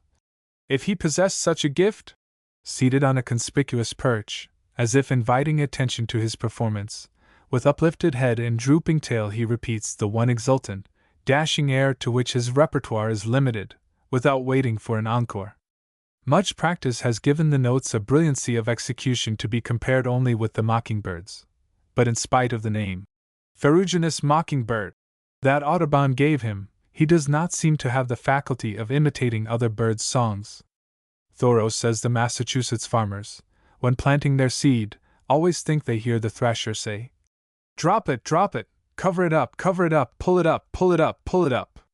One of the shatterings of childish impressions that age too often brings is when we learn by the books that our merry brown thrush is no thrush at all, but a thrasher, first cousin to the wrens, in spite of his speckled breast, large size, and certain thrush-like instincts, such as never singing near the nest and shunning mankind in the nesting season, to mention only two. Certainly his bold, swinging flight and habit of hopping and running over the ground would seem to indicate that he is not very far removed from the true thrushes. But he has one undeniable wren-like trait, that of twitching, wagging, and thrashing his long tail about to help express his emotions. It swings like a pendulum as he rests on a branch, and thrashes about in a most ludicrous way as he is feeding on the ground upon the worms, insects, and fruit that constitute his diet. Before the fatal multiplication of cats, and in unfrequented, sandy locations still, the thrasher builds her nest upon the ground, thus earning the name, ground thrush, that is often given her. But with dearly paid for wisdom she now most frequently selecting a low shrub or tree to cradle the two broods that all too early in the summer effectually silence the father's delightful song. Wilson's thrush, Turdus fuscescens, thrush family. Called also, Viri, AU 1998, tawny thrush. Length, 7 to 7.5 inches. About 1/4 smaller than the robin. Male and female, uniform olive brown, with a tawny cast above. Center of the throat white, with cream buff on sides of throat and upper part of breast, which is lightly spotted with wedge-shaped, brown points. Underneath white, or with a faint grayish tinge. Range, United States, westward to plains. Migrations, May. October. Summer resident. To many of us the Viri, as they call the Wilson's thrush in New England, is merely a voice, a sylvan mystery, reflecting the sweetness and wildness of the forest, a vocal will-o'-the-wisp, that, after enticing us deeper and deeper into the woods, where we sink into the spongy moss of its damp retreats and become entangled in the wild grapevines twined about the saplings and underbrush, still sings to us from unapproachable tangles. Plainly, if we want to see the bird, we must let it seek us out on the fallen log where we have sunk exhausted in the chase. Presently a brown bird scuds through the fern. It is a thrush, you guess in a minute, from its slender, graceful body. At first you notice no speckles on its breast, but as it comes nearer, obscure arrowheads are visible, not heavy, heart-shaped spots such as plentifully speckle the larger wood thrush or the smaller hermit. It is the smallest of the three commoner thrushes, and it lacks the ring about the eye that both the others have. Shy and elusive, it slips away again in a most unfriendly fashion, and is lost in the wet tangle before you have become acquainted. You determine, however, before you leave the log, to cultivate the acquaintance of this bird the next spring, when, before it mates and retreats to the forest, it comes boldly into the gardens and scratches about in the dry leaves on the ground for the lurking insects beneath. Miss Florence Merriam tells of having drawn a number of veeries about her by imitating their call note, which is a whistled whew, hoit, very easy to counterfeit when once heard. Twilla, twilla, twilla, twilla! Professor Ridgway interprets their song, that descends in a succession of trills without break or pause, but no words can possibly convey an idea of the quality of the music. The veery, that never claims an audience, sings at night also, and its weird, sweet strains floating through the woods at dusk thrill one like the mysterious voice of a disembodied spirit. Whittier mentions the veery in The Playmate. And here in spring the veeries sing the song of long ago. Wood thrush, Turdus mustelinus, thrush family. Called also song thrush, wood robin, bellbird. Length 8 to 8.3 inches. About 2 inches shorter than the robin. Male and female, brown above, reddish on head and shoulders, shading into olive brown on tail. Throat, breast, and underneath white, plain in the middle, but heavily marked on sides and breast with heart-shaped spots of very dark brown. Whitish eye-ring. Migrations, late April or early May. October. Summer resident. When Nuttall wrote of this solitary and retiring songster, before the country was as thickly settled as it is today, it possibly had not developed the confidence in men that now distinguishes the wood thrush from its shy congeners that are distinctly wood birds, which it can no longer strictly be said to be. In city parks and country places, where plenty of trees shade the village streets and lawns, it comes near you, half hopping, half running, with dignified unconsciousness and even familiarity, all the more delightful in a bird whose family instincts should take it into secluded woodlands with their shady dells. Perhaps, in its heart of hearts, it still prefers such retreats. Many conservative wood thrushes keep to their wild haunts, and it must be owned not a few liberals, that discard family traditions at other times, seek the forest at nesting time. But social as the wood thrush is and abundant, too, it is also eminently high-bred, and when contrasted with its tawny cousin, the veery, that skulks away to hide in the nearest bushes as you approach, or with the hermit thrush, that pours out its heavenly song in the solitude of the forest, how gracious and full of gentle confidence it seems. Every gesture is graceful and elegant. Even a wriggling beetle is eaten as daintily as caviar at the king's table. It is only when its confidence in you is abused, and you pass too near the nest, that might easily be mistaken for a robin's, just above your head in a sapling, that the wood thrush so far forgets itself as to become excited. Pit, pit, pit, sharply reiterated, is called out at you with a strident quality in the tone that is painful evidence of the fearful anxiety your presence gives this gentle bird.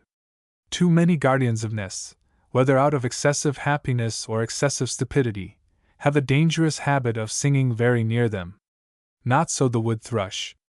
Come to me, as the opening notes of its flute-like song have been freely translated, invites the intruder far away from where the blue eggs lie cradled in ambush. Is as good a rendering into syllables of the luscious song as could very well be made. Pure, liquid, rich, and luscious, it rings out from the trees on the summer air and penetrates our home like yoli yoli nali nali alili. Straight of music from a stringed quartet. Hermit thrush, Turdus analishki palacii, thrush family. Called also swamp angel, little thrush. Length 7.25 to 7.5 inches. About 1/4 smaller than the robin. Male and female, upper parts olive brown, reddening near the tail, which is pale rufous, quite distinct from the color of the back. Throat, sides of neck, and breast pale buff. Feathers of throat and neck finished with dark arrow points at tip. Feathers of the breast have larger rounded spots. Sides brownish gray. Underneath white. A yellow ring around the eye. Smallest of the thrushes. Range, eastern parts of North America. Most common in the United States to the plains. Winters from southern Illinois and New Jersey to Gulf. Migrations, April. November. Summer resident. The first thrush to come and the last to go, nevertheless the hermit is little seen throughout its long visit north. It may loiter a while in the shrubby roadsides, in the garden or the parks in the spring before it begins the serious business of life in a nest of moss, coarse grass, and pine needles placed on the ground in the depths of the forest. But by the middle of May its presence in the neighborhood of our homes becomes only a memory. Although one never hears it at its best during the migrations, how one loves to recall the serene, ethereal evening hymn. The finest sound in nature, John Burroughs calls it. It is not a proud, gorgeous strain like the tanagers or the grosbeaks, he says. It suggests no passion or emotion, nothing personal, but seems to be the voice of that calm, sweet solemnity one attains to in his best moments. It realizes a peace and a deep, solemn joy that only the finest souls may know. Beyond the question of even the hypercritical, the hermit thrush has a more exquisitely beautiful voice than any other American bird, and only the nightingales of Europe can be compared with it. It is the one theme that exhausts all the ornithologist's musical adjectives in a vain attempt to convey in words any idea of it to one who has never heard it, for the quality of the song is as elusive as the bird itself. But why should the poets be so silent? Why has it not called forth such verse as the English poets have lavished upon the nightingale? Undoubtedly because it lifts up its heavenly voice in the solitude of the forest. Whereas the nightingales, singing in loud choruses in the moonlight under the poet's very window, cannot but impress his waking thoughts and even his dreams with their melody. Since the severe storm and cold in the Gulf States a few winters ago, where vast numbers of hermit thrushes died from cold and starvation, this bird has been very rare in haunts where it used to be abundant. The other thrushes escaped because they spend the winter farther south. Alice's thrush, Turdus alicia, thrush family. Called also gray-cheeked thrush, now separated into two species, the more Midwestern gray-cheeked thrush and the New England and Adirondack bicknell's thrush, AU 1998. Length, 7.5 to 8 inches. About the size of the bluebird. Male and female, upper parts uniform olive brown. Eye-ring whitish. Cheeks gray, sides dull grayish white. Sides of the throat and breast pale cream buff, speckled with arrow-shaped points on throat and with half-round dark brown marks below. Range, North America, from Labrador and Alaska to Central America. Migrations, late April or May. October. Chiefly seen in migrations, except at northern parts of its range. One looks for a prettier bird than this least attractive of all the thrushes in one that bears such a suggestive name. Like the olive-back thrush, from which it is almost impossible to tell it when both are alive and hopping about the shrubbery, its plumage above is a dull olive brown that is more protective than pleasing. Just as Wilson hopelessly confused the olive-backed thrush with the hermit, so has Alice's thrush been confounded by later writers with the olive-backed, from which it differs chiefly in being a trifle larger, in having gray cheeks instead of buff, and in possessing a few faint streaks on the throat. Where it goes to make a home for its greenish-blue speckled eggs in some low bush at the northern end of its range, it bursts into song, but except in the nesting grounds its voice is never heard. Mr. Bradford Torrey, who heard it singing in the White Mountains, describes the song as like the thrushes in quality, but differently accented. Weo weo titi weo. In New England and New York this thrush is most often seen during its autumn migrations.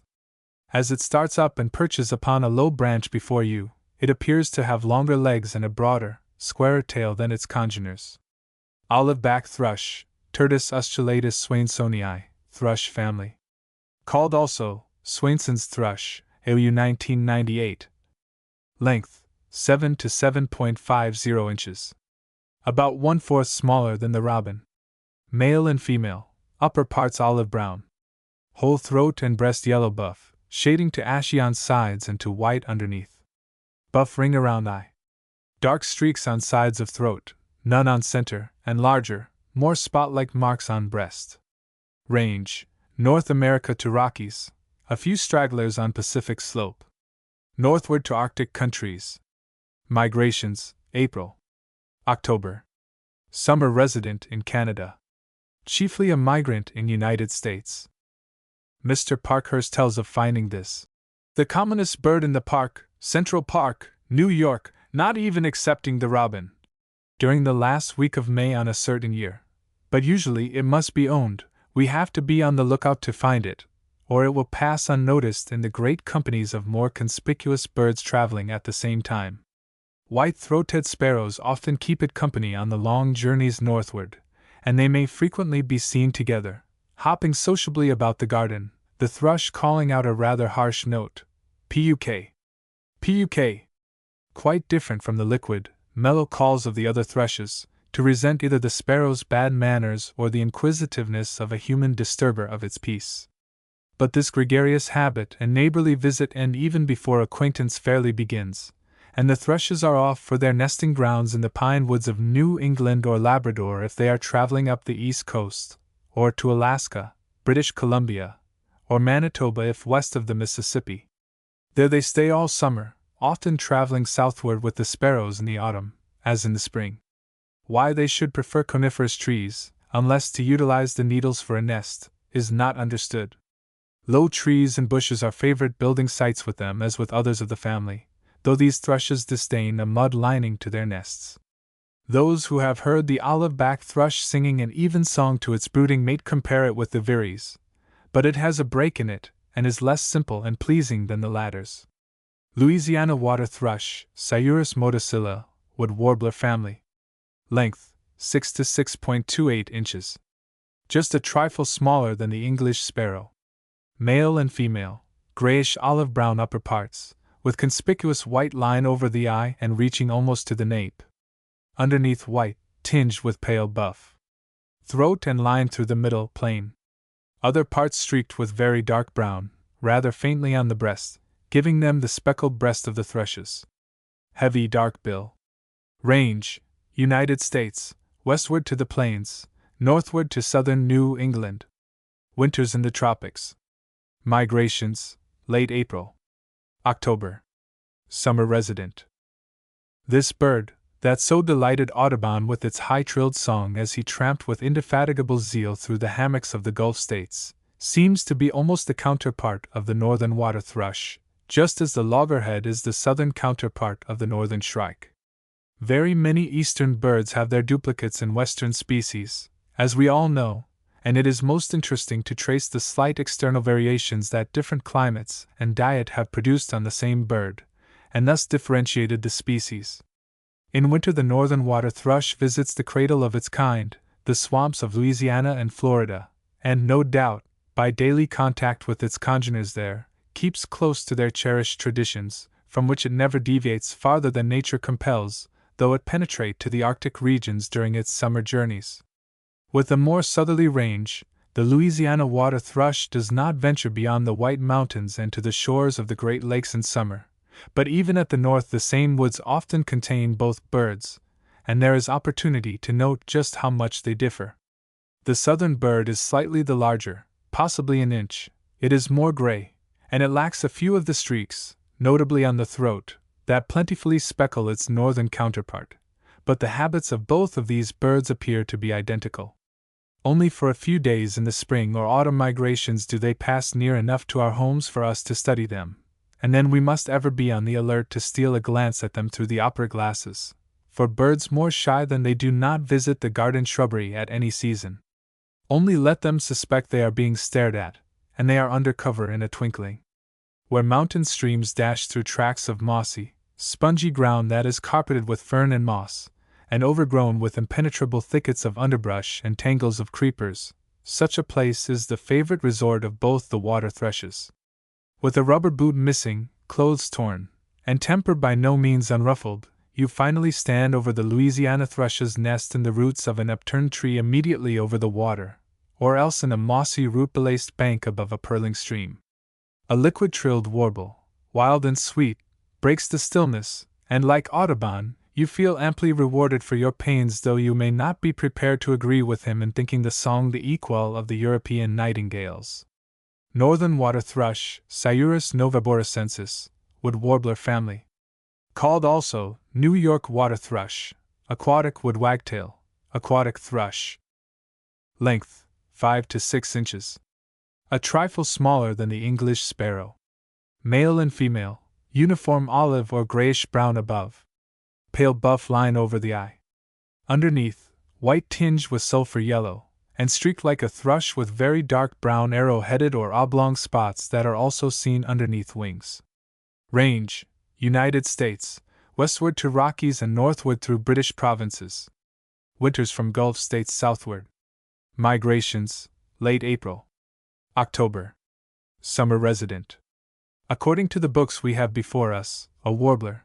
But who, to look at his speckled throat and breast, would ever take him for anything but a diminutive thrush, or, studying him from some distance through the opera glasses as he runs in and out of the little waves along the brook or river shore, would not name him a baby sandpiper? The rather unsteady motion of his legs, balancing of the tail, and sudden jerking of the head suggest an aquatic bird rather than a bird of the woods. But to really know either man or beast, you must follow him to his home, and if you have pluck enough to brave the swamp and the almost impenetrable tangle of undergrowth where the water thrush chooses to nest, there, in the swamp and secluded recesses, a shy and hidden bird is warbling a song. And this warbled song that Walt Whitman so adored gives you your first clue to the proper classification of the bird. It has nothing in common with the serene, hymn-like voices of the true thrushes. The bird has no flute-like notes, but an emphatic smacking or chucking kind of warble. For a few days only is this song heard about the gardens and roadsides of our country places. Like the Louisiana water thrush, this bird never ventures near the homes of men after the spring and autumn migrations, but, on the contrary, goes as far away from them as possible, preferably to some mountain region, beside a cool and dashing brook, where a party of adventurous young climbers from a summer hotel or the lonely trout fisherman may startle it from its mossy nest on the ground. Flicker, Colaptes auratus, woodpecker family. Called also golden-winged woodpecker, clape, pigeon woodpecker, yellowhammer, high-hole or high-holder, yarrup, wake-up, yellow-shafted woodpecker.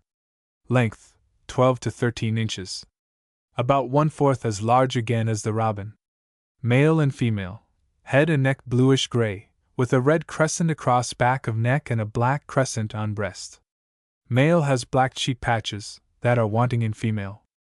Golden-brown shading into brownish-gray, and barred with black above. Underneath whitish, tinged with light chocolate and thickly spotted with black. Wing linings, shafts of wing, and tail quills bright yellow. Above tail white, conspicuous when the bird flies. Range, United States, east of Rockies, Alaska and British America, south of Hudson Bay. Occasional on Pacific slope. Migrations, most commonly seen from April to October. Usually resident. If we were to follow the list of 36 aliases by which this largest and commonest of our woodpeckers is known throughout its wide range, we should find all its peculiarities of color, flight, noises, and habits indicated in its popular names. It cannot but attract attention wherever seen, with its beautiful plumage, conspicuously yellow if its outstretched wings are looked at from below, conspicuously brown and white if seen upon the ground. At a distance it suggests the meadowlark. Both birds wear black, crescent breast decorations, and the flicker also has the habit of feeding upon the ground, especially in autumn, a characteristic not shared by its relations. Early in the spring this bird of many names and many voices makes itself known by a long, strong, sonorous call, a sort of proclamation that differs from its song proper, which Audubon calls a prolonged jovial laugh, described by Mrs. Wright as wick, wick, wick, wick, and differs also from its rapidly repeated, mellow, and most musical cub, cub, cub, cub, cub, uttered during the nesting season. Its nasal keer, vigorously called out in the autumn, is less characteristic, however, than the sound it makes while associating with its fellows on the feeding ground, a sound that Mr. Frank M. Chapman says can be closely imitated by the swishing of a willow wand. A very ardent and ridiculous-looking lover is this bird, as, with tail stiffly spread, he sidles up to his desired mate and bows and bobs before her, then retreats and advances, bowing and bobbing again, very often with a rival lover beside him, whom he generously tolerates, trying to outdo him in grace and general attractiveness. Not the least of the bird's qualities that must commend themselves to the bride is his unfailing good nature, genial alike in the home and in the field. The high-holders have the peculiar and silly habit of boring out a number of superfluous holes for nests high up in the trees, in buildings, or hollow wooden columns, only one of which they intend to use. 6 white eggs is the proper number for a household, but Dr. Cowes says the female that has been robbed keeps on laying 3 or even 4 sets of eggs without interruption. Meadowlark, Sternella magna, blackbird family. Called also field lark, old field lark, eastern meadowlark, AU 1998. Length 10 to 11 inches. A trifle larger than the robin. Male, upper parts brown, varied with chestnut, deep brown, and black. Crown streaked with brown and black, and with a cream-colored streak through the center dark brown line apparently running through the eye, another line over eye yellow. Throat and chin yellow, a large conspicuous black crescent on breast. Underneath yellow, shading into buffy brown, spotted or streaked with very dark brown, outer tail feathers chiefly white, conspicuous in flight. Long, strong legs and claws, adapted for walking. Less black in winter plumage, which is more grayish-brown. Female, paler than male. Range, North America, from Newfoundland to the Gulf of Mexico, and westward to the plains, where the western meadowlark takes its place. Winters from Massachusetts and Illinois southward. Migrations, April. Late October. Usually a resident, a few remaining through the winter. In the same meadows with the red-winged blackbirds, birds of another feather, but of the same family, nevertheless, may be found flocking together, hunting for worms and larvae, building their nests, and rearing their young very near each other with the truly social instinct of all their kin. The meadowlarks, which are really not larks at all, but the blackbirds and orioles' cousins, are so protected by the coloring of the feathers on their backs, like that of the grass and stubble they live among, that 10 blackbirds are noticed for every meadowlark, although the latter is very common. Not until you flush a flock of them as you walk along the roadside or through the meadows and you note the white tail feathers and the black crescents on the yellow breasts of the large brown birds that rise towards the treetops with whirring sound and a flight suggesting the quails, do you suspect there are any birds among the tall grasses. Their clear and piercing whistle, "Spring o' the year, spring o' the year," rings out from the trees with varying intonation and accent, but always sweet and inspiriting. To the bird's high vantage ground you may not follow, for no longer having the protection of the high grass, it has become wary and flies away as you approach, calling out peent peent and nervously flitting its tail, again showing the white feather, when it rests a moment on the pasture fence rail. It is like looking for a needle in a haystack to try to find a meadowlark's nest, an unpretentious structure of dried grasses partly arched over and hidden in a clump of high timothy, flat upon the ground. But what havoc snakes and field mice play with the white speckled eggs and helpless fledglings! The care of rearing 2 or 3 broods in a season and the change of plumage to duller winter tints seem to exhaust the high spirits of the sweet whistler. For a time he is silent, but partly regains his vocal powers in the autumn, when, with large flocks of his own kind, he resorts to marshy feeding grounds. In the winter he chooses for companions the horned larks that walk along the shore, or the snow buntings and sparrows of the inland pastures, and will even include the denizens of the barnyard when hunger drives him close to the haunts of men. The western meadowlark or prairie lark, Sternella magna neglecta, which many ornithologists consider a different species from the foregoing, as does AOU 1998, is distinguished chiefly by its lighter, more grayish-brown plumage, by its yellow cheeks, and more especially by its richer, fuller song. In his Birds of Manitoba, Mr. Ernest E. Thompson says of this meadowlark, "In richness of voice and modulation it equals or excels both with thrush and nightingale, and in the beauty of its articulation it has no superior in the whole world of feathered choristers with which I am acquainted." Horned lark, Odocorus alpestris, lark family. Called also shore lark. Length, 7.5 to 8 inches. About 1/5 smaller than the robin.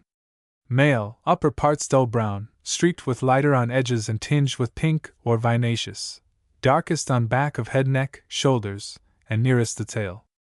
A few erectile feathers on either side of the head form slight tufts or horns that are wanting in female. A black mark from the base of the bill passes below the eye and ends in a horn-shaped curve on cheeks, which are yellow. Throat clear yellow. Breast has crescent-shaped black patch. Underneath soiled white, with dusky spots on lower breast. Tail black, the outer feathers margined with white, noticed in flight. Female, has yellow eye stripe, less prominent markings, especially on head, and is a trifle smaller. Range, northeastern parts of North America, and in winter from Ohio and eastern United States as far south as North Carolina. Migrations, October and November. March. Winter resident. Far away to the north in Greenland and Labrador, this true lark, the most beautiful of its genus, makes its summer home. There it is, a conspicuously handsome bird with its pinkish gray and chocolate feathers, that have greatly faded into dull browns when we see them in the late autumn. In the far north only does it sing, and according to Audubon, the charming song is flung to the breeze while the bird soars like a skylark. In the United States we hear only its call note. Great flocks come down the Atlantic coast in October and November, and separate into smaller bands that take up their residence in sandy stretches and open tracts near the sea or wherever the food supply looks promising, and there the larks stay until all the seeds, buds of bushes, berries, larvae, and insects in their chosen territory are exhausted. They are ever conspicuously ground birds, walkers, and when disturbed at their dinner, prefer to squat on the earth rather than expose themselves by flight. Sometimes they run nimbly over the frozen ground to escape an intruder, but flying they reserve as a last resort. When the visitor has passed, they quickly return to their dinner. If they were content to eat less ravenously and remain slender, fewer victims might be slaughtered annually to tickle the palates of the epicure. It is a mystery what they find to fatten upon when snow covers the frozen ground. Even in the severe midwinter storms they will not seek the protection of the woods, but always prefer sandy dunes with their scrubby undergrowth, or open meadowlands. Occasionally a small flock wanders toward the farms to pick up seeds that are blown from the hayricks or scattered about the barnyard by overfed domestic fowls. The prairie horned lark, Odocorus alpestris particula, is similar to the preceding, but a trifle smaller and paler, with a white instead of a yellow streak above the eye, the throat yellowish or entirely white instead of sulphur yellow, and other minor differences. It has a far more southerly range, confined to northern portions of the United States from the Mississippi eastward. Once a distinctly prairie bird, it now roams wherever large stretches of open country that suit its purposes are cleared in the east, and remains resident. This species also sings in midair on the wing, but its song is a crude, half-inarticulate affair, barely audible from a height of 200 feet. American pipit, Anthus pennsylvanicus, wagtail family. Called also titlark, brown or red lark. Length 6.38 to 7 inches. About the size of a sparrow. Male and female, upper parts brown, wings and tail dark olive brown, the wing coverts tipped with buff or whitish, and ends of outer tail feathers white, conspicuous in flight. White or yellowish eye-ring, and line above the eye. Underneath light buff brown, with spots on breast and sides, the under parts being washed with brown of various shades. Feet brown. Hind toenail as long as or longer than the toe. Range, North America at large. Winters south of Virginia to Mexico and beyond. Migrations, April, October or November. Common in the United States, chiefly during the migrations. The color of this bird varies slightly with age and sex, the underparts ranging from white through pale rosy brown to a reddish tinge, but at any season, and under all circumstances, the pipit is a distinctly brown bird, resembling the water thrushes not in plumage only, but in the comical tail waggings and jerkings that alone are sufficient to identify it. However the books may tell us the bird is a wagtail, it certainly possesses two strong characteristics of true larks. It is a walker, delighting in walking or running, never hopping over the ground, and it has the angelic habit of singing as it flies. During the migrations the pipits are abundant in salt marshes or open stretches of country inland, that, with lark-like preference, they choose for feeding grounds. When flushed, all the flock rise together with uncertain flight, hovering and wheeling about the place, calling down dee-dee, dee-dee above your head until you have passed on your way, then promptly returning to the spot from whence they were disturbed. Along the roadsides and pastures, where 2 or 3 birds are frequently seen together, They are too often mistaken for the Vesper sparrows because of their similar size and coloring, but their easy, graceful walk should distinguish them at once from the hopping sparrow. They often run to get ahead of someone in the lane, but rarely fly if they can help it, and then scarcely higher than a fence rail. Early in summer they are off for the mountains in the north. Labrador is their chosen nesting ground, and they are said to place their grassy nest, lined with lichens or moss, flat upon the ground, still another lark trait. Their eggs are chocolate brown scratched with black. Whippoorwill, Antrostomus vociferus, goatsucker family. Called also whippoorwill, AU 1998. Length, 9 to 10 inches. About the size of the robin. Apparently much larger, because of its long wings and wide wingspread. Male, a long-winged bird, mottled all over with reddish-brown, grayish-black, and dusky white, numerous bristles fringing the large mouth. A narrow white band across the upper breast. Tail quills on the end and underside white. Female, similar to male, except that the tail is dusky in color where that of the male is white. Band on breast buff instead of white. Range, United States to the plains. Not common near the sea. Migrations, late April to middle of September. Summer resident. The whippoorwill, because of its nocturnal habits and plaintive note, is invested with a reputation for occult power which inspires a chilling awe among superstitious people, and leads them insanely to attribute to it an evil influence. But it is a harmless, useful night prowler, flying low and catching enormous numbers of hurtful insects, always the winged varieties, in its peculiar fly-trap mouth. It loves the rocky, solitary woods, where it sleeps all day, but it is seldom seen, even after painstaking search, because of its dull, mottled markings conforming so nearly to rocks and dry leaves, and because of its unusual habit of stretching itself lengthwise on a tree branch or ledge, where it is easily confounded with a patch of lichen, and thus overlooked. If by accident one happens upon a sleeping bird, it suddenly rouses and flies away, making no more sound than a passing butterfly, a curious and uncanny silence that is quite remarkable. When the sun goes down and as the gloaming deepens, the bird's activity increases, and it begins its nightly duties, emitting from time to time, like a sentry on his post or a watchman of the night, the doleful call which has given the bird its common name. It mourns unseen, and ceaseless sings ever a note of wail and woe, that our Dutch ancestors interpreted as Quote-Kirkie, and so called it. They had a tradition that no frost ever appeared after the bird had been heard calling in the spring, and that it wisely left for warmer skies before frost came in the autumn. Prudent bird, never caught napping! It is erratic in its choice of habitations, even when rock and solitude seem suited to its taste. Very rarely is this odd bird found close to the seashore, and in the Hudson River Valley it keeps a half-mile or more back from the river. The eggs, generally 2 in number, are creamy white, dashed with dark and olive spots, and laid on the ground on dry leaves, or in a little hollow in rock or stump, never in a nest built with loving care. But in extenuation of such carelessness it may be said that, if disturbed or threatened, the mother shows no lack of maternal instinct, and removes her young, carrying them in her beak as a cat conveys her kittens to secure shelter. Nighthawk, Cordales virginianus, goatsucker family.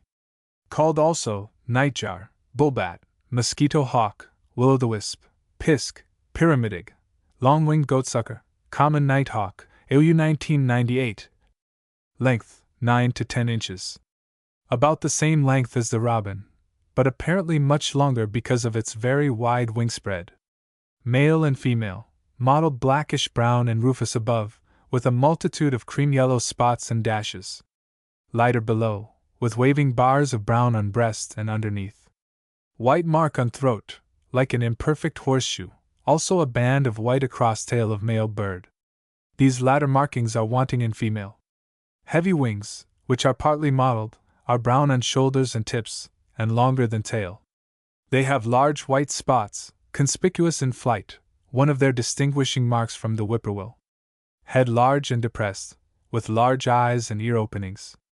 Very small bill. Range, from Mexico to Arctic islands. Migrations, May, October. Common summer resident. The nighthawk's misleading name could not well imply more that the bird is not. It is not nocturnal in its habits, either is it a hawk, for if it were, no account of it would be given in this book, which distinctly excludes birds of prey. Stories of its chicken stealing prove to be ignorant rather than malicious slanders. Any one disliking the name, however, surely cannot complain of a limited choice of other names by which, in different sections of the country, it is quite as commonly known. Too often it is mistaken for the whippoorwill. The nighthawk does not have the weird and wailful cry of that more dismal bird, but gives instead a harsh, whistling note while on the wing, followed by a vibrating, booming, whirring sound that Nuttall likens to the rapid turning of a spinning wheel, or a strong blowing into the bunghole of an empty hogshead. This peculiar sound is responsible for the name nightjar, frequently given to this curious bird. It is said to be made as the bird drops suddenly through the air, creating a sort of stringed instrument of its outstretched wings and tail.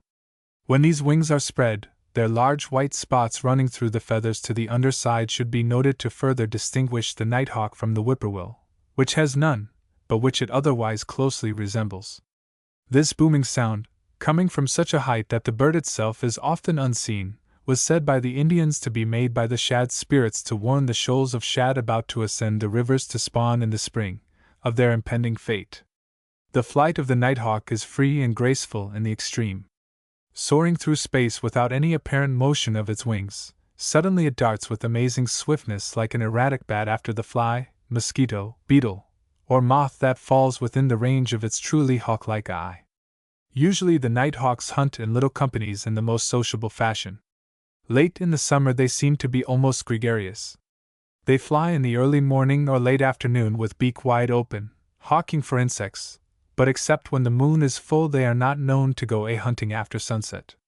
During the heat of the day and at night they rest on limbs of trees, fence rails, stone walls, lichen-covered rocks or old logs, wherever nature has provided suitable mimicry of their plumage to help conceal them. With this object in mind, they quite as often choose a hollow surface of rock in some waste pasture or the open ground on which to deposit the 2 speckled gray eggs that 16 days later will give birth to their family.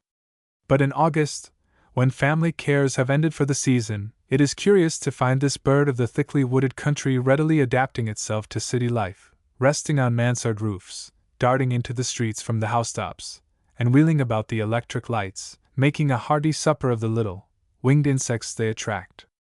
Black-billed cuckoo, Coccyzus erythrophthalmus, cuckoo family. Called also rain crow. Length, 11 to 12 inches. About 1/5 larger than the robin. Male, grayish-brown above, with bronze tint in feathers. Underneath grayish-white, bill, which is long as head and black, arched and acute. Skin about the eye bright red. Tail long, and with spots on tips of quills that are small and inconspicuous. Female, has obscure dusky bars on the tail. Range, Labrador to Panama, westward to Rocky Mountains. Migration May, September. Summer resident. O cuckoo! Shalt I call thee bird? Or but a wandering voice? From the tangled shrubbery on the hillside back of Dove Cottage, Keswick, where Wordsworth and his sister Dorothy listened for the coming of this darling of the spring, in the willows overhanging Shakespeare's Avon, from the favorite haunts of Chaucer and Spenser, where runneth mead and springeth bleed, we hear the cuckoo calling. But how many on this side of the Atlantic are familiar with its American counterpart? Here, too, the cuckoo delights in running water and damp, cloudy weather like that of an English spring. It haunts the willows by our riversides, where as yet no immortal bard arises to give it fame. It loud sings, in our shrubbery too. Indeed, if we cannot study our bird afield, the next best place to become acquainted with it is in the pages of the English poets. But due allowance must be made for differences of temperament. Our cuckoo is scarcely a merry harbinger. His talents, such as they are, certainly are not musical. However, the guttural cluck is not discordant, and the black-billed species, at least, has a soft, mellow voice that seems to indicate an embryonic songster. K-K-K-K, cow-cow-cow, is a familiar sound in many localities, but the large, slim, pigeon-shaped, brownish-olive bird that makes it, securely hidden in the low trees and shrubs that are its haunts, is not often personally known. Catching a glimpse only of the grayish-white underparts from where we stand looking up into the tree at it, it is quite impossible to tell the bird from the yellow-billed species. When, as it flies about, we are able to note the red circles about its eyes, its black bill, and the absence of black tail feathers, with their white thumbnail spots, and see no bright cinnamon feathers on the wings, the yellow-billed species' distinguishing marks, we can at last claim acquaintance with the black-billed cuckoo. Our two common cuckoos are so nearly alike that they are constantly confused in the popular mind and very often in the writings of ornithologists. At first glance, the birds look alike. Their haunts are almost identical, their habits are the same, and, as they usually keep well out of sight, it is not surprising if confusion arise. Neither cuckoo knows how to build a proper home. A bunch of sticks dropped carelessly into the bush, where the hapless babies that emerge from the greenish eggs will not have far to fall when they tumble out of bed, as they must inevitably do, may by courtesy only be called a nest. The cuckoo is said to suck the eggs of other birds, but surely, such vice is only the rarest dissipation. Insects of many kinds and tent caterpillars, chiefly, are their chosen food. Yellow-billed cuckoo, Coccyzus americanus, cuckoo family. Called also rain crow. Length, 11 to 12 inches. About 1/5 longer than the robin. Male and female, grayish-brown above, with bronze tint in feathers. Underneath grayish-white. Bill, which is as long as head, arched, acute, and more robust than the black-billed species, and with lower mandible yellow. Wings washed with bright cinnamon brown. Tail has outer quills black, conspicuously marked with white thumbnail spots. Female larger. Range, North America, from Mexico to Labrador. Most common in temperate climates. Rare on Pacific slope. Migrations, late April. September. Summer resident. Kak, keku, keku, kekuk. Like an exaggerated tree toad's rattle, is a sound that, when first heard, makes you rush out of doors instantly to name the bird. Look for him in the depths of the tall shrubbery or low trees, near running water, if there is any in the neighborhood, and if you are more fortunate than most people, you will presently become acquainted with the yellow-billed cuckoo.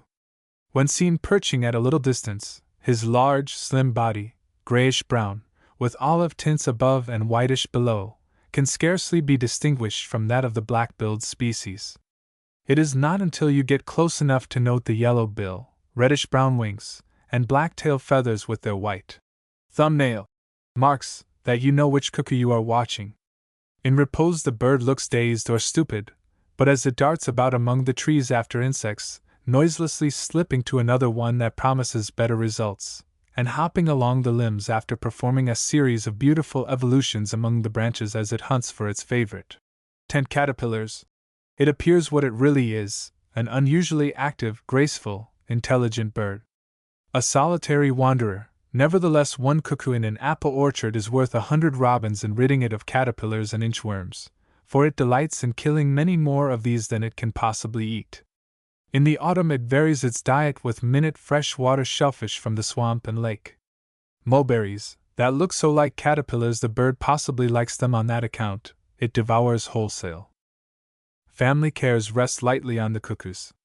The nest of both species is a ramshackle affair, a mere bundle of twigs and sticks without a rim to keep the eggs from rolling from the bush, where they rest, to the ground.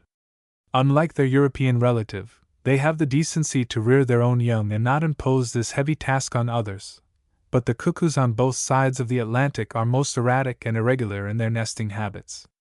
The overworked mother bird often lays an egg while brooding over its nearly hatched companion, and the 2 or 3 half-grown fledglings already in the nest may roll the large greenish eggs out upon the ground, while both parents are off searching for food to quiet their noisy clamorings.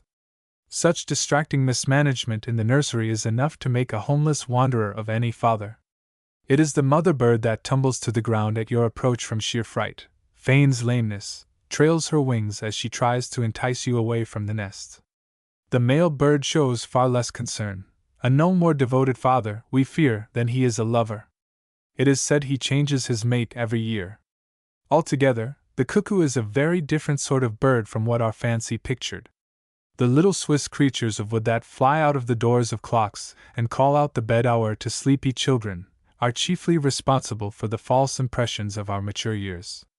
The American bird does not repeat its name, and its harsh, grating "cook, cook" does not remotely suggest the sweet voice of its European relative. Bank swallow, Clavicula riparia, swallow family. Called also sand martin, sand swallow. Length 5 to 5.5 inches. About an inch shorter than the English sparrow, but apparently much larger because of its wide wingspread. Male and female, grayish-brown or clay-colored above. Upper wings and tail darkest. Below, white, with brownish band across chest. Tail, which is rounded and more nearly square than the other swallows, is obscurely edged with white. Range, throughout North America south of Hudson Bay. Migrations, April. October. Summer resident. Where a brook cuts its way through a sand bank to reach the sea is an ideal nesting ground for a colony of sand martins. The face of the high bank shows a number of clean, round holes indiscriminately bored into the sand, as if the place had just received a cannonading. But instead of war, an atmosphere of peace pervades the place in midsummer, when you are most likely to visit it. Now that the young ones have flown from their nests that your arm can barely reach through the tunneled sand or clay, there can be little harm in examining the feathers dropped from gulls, ducks, and other waterbirds with which the grassy home is lined. The bank swallow's nest, like the kingfisher's, which it resembles, is his home as well. There he rests when tired of flying about in pursuit of insect food. Perhaps a bird that has been resting in one of the tunnels, startled by your innocent housebreaking, will fly out across your face, near enough for you to see how unlike the other swallows he is, smaller, plainer, and with none of their glinting steel blues and buffs about him. With strong, swift flight he rejoins his fellows, wheeling, skimming, darting through the air above you, and uttering his characteristic giggling twitter. That is one of the cheeriest noises heard along the beach. In early October, vast numbers of these swallows may be seen in loose flocks along the Jersey coast, slowly making their way south. Clouds of them miles in extent are recorded. Closely associated with the sand martin is the rough-winged swallow, Stelgidopteryx cerepennis, not to be distinguished from its companion on the wing, but easily recognized by its dull gray throat and the absence of the brown breastband when seen at close range. Cedar bird, Ampelus cedrorum, waxwing family. Called also cedar waxwing, ILU 1998, cherry bird, Canada robin, Recollet. Length 7 to 8 inches. About 1/5 smaller than the robin.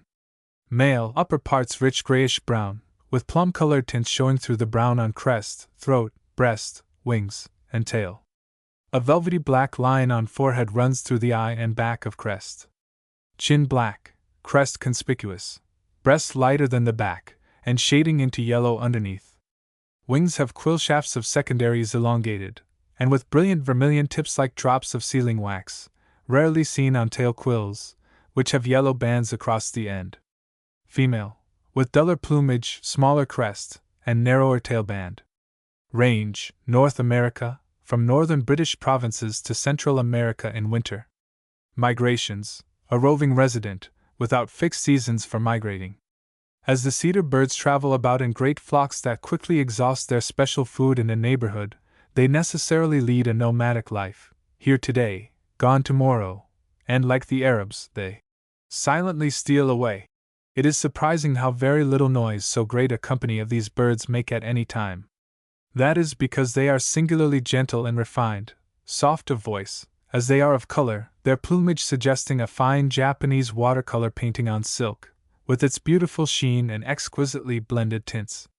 One listens in vain for a song, only a lisping tweet-wheezy, or a dreary whisper, as minute calls their low-toned communications with each other, reaches our ears from their high perches in the cedar trees, where they sit, almost motionless hours at a time, digesting the enormous quantities of juniper and whortleberries, wild cherries, worms, and insects upon which they have gourmandized.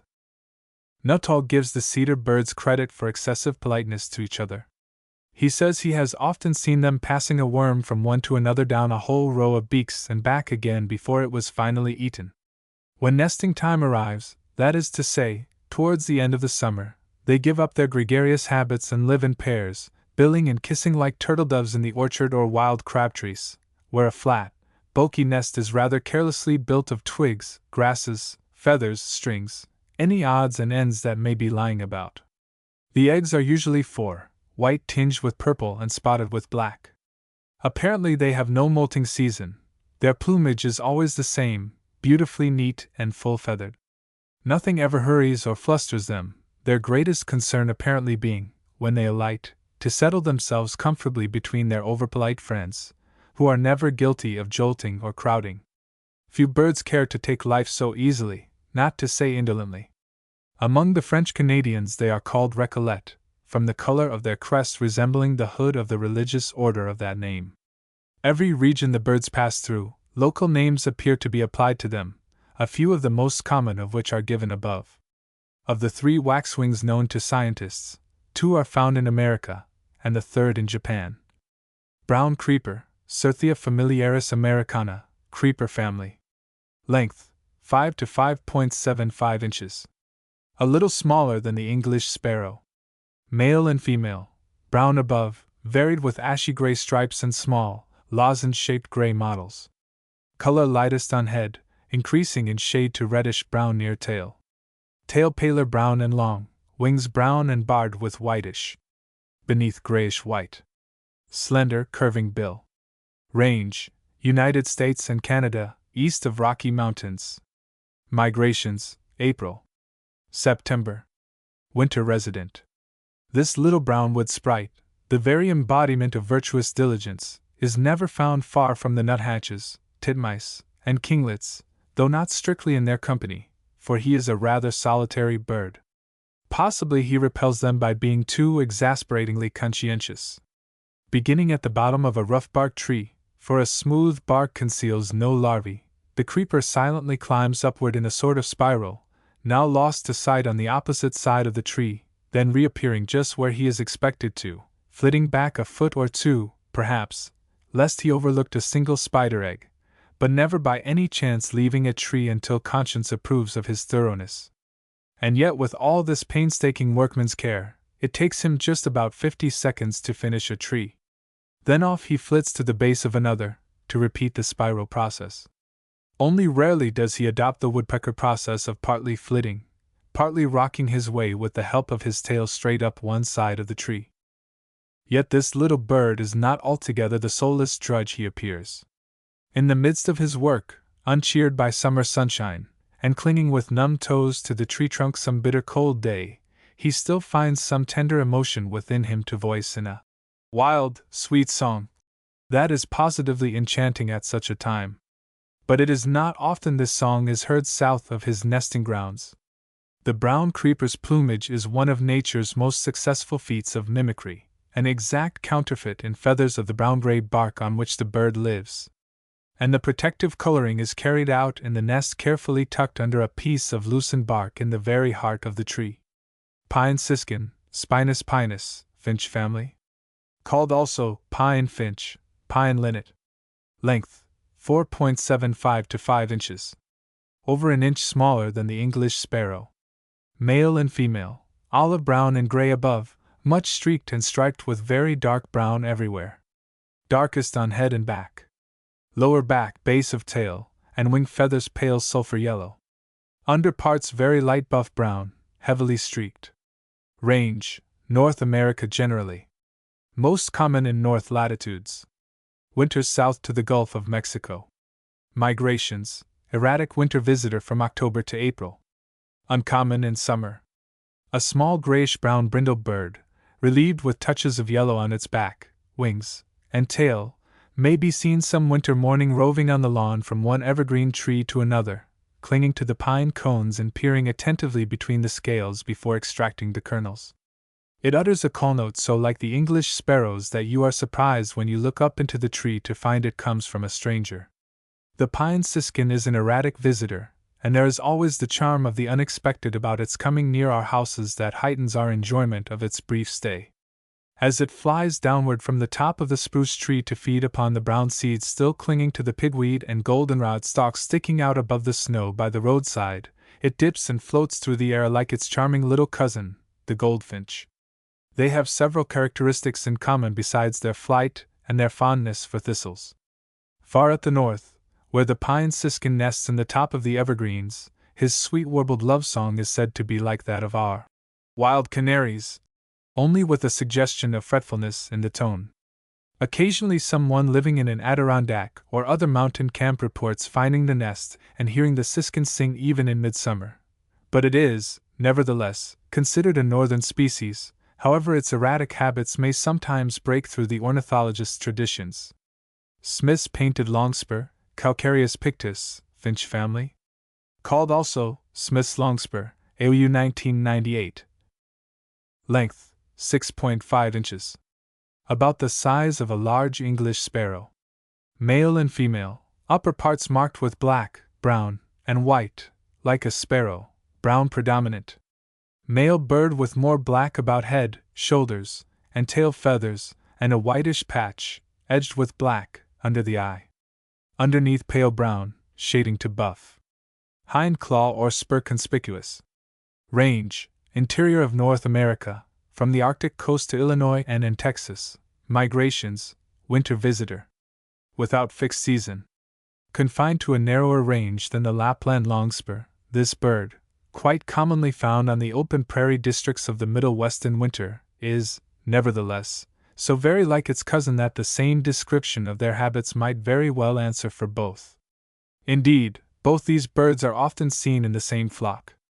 Larks and the ubiquitous sparrows, too, intermingle with them with the familiarity that only the starvation rations of midwinter, and not true sociability, can effect, and looking out upon such a heterogeneous flock of brown birds as they are feeding together on the frozen ground, only the trained field ornithologist would find it easy to point out the painted longspurs.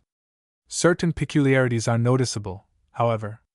Longspurs squat while resting, then, when flushed, they run quickly and lightly and rise with a sharp click, repeated several times in quick succession, and move with an easy, undulating motion for a short distance, when they alight very suddenly, seeming to fall perpendicularly several feet to the ground.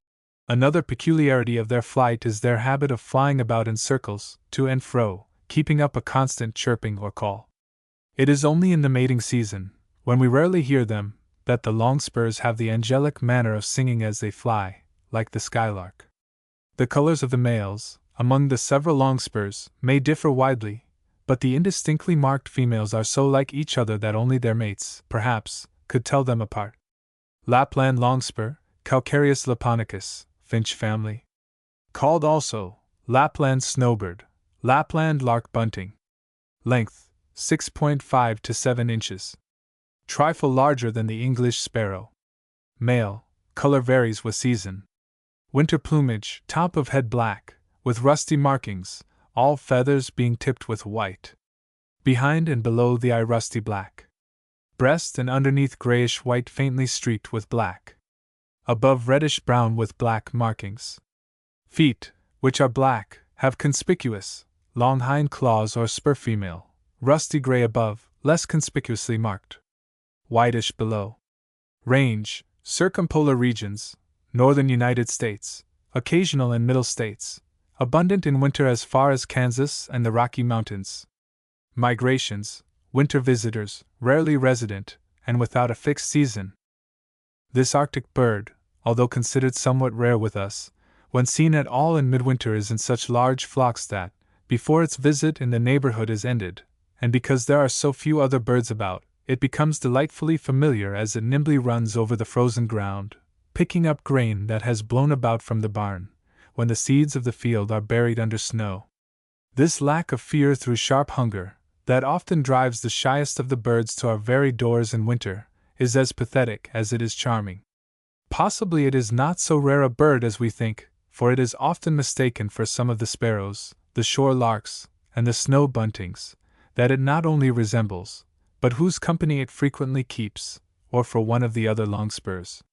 At all seasons of the year a ground bird, you may readily identify the Lapland longspur by its tracks through the snow, showing the mark of the long hind claw or spur. In summer we know little or nothing about it, for, with the coming of the flowers, it is off to the far north, where, we are told, it depresses its nest in a bed of moss upon the ground, and lines it with fur shed from the coat of the Arctic fox. Chipping sparrow, Spizella socialis, finch family. Called also chippy, hairbird, chipbird, social sparrow. Length 5 to 5.5 inches. An inch shorter than the English sparrow. Male, under the eye, on the back of the neck, underneath, and on the lower back ash gray.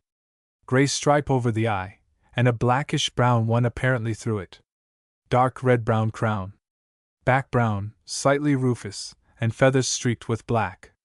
Wings and tail dusty brown. Wing bars not conspicuous. Bill black. Female, lacks the chestnut color on the crown, which is streaked with black. In winter the frontlet is black. Bill brownish. Range, North America, from Newfoundland to the Gulf of Mexico and westward to the Rockies. Winters in Gulf states and Mexico. Most common in eastern United States. Migrations, April. October. Common summer resident, many birds remaining all the year from southern New England southward. Who does not know this humblest, most unassuming little neighbor that comes hopping to our very doors? This mite of a bird with one talent, that it so persistently uses all the day and every day throughout the summer? Its high, wiry trill, like the buzzing of the locust, heard in the dawn before the sky grows even gray, or in the middle of the night, starts the morning chorus, and after all other voices are hushed in the evening, its tremolo is the last bed song to come from the trees. But however monotonous such cheerfulness sometimes becomes when we are surfeited with real songs from dozens of other throats, there are long periods of midsummer silence that it punctuates most acceptably. Its call note, chip, chip, from which several of its popular names are derived, is altogether different from the trill which must do duty as a song to express love, contentment, everything that so amiable a little nature might feel impelled to voice. But with all its virtues, the chippy shows lamentable weakness of character in allowing its grown children to impose upon it, as it certainly does. In every group of these birds throughout the summer we can see young ones, which we may know by the black line stripes on their breasts, hopping around after their parents, that are often no larger or more able-bodied than they, and teasing to be fed, drooping their wings to excite pity for a helplessness that they do not possess when the weary little mother hops away from them, and still persistently chirping for food until she weakly relents. Returns to them, picks a seed from the ground and thrusts it down the bill of the sauciest teaser in the group. With two such broods in a season the chestnut feathers on the father's jaunty head might well turn gray. Unlike most of the sparrows, the little chippy frequents high trees, where its nest is built quite as often as in the low bushes of the garden. The horsehair, which always lines the grass up that holds its greenish-blue, speckled eggs, is alone responsible for the name hairbird, and not the chippy's hair-like trill, as some suppose. English sparrow, Passer domesticus, finch family. Called also house sparrow, AU 1998. Length 6.33 inches. Male, ashy above, with black and chestnut stripes on back and shoulders. Wings have chestnut and white bar, bordered by faint black line. Gray crown, bordered from the eye backward and on the nape by chestnut. Middle of throat and breast black. Underneath grayish white. Female, paler, wing bars indistinct, and without the black marking on throat and breast. Range, around the world. Introduced and naturalized in America, Australia, New Zealand. Migrations, constant resident. Of course, no self-respecting ornithologist will condescend to enlarge his list by counting in the English sparrow, too pestiferous to mention. Writes Mr. H. E. Parkhurst, and yet of all bird neighbors is any one more within the scope of this book than the audacious little gamin that delights in the companionship of humans even in their most noisy city thoroughfares. In a bulletin issued by the Department of Agriculture it is shown that the progeny of a single pair of these sparrows might amount to 275,716,983,698 in 10 years. Inasmuch as many pairs were liberated in the streets of Brooklyn, New York, in 1851, when the first importation was made, the day is evidently not far off when these birds, by no means meek, shall inherit the earth. In Australia, Scotch thistles, English sparrows, and rabbits, three most unfortunate importations, have multiplied with equal rapidity until serious alarm fills the minds of the colonists. But in England, a special committee appointed by the House of Commons to investigate the character of the alleged pest has yet to learn whether the sparrow's services as an insect destroyer do not outweigh the injury it does to fruit and grain. Field sparrow, Spizella pusilla, finch family. Called also field bunting, wood sparrow, bush sparrow. Length 5.5 to 5.75 inches. A little smaller than the English sparrow. Male, chestnut crown. Upper back bright chestnut, finely streaked with black and ashy brown. Lower back more grayish. Whitish wing bars. Cheeks, line over the eye, throat, pale brownish drab. Tail long. Underneath grayish white, tinged with palest buff on breast and sides. Bill reddish. Female, paler, the crown edged with grayish. Range, North America, from British provinces to the Gulf, and westward to the plains. Winters from Illinois and Virginia southward. Migrations, April. November. Common summer resident. Simply because both birds have chestnut crowns, the field sparrow is often mistaken for the dapper, sociable chippy, and no doubt because it loves such heathy, grassy pastures as are dear to the vesper sparrow, and has bay wings and a sweet song, these two cousins also are often confused.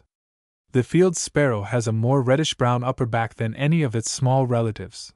The absence of streaks on its breast and of the white tail quills so conspicuous in the vesper sparrow's flight sufficiently differentiate the two birds, while the red bill of the field sparrow is a positive mark of identification. This bird of humble nature, that makes the scrubby pastures and uplands tuneful from early morning until after sunset, flies away with exasperating shyness as you approach. Alighting on a convenient branch, he lures you on with his clear, sweet song. Follow him, and he only hops about from bush to bush, farther and farther away, singing as he goes a variety of strains, which is one of the bird's peculiarities. The song not only varies in individuals, but in different localities, which may be one reason why no two ornithologists record it alike. Doubtless the chief reason for the amusing differences in the syllables into which the songs of birds are often translated in the books is that the same notes actually sound differently to different individuals. Thus, to people in Massachusetts, the white-throated sparrow seems to say, "Peabody, Peabody, Peabody," while good British subjects beyond the New England border hear him sing quite distinctly, "Sweet Canada, Canada, Canada." But however the opinions as to the syllables of the field sparrow's song may differ, all are agreed as to its exquisite quality, that resembles the vesper sparrow's tender, sweet melody. The song begins with 3 soft, wild whistles, and ends with a series of trills and quavers that gradually melt away into silence, a serene and restful strain as soothing as a hymn. Like the vesper sparrows, these birds sometimes build a plain, grassy nest, unprotected by overhanging bush, flat upon the ground. Possibly from a prudent terror of field mice and snakes, the little mother most frequently lays her bluish-white, rufous, marked eggs in a nest placed in a bush of a bushy field. Hence John Burroughs has called the bird the bush sparrow. Fox sparrow, Passerella illica, finch family. Called also fox-colored sparrow, ferruginous finch, foxy finch. Length 6.5 to 7.25 inches. Nearly an inch longer than the English sparrow. Male and female, upper parts reddish-brown, varied with ash-gray, brightest on lower back, wings, and tail. Bluish slate about the head. Underneath whitish, the throat, breast, and sides heavily marked with arrowheads and oblong dashes of reddish-brown and blackish. Range, Alaska and Manitoba to southern United States. Winters chiefly south of Illinois and Virginia. Occasional stragglers remain north most of the winter. Migrations, March, November. Most common in the migrations.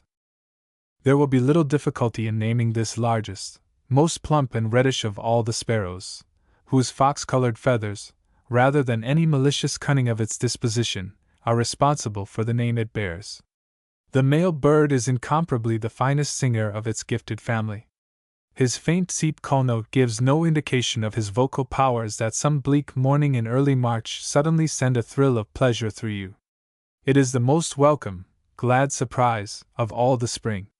Without a preliminary twitter or throat clearing of any sort, the full, rich, luscious tones, with just a tinge of plaintiveness in them, are poured forth with spontaneous abandon. Such a song at such a time is enough to summon anybody with a musical ear out of doors under the leaden skies to where the delicious notes issue from the leafless shrubbery by the roadside.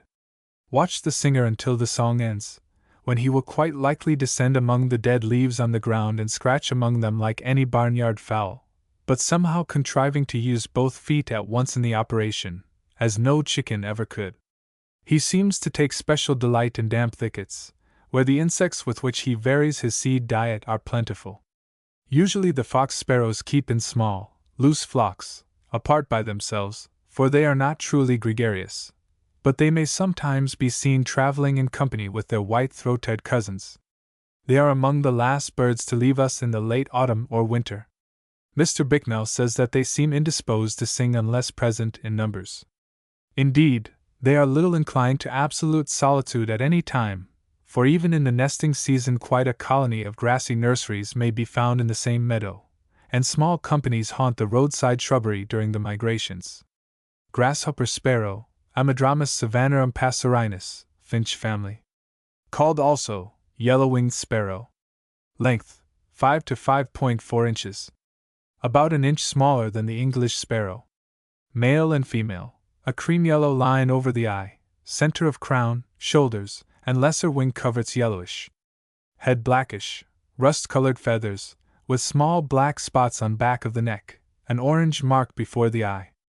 All other upper parts varied red, brown, cream, and black, with a drab wash.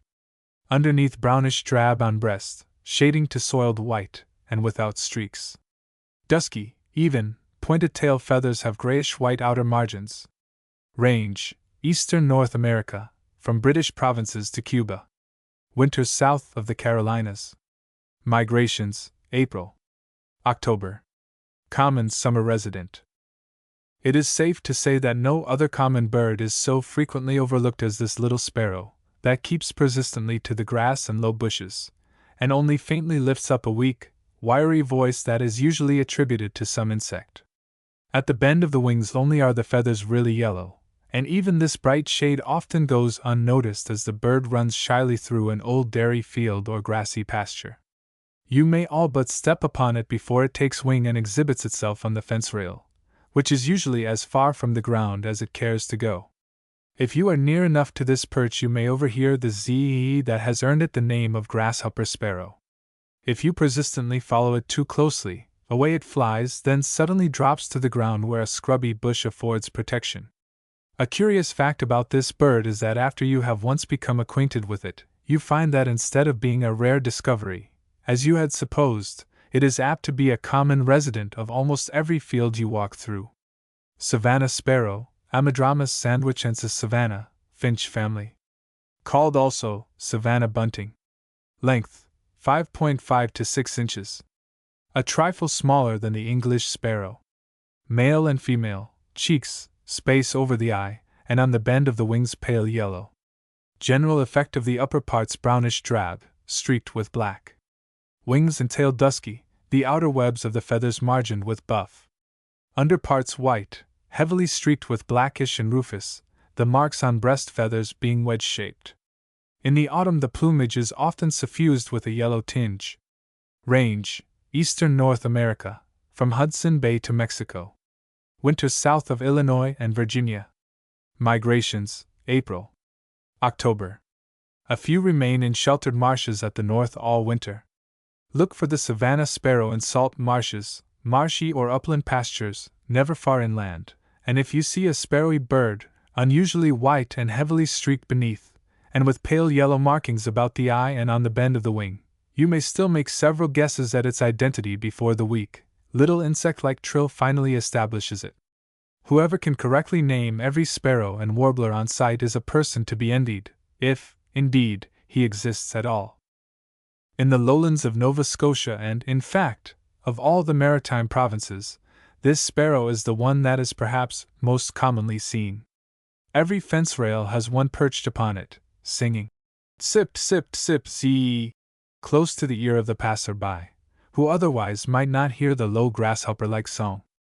At the north the bird somehow loses the shyness that makes it comparatively little known farther south. Depending upon the scrub and grass to conceal it, you may almost tread upon it before it startles you by its sudden rising with a whirring noise, only to drop to the ground again just a few yards farther away, where it scuds among the underbrush and is lost to sight. Tall weeds and fence rails are as high and exposed situations as it is likely to select while singing. It is most distinctively a ground bird, and flat upon the pasture or in a slightly hollowed cup it has the merest apology for a nest. Only a few wisps of grass are laid in the cavity to receive the pale green eggs, that are covered most curiously with blotches of brown of many shapes and tints. Seaside sparrow, Ammodramus maritimus, finch family. Called also meadow chippy, seaside finch. Length 6 inches. A shade smaller than the English sparrow. Male and female, upper parts dusky grayish or olivaceous brown, inclining to gray on shoulders and on edges of some feathers. Wings and tail darkest. Throat yellowish white, shading to gray on breast, which is indistinctly mottled and streaked. A yellow spot before the eye and on bend of the wing, the bird's characteristic marks. Blunt tail. Range, Atlantic seaboard, from Georgia northward. Usually winters south of Virginia. Migrations, April. November. A few remain in sheltered marshes all winter. The savanna, the swamp, the sharp-tailed, and the song sparrows may all sometimes be found in the haunts of the seaside sparrow, but you may be certain of finding the latter nowhere else than in the salt marshes within sight or sound of the sea. It is a dingy little bird, with the least definite coloring of all the sparrows that have maritime inclinations, with no rufous tint in its feathers, and less distinct streakings on the breast than any of them. It has no black markings on the back.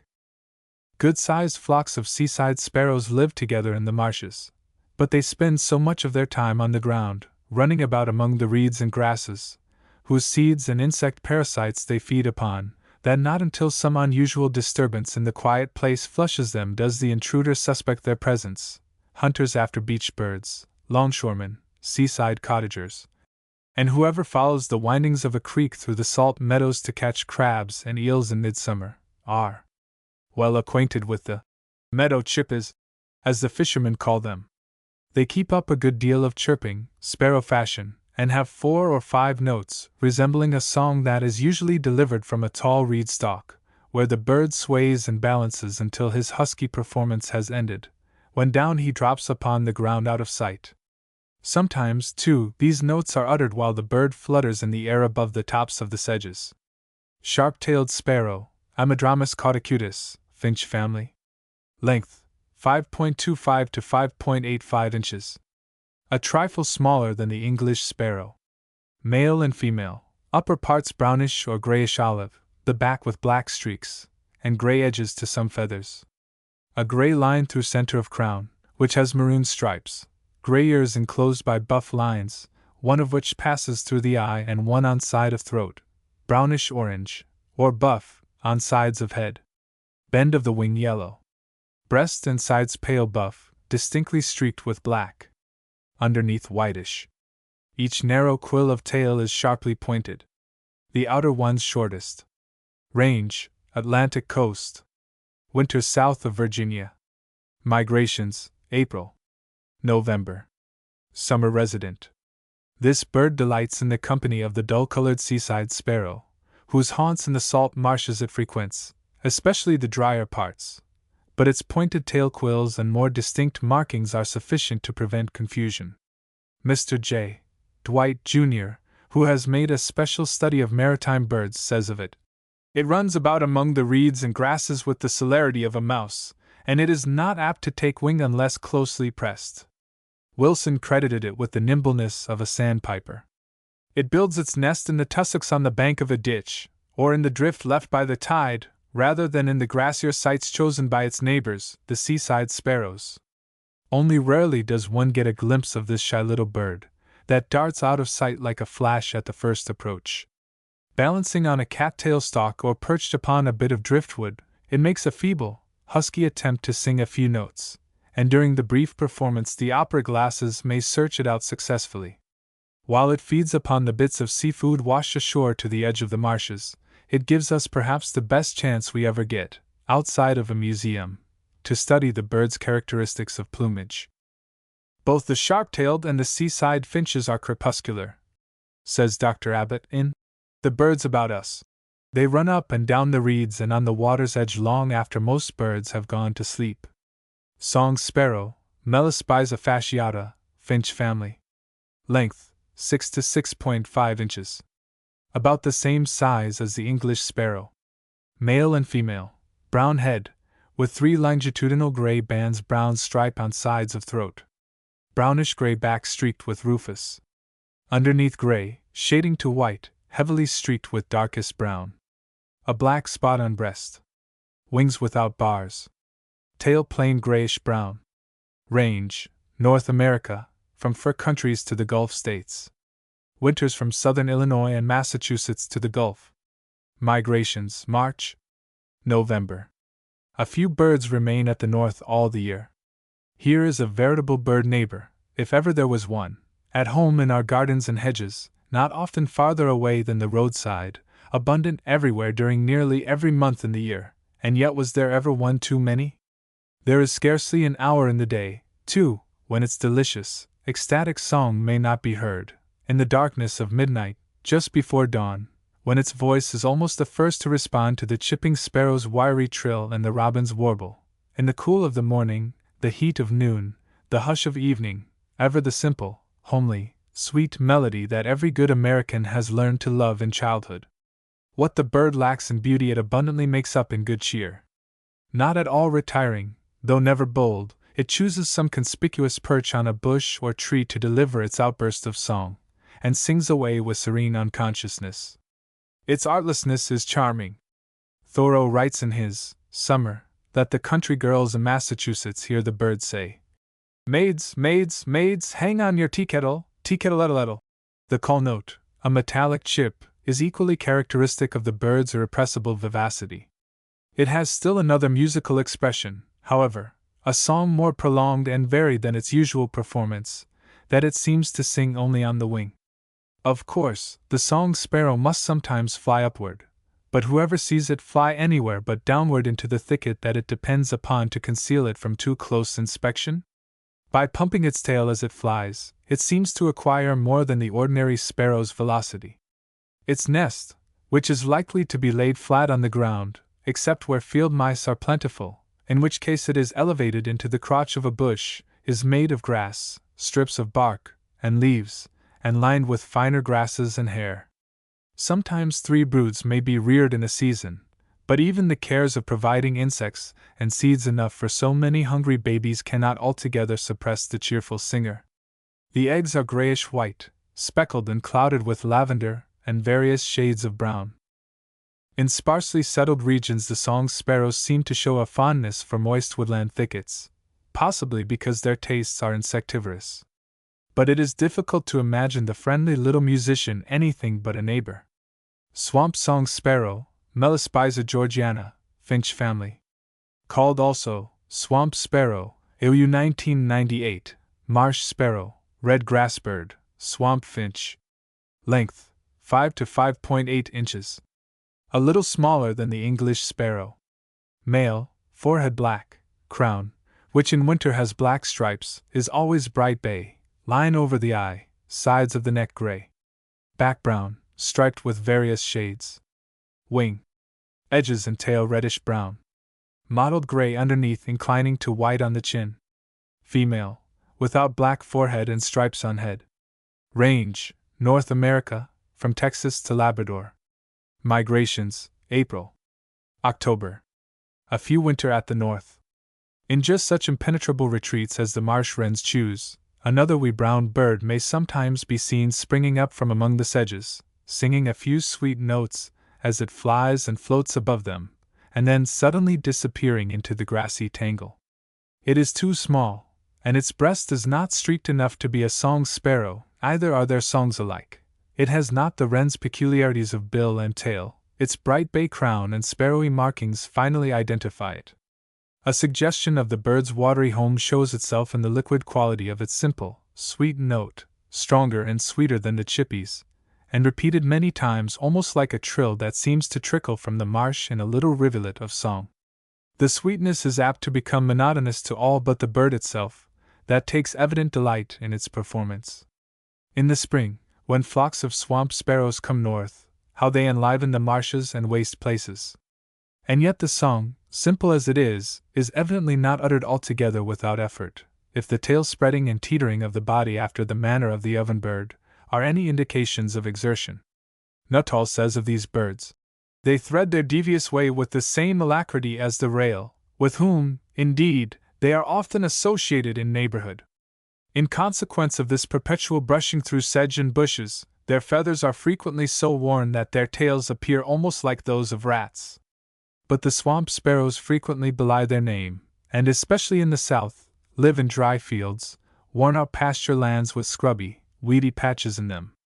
They live upon seeds of grasses and berries, but Dr. Abbott has detected their special fondness for fish, not fresh fish particularly, but rather such as have lain in the sun for a few days and become dry as a chip.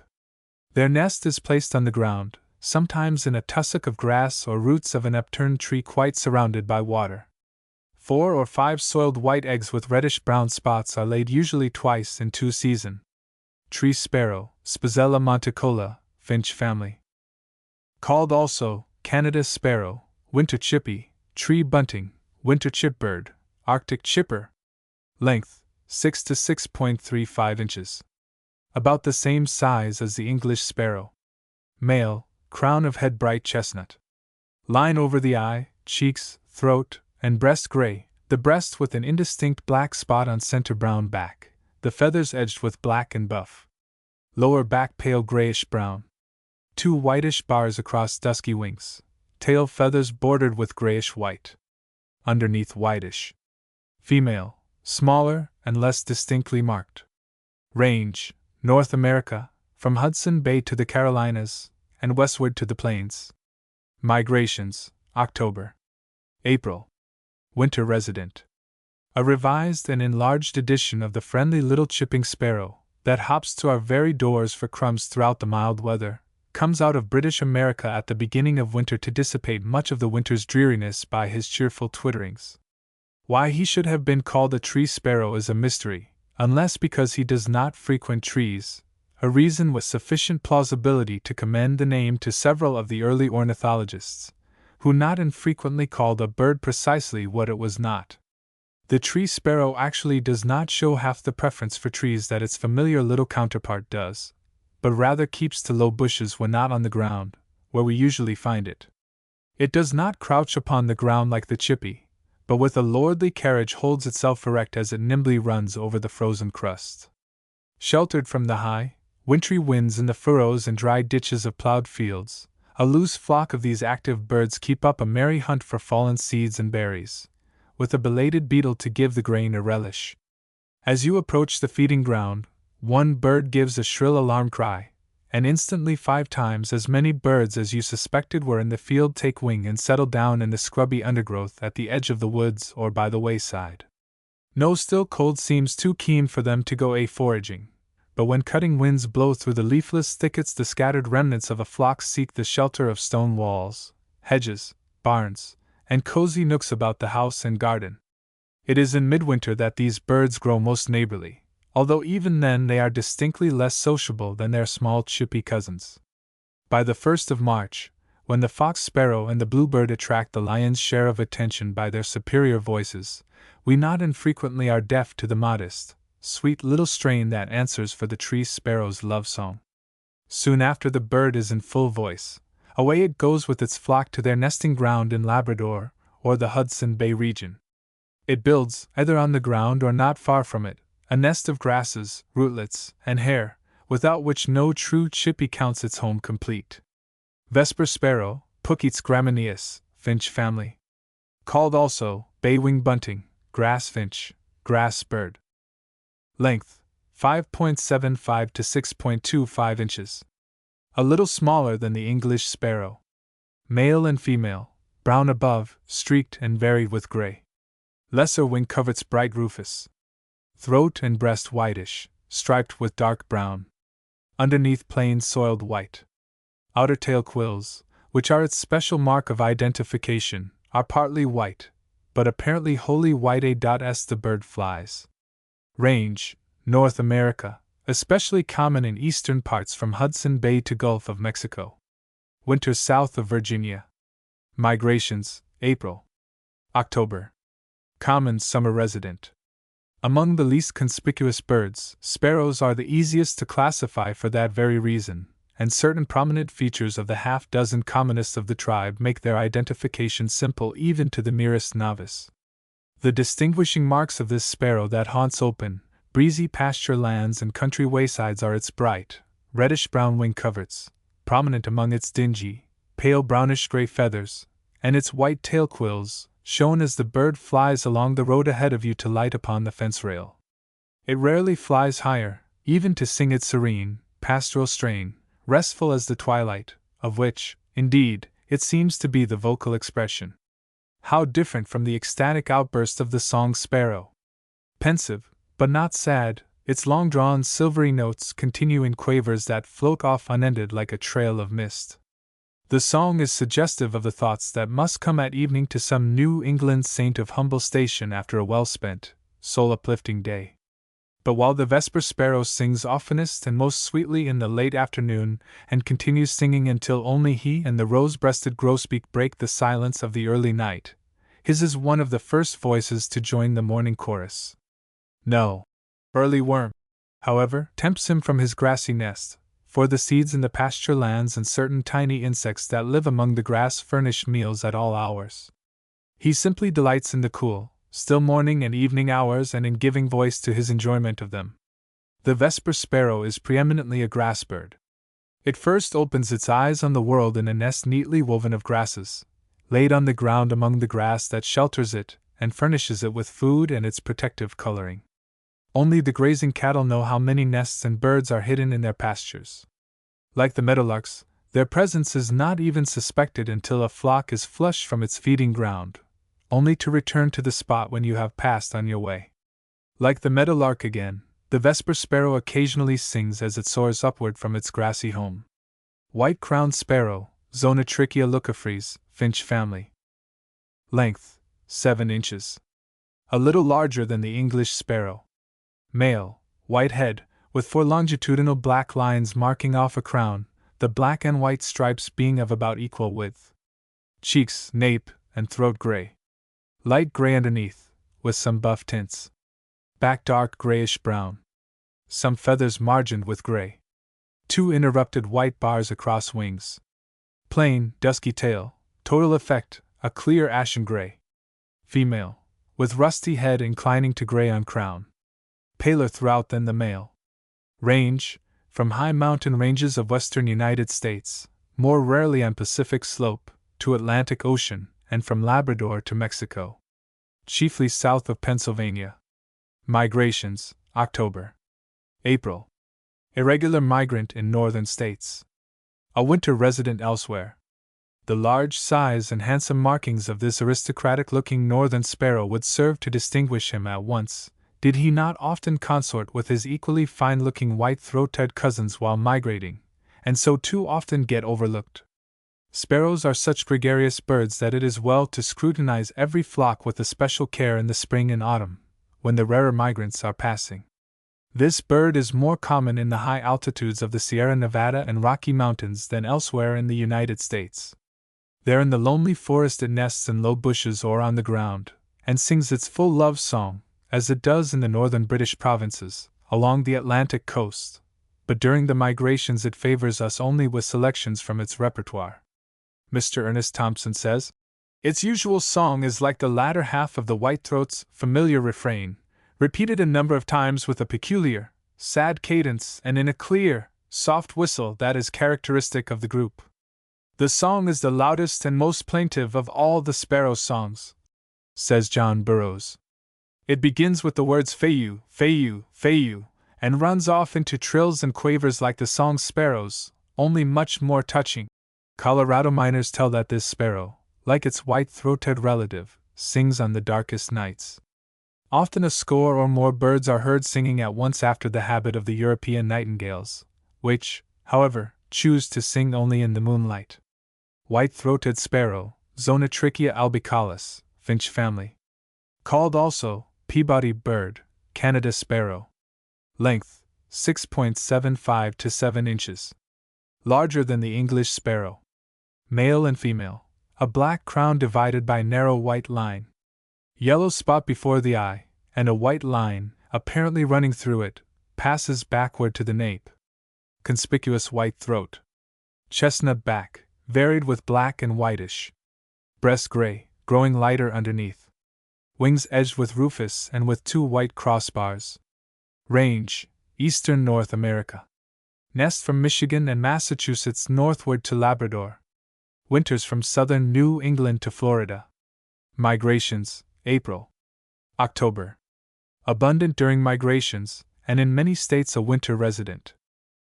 I, Peabody, Peabody, Peabody, are the syllables of the whitethroat's song heard by the good New Englanders, who have a tradition that you must either be a Peabody or a nobody there, while just over the British border the bird is distinctly understood to say, Sweetie Canada, Canada, Canada.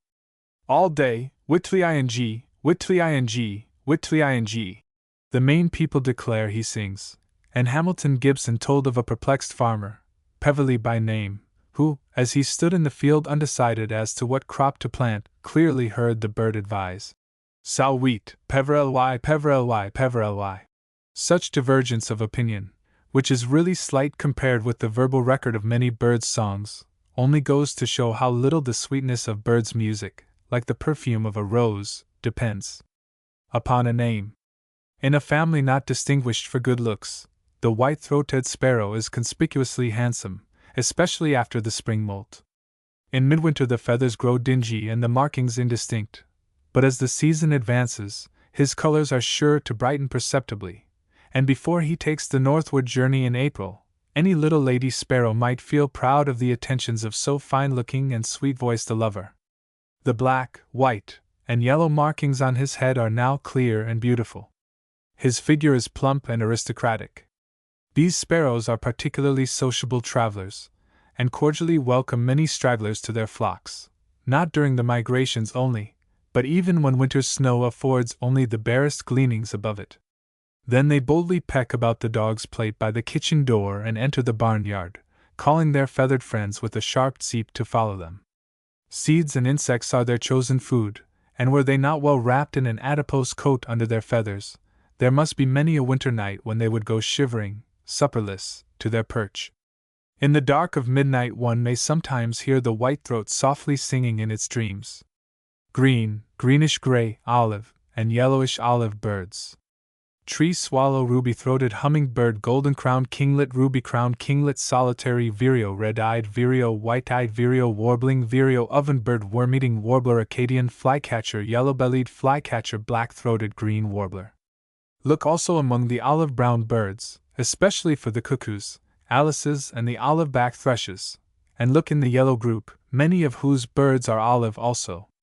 See also females of the red crossbill, orchard oriole, scarlet tanager, summer tanager. Green, greenish-gray, olive, and yellowish-olive birds.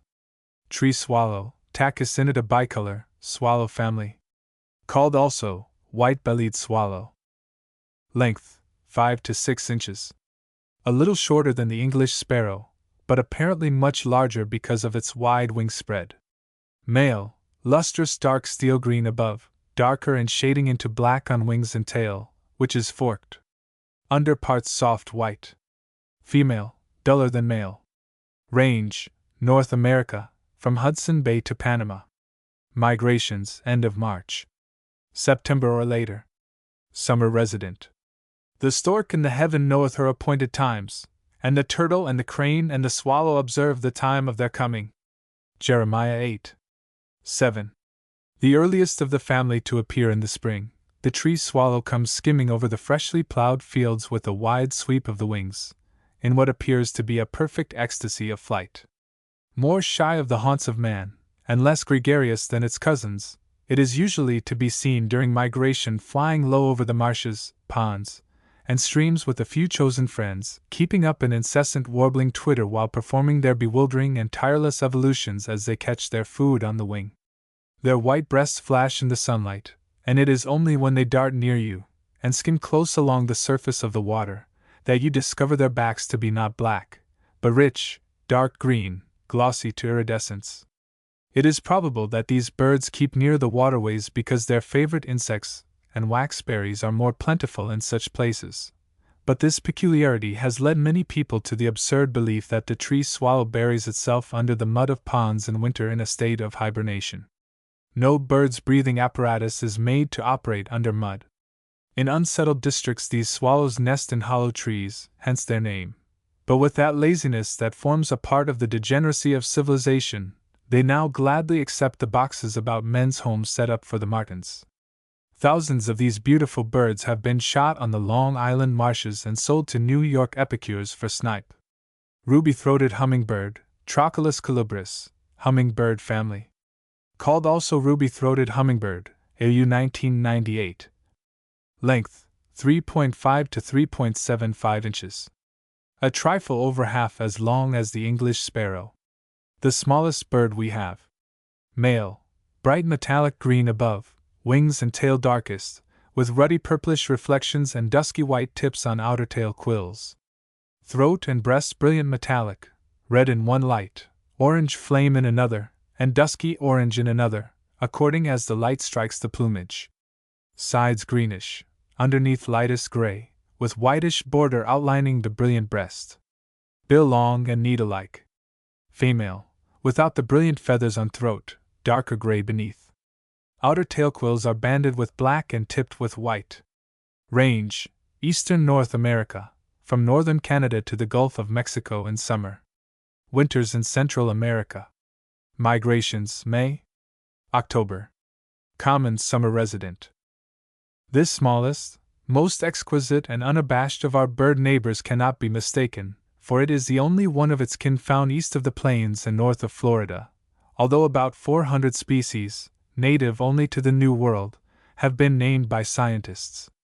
How does it happen that this little tropical jewel alone flashes about our northern gardens?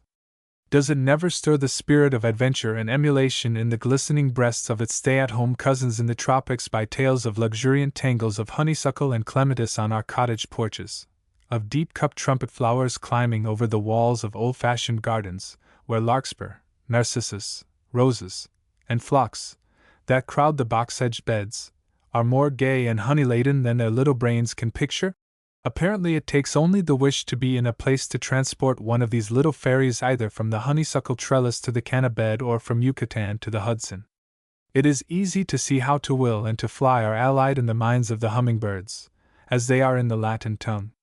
1 minute poised in midair, apparently motionless before a flower while draining the nectar from its deep cup, though the humming of its wings tells that it is suspended there by no magic. The next instant it has flashed out of sight as if a fairy's wand had made it suddenly invisible.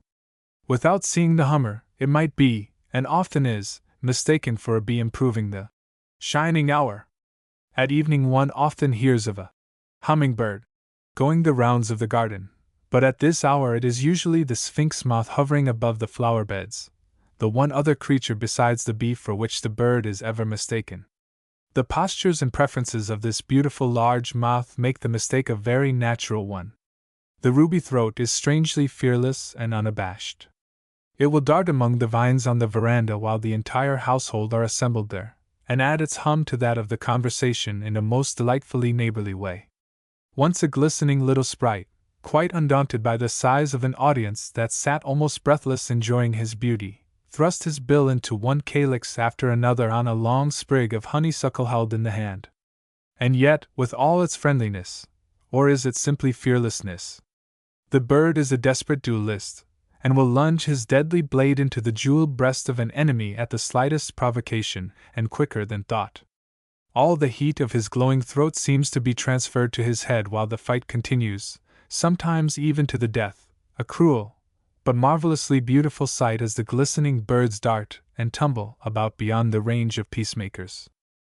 High up in a tree, preferably one whose knots and lichen-covered excrescences are calculated to help conceal the nest that so cleverly imitates them, the mother hummingbird saddles her exquisite cradle to a horizontal limb. She lines it with plant down, fluffy bits from cattails, and the fronds of fern, felting the material into a circle that an elm leaf amply roofs over. Outside, lichens or bits of bark blend the nest so harmoniously with its surroundings that one may look long and thoroughly before discovering it. Two infinitesimal, white eggs tax the nest accommodation to its utmost. In the mating season, the female may be seen perching, a posture one rarely catches her gay lover in, preening her dainty but somber feathers with ladylike nicety. The young birds do a great deal of perching before they gain the marvelously rapid wing motions of maturity, but they are ready to fly within 3 weeks after they are hatched. By the time the trumpet vine is in bloom, they dart and sip and utter a shrill little squeak among the flowers, in company with the old birds. During the nest building and incubation, the male bird keeps so aggressively on the defensive that he often betrays to a hitherto unsuspecting intruder the location of his home. After the young birds have to be fed, he is most diligent in collecting food that consists not alone of the sweet juices of flowers, as is popularly supposed, but also of aphids and plant lice that his proboscis-like tongue licks off the garden foliage literally like a streak of lightning. Both parents feed the young by regurgitation, a process disgusting to the human observer, whose stomach involuntarily revolts at the sight so welcome to the tiny, squeaking, hungry birds. Ruby-crowned kinglet, Regulus calendula, kinglet family. Called also ruby-crowned wren, ruby-crowned warbler. Length 4.25 to 4.5 inches. About 2 inches smaller than the English sparrow. Male, upper parts grayish olive green, brighter nearer the tail, wings and tail dusky, edged with yellowish olive. 2 whitish wing bars. Breast and underneath light yellowish gray. In the adult male, a vermilion spot on crown of his ash gray head. Female, similar, but without the vermilion crest. Range, North America. Breeds from northern United States northward. Winters from southern limits of its breeding range to Central America and Mexico. Migrations, October. April. Rarely a winter resident at the north. Most common during its migrations. A trifle larger than the golden-crowned kinglet, with a vermilion crest instead of a yellow and flame one, and with a decided preference for a warmer winter climate, and the ruby-crown's chief distinguishing characteristics are told. These rather confusing relatives would be less puzzling if it were the habit of either to keep quiet long enough to focus the opera glasses on their crowns, which it only rarely is, while some particularly promising haunt of insects that lurk beneath the rough bark of the evergreens has to be thoroughly explored. At all other times, both kinglets keep up an incessant fluttering and twinkling among the twigs and leaves at the ends of the branches, jerking their tiny bodies from twig to twig in the shrubbery, hanging head downward, like a nuthatch, and most industriously feeding every second upon the tiny insects and larvae hidden beneath the bark and leaves. They seem to be the feathered expression of perpetual motion. And how dainty and charming these tiny sprites are! They are not at all shy. You may approach them quite close if you will, for the birds are simply too intent on their business to be concerned with yours. If a sharp lookout be kept for these ruby-crowned migrants, that too often slip away to the south before we know they have come, we notice that they appear about a fortnight ahead of the golden-crested species, since the mild, soft air of our Indian summer is exactly to their liking. At this season there is nothing in the bird's thin, metallic call note, like a vibrating wire, to indicate that he is one of our finest songsters. But listen for him during the spring migration, when a love song is already ripening in his tiny throat. What a volume of rich, lyrical melody pours from the Norway spruce, where the little musician is simply practicing to perfect the richer, fuller song that he sings to his nesting mate in the far north. The volume is really tremendous, coming from so tiny a throat. Those who have heard it in northern Canada describe it as a flute-like and mellow warble full of intricate phrases past the imitating. Dr. Cowes says of it, "The kinglet's exquisite vocalization defies description." Curiously enough, the nest of this bird, that is not at all rare, has been discovered only 6 times. It would appear to be over large for the tiny bird, until we remember that kinglets are wont to have a numerous progeny in their pensile, globular home. It is made of light, flimsy material, moss, strips of bark, and plant fiber well knit together and closely lined with feathers, which must be a grateful addition to the babies, where they are reared in evergreens in cold, northern woods. Golden-crowned kinglet, Regulus satrapa, kinglet family. Called also golden-crowned goldcrest, fiery crown wren. Length 4 to 4.25 inches. About 2 inches smaller than the English sparrow. Male, upper parts grayish olive green, wings and tail dusky, margined with olive green. Underneath soiled whitish. Center of crown bright orange, bordered by yellow and N. Closed by black line. Cheeks gray, a whitish line over the eye. Female, similar, but center of crown lemon yellow and more grayish underneath.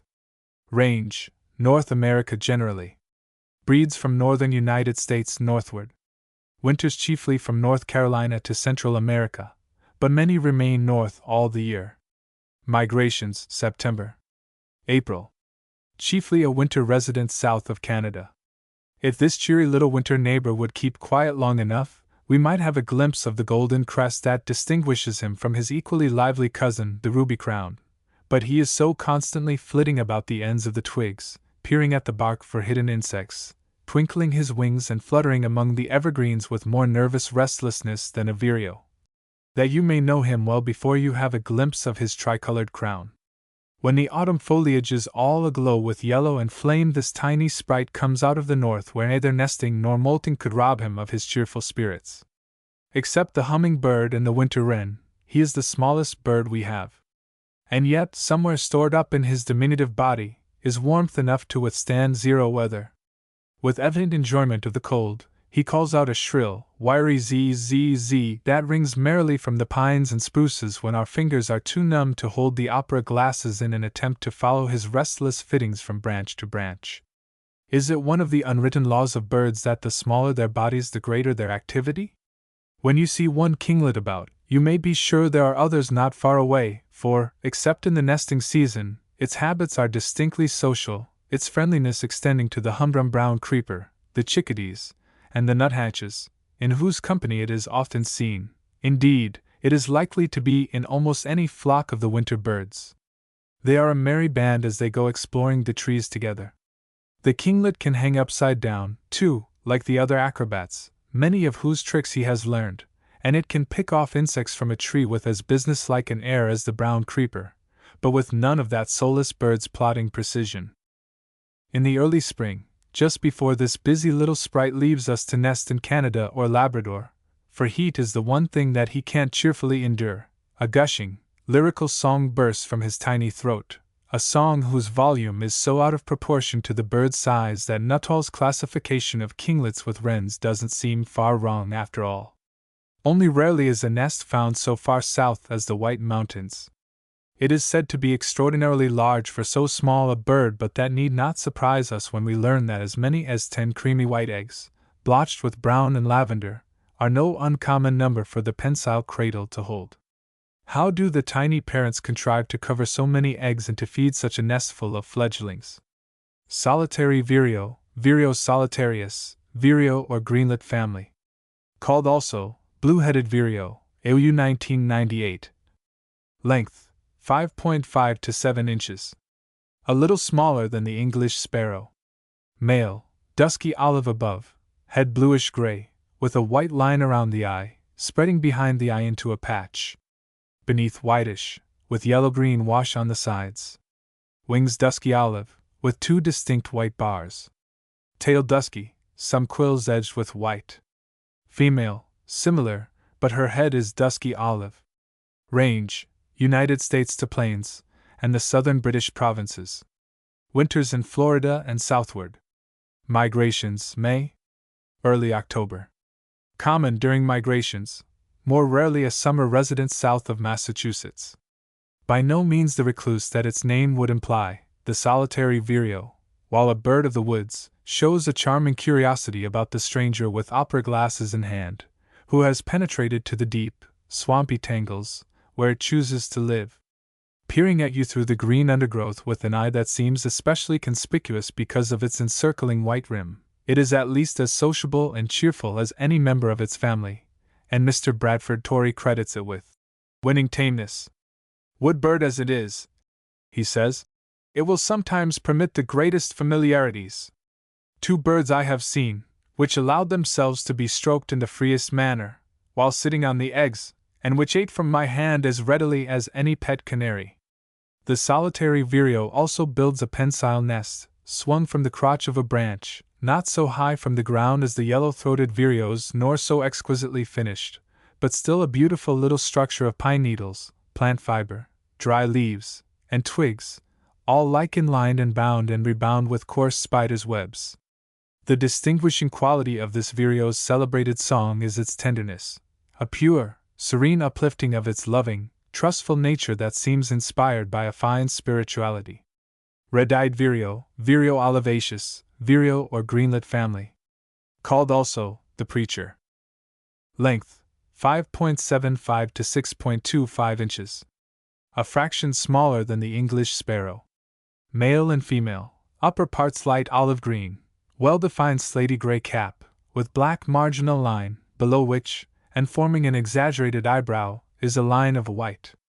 A brownish band runs from base of bill through the eye. The iris is ruby red. Underneath white shaded with light greenish yellow on sides and on under tail and wing coverts. Range, United States to Rockies and northward. Hunters in Central and South America. Migrations, April. October. Common summer resident. You see it, you know it, do you hear me? Do you believe it? Is Wilson Flagg's famous interpretation of the song of this commonest of all the vireos, that you cannot mistake with such a key. He calls the bird the preacher from its declamatory style, an up and down warble delivered with a rising inflection at the close and followed by an impressive silence, as if the little green orator were saying, I pause for a reply. Notwithstanding its quiet coloring, that so closely resembles the leaves it hunts among, this vireo is rather more noticeable than its relatives because of its slaty cap and the black and white lines over its ruby eye, that, in addition to the song, are its marked characteristics.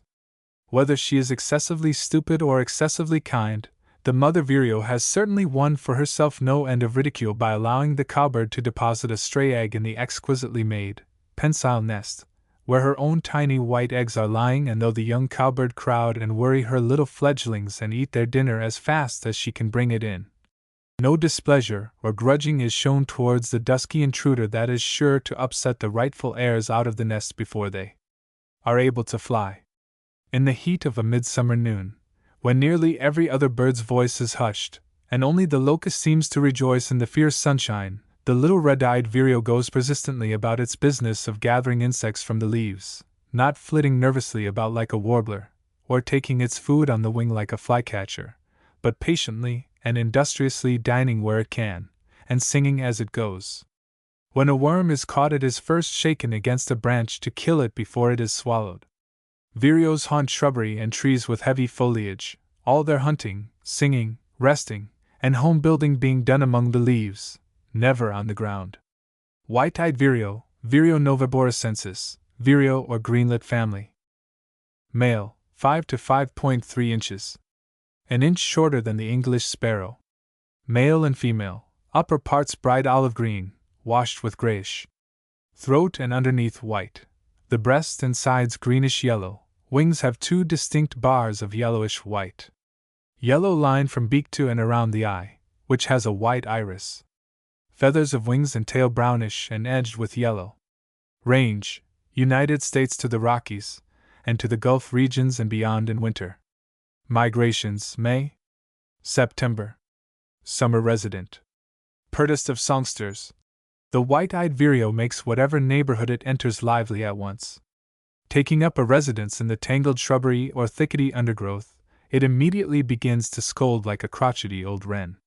It becomes irritated over the merest trifles, a passing bumblebee, a visit from another bird to its tangle, an unsuccessful peck at a gnat.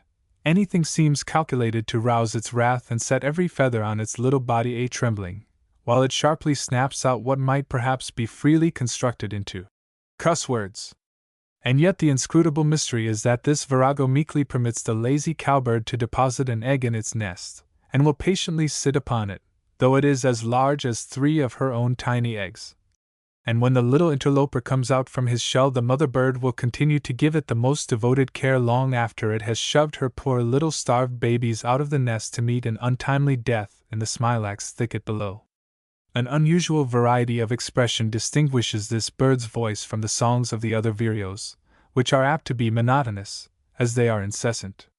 If you are so fortunate to approach the white-eyed vireo before he suspects your presence, you may hear him amusing himself by jumbling together snatches of the songs of the other birds in a sort of potpourri. Or perhaps he will be scolding or arguing with an imaginary foe, then dropping his voice and talking confidentially to himself. Suddenly he bursts into a charming, simple little song, as if the introspection had given him reason for real joy. All these vocal accomplishments suggest the chat at once. But the minute your intrusion is discovered, the sharp scolding, that is fairly screamed at you from an enraged little throat, leaves no possible shadow of a doubt as to the bird you have disturbed. It has the most emphatic call and song to be heard in the woods. It snaps its words off very short. Chick-a-rare chick is its usual call note, jerked out with great spitefulness. Wilson thus describes the jealously guarded nest. This bird builds a very neat little nest, often in the figure of an inverted cone. It is suspended by the upper end of the 2 sides, on the circular bend of a prickly vine, a species of smilax, that generally grows in low thickets. Outwardly it is constructed of various light materials, bits of rotten wood, fibers of dry stalks, of weeds, pieces of paper, commonly newspapers, an article almost always found about its nest, so that some of my friends have given it the name of the politician. All these materials are interwoven with the silk of the caterpillars, and the inside is lined with fine, dry grass and hair. Warbling vireo, Vireo gilvus, vireo or greenlet family. Length, 5.5 to 6 inches. A little smaller than the English sparrow. Male and female, ashy olive green above, with head and neck ash-colored. Dusky line over the eye. Underneath whitish, faintly washed with dull yellow, deepest on sides, no bars on wings. Range, North America, from Hudson Bay to Mexico. Migrations, May, late September or early October. Summer resident. This musical little bird shows a curious preference for rows of trees in the village street, or by the roadside, where he can be sure of an audience to listen to his rich, continuous warble. There is a mellowness about his voice, which rises loud, but not altogether cheerfully, above the bird chorus, as if he were a gifted but slightly disgruntled contralto.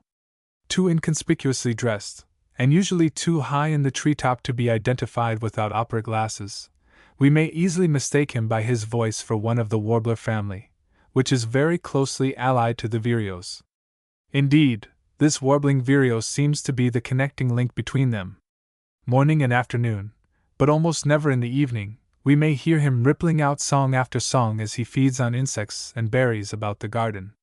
But this familiarity lasts only until nesting time, for off he goes with his little mate to some unfrequented lane near a wood until their family is reared, when, with a perceptibly happier strain in his voice, he once more haunts our garden and row of elms before taking the southern journey.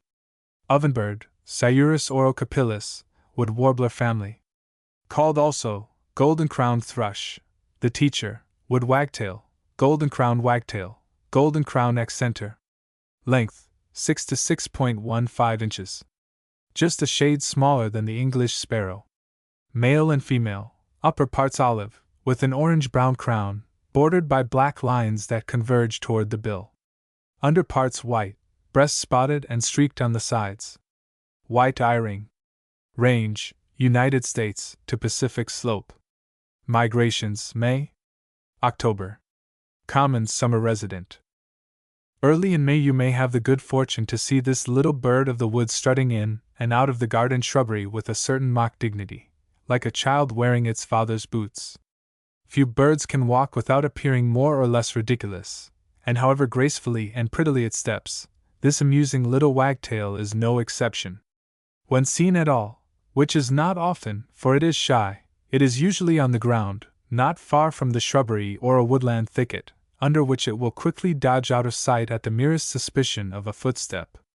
To most people, the bird is only a voice calling, "Teacher, teacher! Teacher, teacher, teacher!" As Mr. Burroughs has interpreted the notes that go off in pairs like a series of little explosions, softly at first, then louder and more shrill until the bird that you at first thought far away seems to be shrieking his penetrating crescendo into your very ears.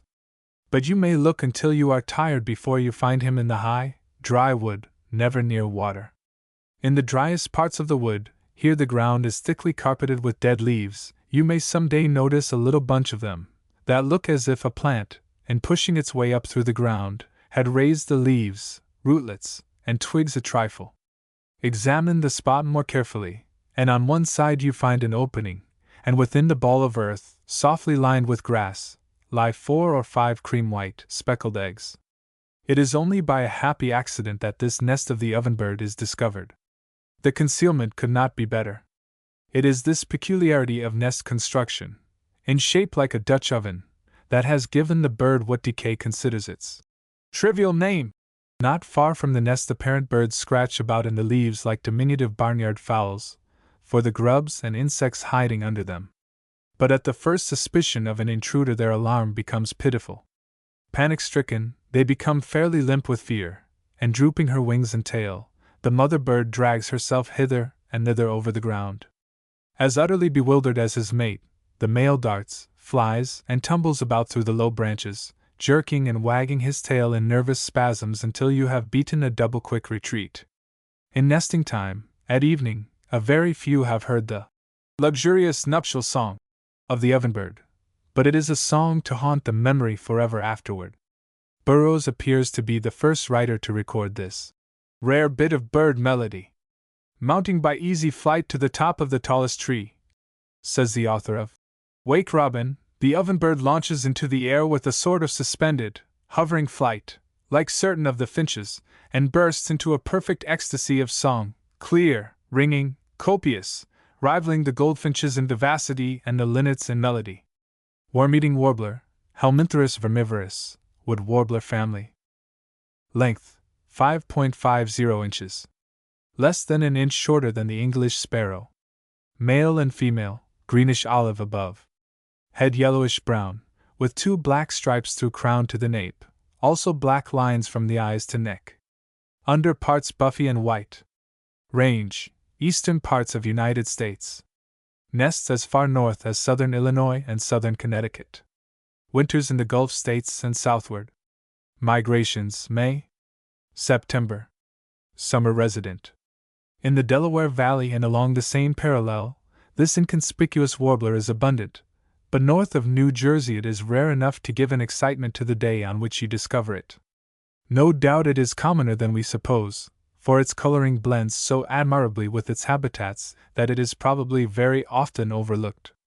Its call note, a common chirp, has nothing distinguishing about it, and all ornithologists confess to having been often misled by its song into thinking it came from the chipping sparrow. It closely resembles that of the pine warbler also. If it were as nervously active as most warblers, we should more often discover it, but it is quite as deliberate as a vireo, and in the painstaking way in which it often circles around a tree while searching for spiders and other insects that infest the trunks, it reminds us of the brown creeper. Sunny slopes and hillsides covered with thick undergrowth are its preferred foraging and nesting haunts. It is often seen hopping directly on the dry ground, where it places its nest, and it never mounts far above it. The well-drained, sunny situation for the home is chosen with the wisdom of a sanitary expert. Acadian flycatcher, Empidonax virescens, flycatcher family. Called also, small green-crested flycatcher, small pewee. Length, 5.75 to 6 inches. A trifle smaller than the English sparrow. Male, dull olive above. 2 conspicuous yellowish wing bars. Throat white shading into pale yellow on breast. Light gray or white underneath. Upper part of bill black. Lower mandible flesh color. White eye-ring. Female, greener above and more yellow below. Range, from Canada to Mexico, Central America, and West Indies. Most common in south temperate latitudes. Winters and southerly limit of range. Migrations, April. September. Summer resident. When all our northern landscape takes on the exquisite, soft green, gray, and yellow tints of early spring, this little flycatcher, in perfect color harmony with the woods it darts among, comes out of the south. It might be a leaf that is being blown about, touched by the sunshine filtering through the trees, and partly shaded by the young foliage casting its first shadows. Woodlands through which small streams meander lazily, inviting swarms of insects to their boggy shores, make ideal hunting grounds for the Acadian flycatcher. It chooses a low rather than a high, conspicuous perch that other members of its family invariably select, and from such a lookout it may be seen launching into the air after the passing gnat, darting downward, then suddenly mounting upward in its aerial hunt, the vigorous clicks of the beak as it closes over its tiny victims testifying to the bird's unerring aim and its hearty appetite. While perching, a constant tail twitching is kept up, and a faint, fretful cheeky escapes the bird when inactively waiting for a dinner to heave in sight.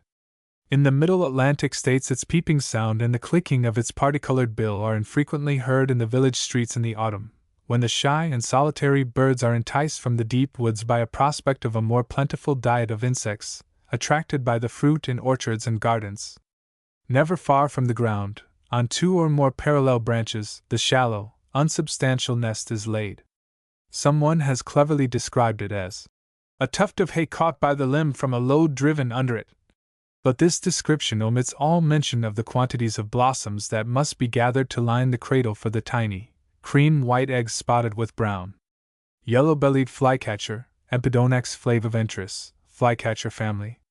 Length, 5 to 5.6 inches. About an inch smaller than the English sparrow. Male, rather dark, but true olive green above. Throat and breast yellowish olive, shading into pale yellow underneath, including wing linings and undertail coverts. Wings have yellowish bars. Whitish ring around eye. Upper part of bill black, under part whitish or flesh-colored. Female, smaller, with brighter yellow underparts and more decidedly yellow wing bars. Range, North America, from Labrador to Panama, and westward from the Atlantic to the plains. Winters in Central America. Migrations, May. September. Summer resident. More commonly a migrant only.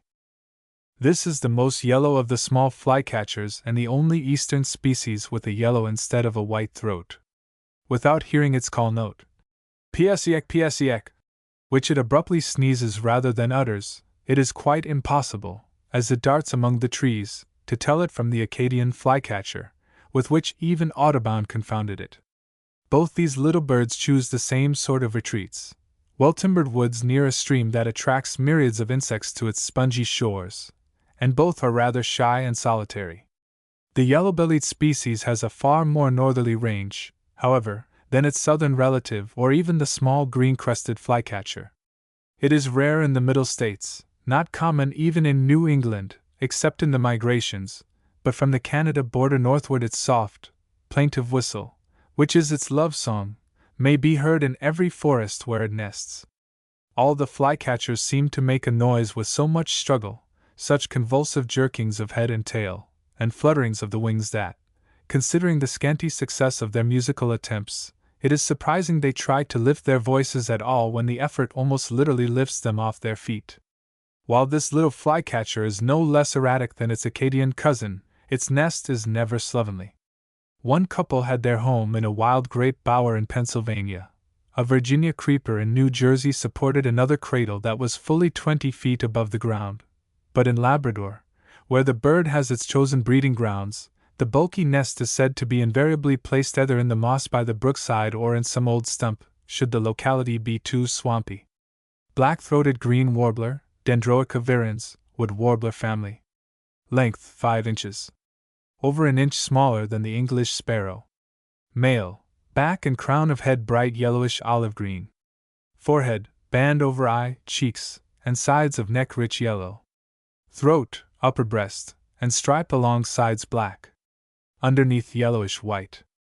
Wings and tail brownish olive, the former with 2 white bars, the latter with much white in outer quills.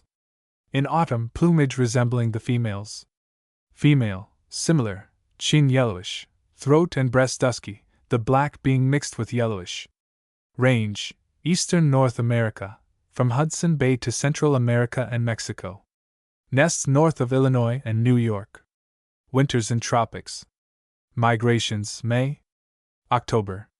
Common summer resident north of New Jersey.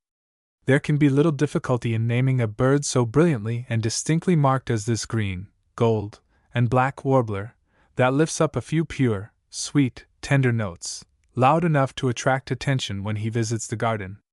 See-saw, he sings, but there is a tone of anxiety betrayed in the simple, sylvan strain that always seems as if the bird needed reassuring, possibly due to the rising inflection, like an interrogative, of the last notes. However abundant about our homes during the migrations, this warbler, true to the family instinct, retreats to the woods to nest, not always so far away as Canada, the nesting ground of most warblers, for in many northern states the bird is commonly found throughout the summer. Doubtless it prefers tall evergreen trees for its mossy, grassy nest, but it is not always particular, so that the tree be a tall one with a convenient fork in an upper branch. Early in September increased numbers emerge from the woods, the plumage of the male being less brilliant than when we saw it last, as if the family cares of the summer had proved too taxing. For nearly a month longer they hunt incessantly, with much flitting about the leaves and twigs at the ends of branches in the shrubbery and evergreens, for the tiny insects that the warblers must devour by the million during their all too brief visit. Birds conspicuously yellow and orange. Yellow-throated vireo, American goldfinch, evening grosbeak, blue-winged warbler, Canadian warbler, hooded warbler, Kentucky warbler, magnolia warbler, morning warbler, Nashville warbler, pine warbler, prairie warbler, Wilson's warbler or blackcap yellow warbler or summer yellowbird, yellow redpoll warbler, yellow-breasted Chatham, Maryland yellowthroat, Blackburnian warbler, redstart, Baltimore oriole. Look also among the yellowish olive birds in the preceding group, and among the brown birds for the meadowlark and flicker. See also Parula warbler, slate, and yellow-bellied woodpecker, black and white. Birds conspicuously yellow and orange. Yellow-throated vireo, Vireo flavifrons, vireo or greenlet family. Length, 5.5 to 6 inches. A little smaller than the English sparrow. Male and female, lemon yellow on throat, upper breast, line around the eye and forehead. Yellow, shading into olive green, on head, back, and shoulders. Underneath white. Tail dark brownish, edged with white. Wings a lighter shade, with 2 white bands across, and some quills edged with white. Range, North America, from Newfoundland to Gulf of Mexico, and westward to the Rockies. Winters in the tropics. Migrations May, September. Spring and autumn migrant, more rarely resident. This is undoubtedly the beauty of the vireo family, a group of neat, active, stoutly built, and vigorous little birds of yellow, greenish, and white plumage, birds that love the trees, and whose feathers reflect the coloring of the leaves they hide, hunt, and nest among. We have no birds, says Bradford Torrey, so unsparing of their music, they sing from morning till night. The yellow-throated vireo partakes of all the family characteristics, but in addition to these, it eclipses all its relatives in the brilliancy of its coloring and in the art of nest building, which it has brought to a state of hopeless perfection. No envious bird need try to excel the exquisite finish of its workmanship. Happily, it has wit enough to build its pensile nest high above the reach of small boys, usually suspending it from a branch overhanging running water that threatens too precipitous a bath to tempt the young climbers. However common in the city parks and suburban gardens this bird may be during the migrations, it delights in a secluded retreat overgrown with tall trees and near a stream, such as is dear to the solitary vireo as well when the nesting time approaches. High up in the trees we hear its rather sad, persistent strain, that is more in harmony with the dim forest than with the gay flower garden, where, if the truth must be told, its song is both monotonous and depressing. Mr. Bicknell says it is the only vireo that sings as it flies. American goldfinch, Spinus tristis, finch family. Called also wild canary, yellowbird, thistlebird. Length, 5 to 5.2 inches. about an inch smaller than the English sparrow. Male, in summer plumage, bright yellow, except on crown of head, frontlet, wings, and tail, which are black.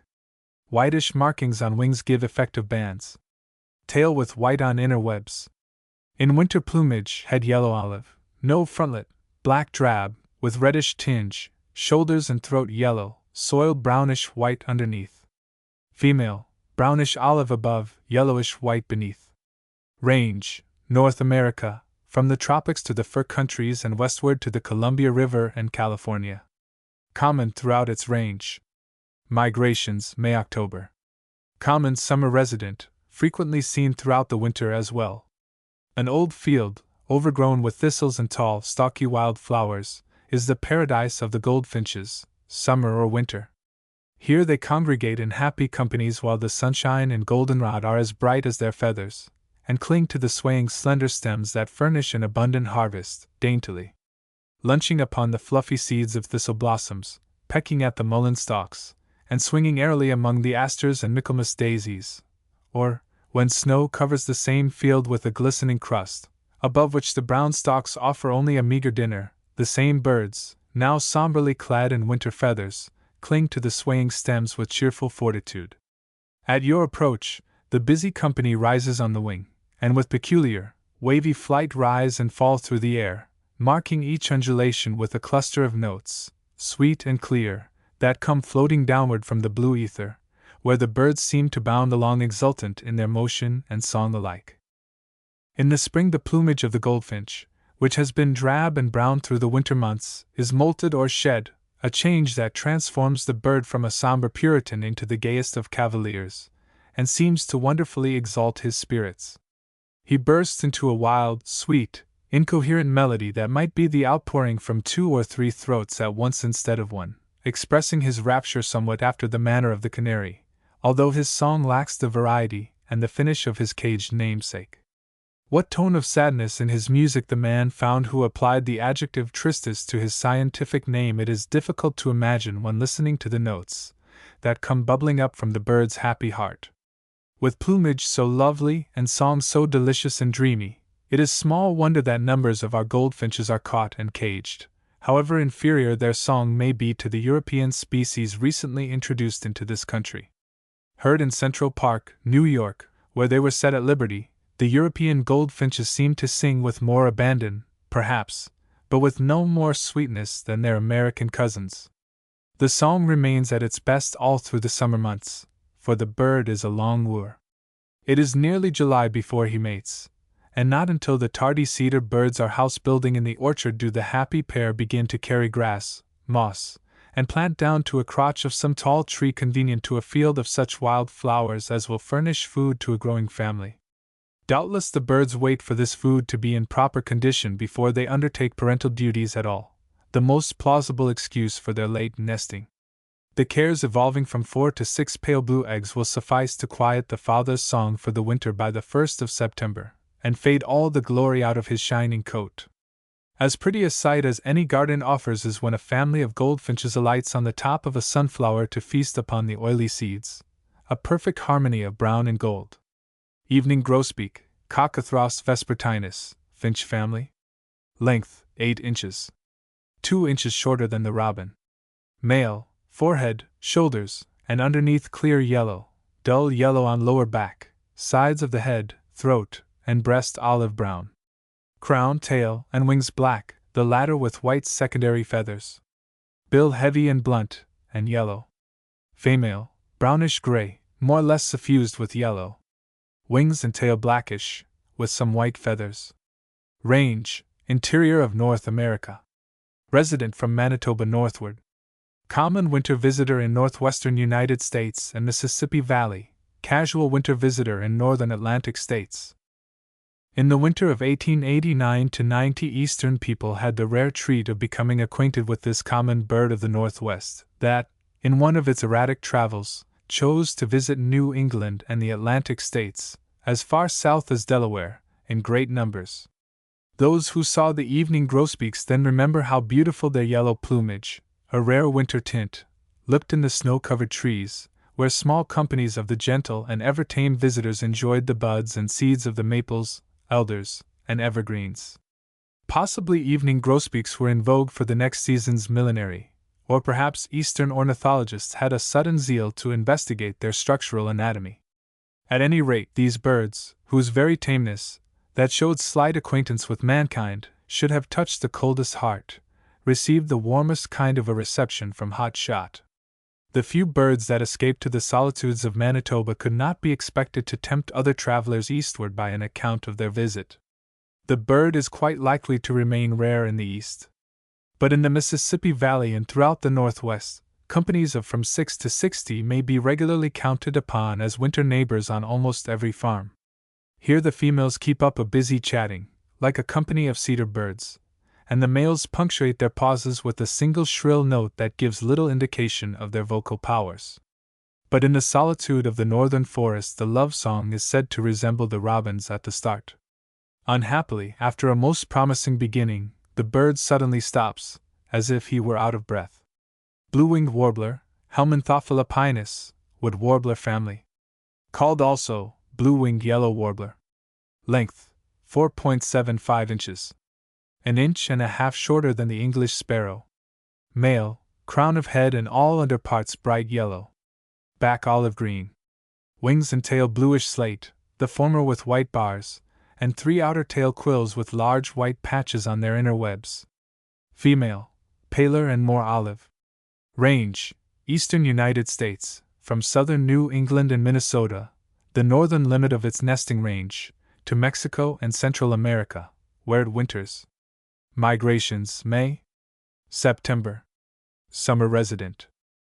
In the naming of warblers, bluish slate is the shade intended when blue is mentioned, so that if you see a dainty little olive and yellow bird with slate-colored wings and tail hunting for spiders in the blossoming orchard or during the early autumn, you will have seen the beautiful blue-winged warbler. It has a rather leisurely way of hunting, unlike the nervous, restless flitting about from twig to twig that is characteristic of many of its many cousins. The search is thorough. Bark, stems, blossoms, leaves are inspected for larvae and spiders, with many pretty motions of head and body. Sometimes, hanging with head downward, the bird suggests a yellow titmouse.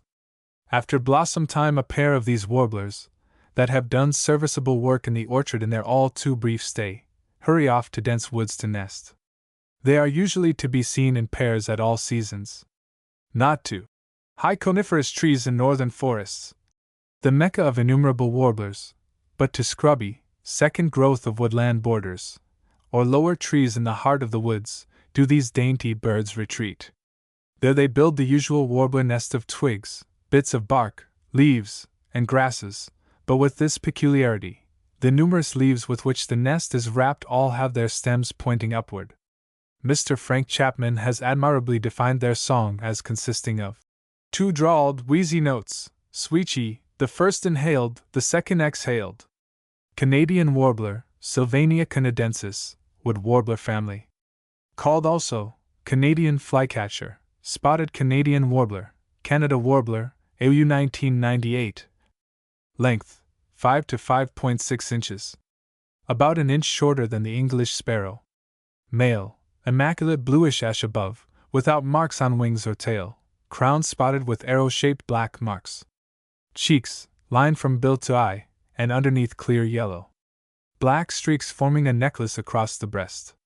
Female, paler, with necklace indistinct. Range, North America, from Manitoba and Labrador to tropics. Migrations May, September. Summer resident, most abundant in migrations. Since about 1/3 of all the songbirds met with in a year's rambles are apt to be warblers, the novice cannot devote his first attention to a better group, confusing though it is by reason of its size and the repetition of the same colors in so many bewildering combinations. Monotony, however, is unknown in the warbler family. Whoever can rightly name every warbler, male and female, on sight is uniquely accomplished. The jet necklace worn on this bird's breast is its best mark of identification. Its form is particularly slender and graceful, as might be expected in a bird so active, one to whom 100 tiny insects barely afford a dinner that must often be caught piecemeal as it flies past. to satisfy its appetite, which cannot but be dainty in so thoroughly charming a bird. It lives in low, boggy woods, in such retreats as Wilson's black-capped warbler selects for a like reason. Neither of these two, flycatcher, warblers depends altogether on catching insects on the wing. Countless thousands are picked off the undersides of leaves and about the stems of twigs in true warbler fashion. The Canadian song is particularly loud, sweet, and vivacious.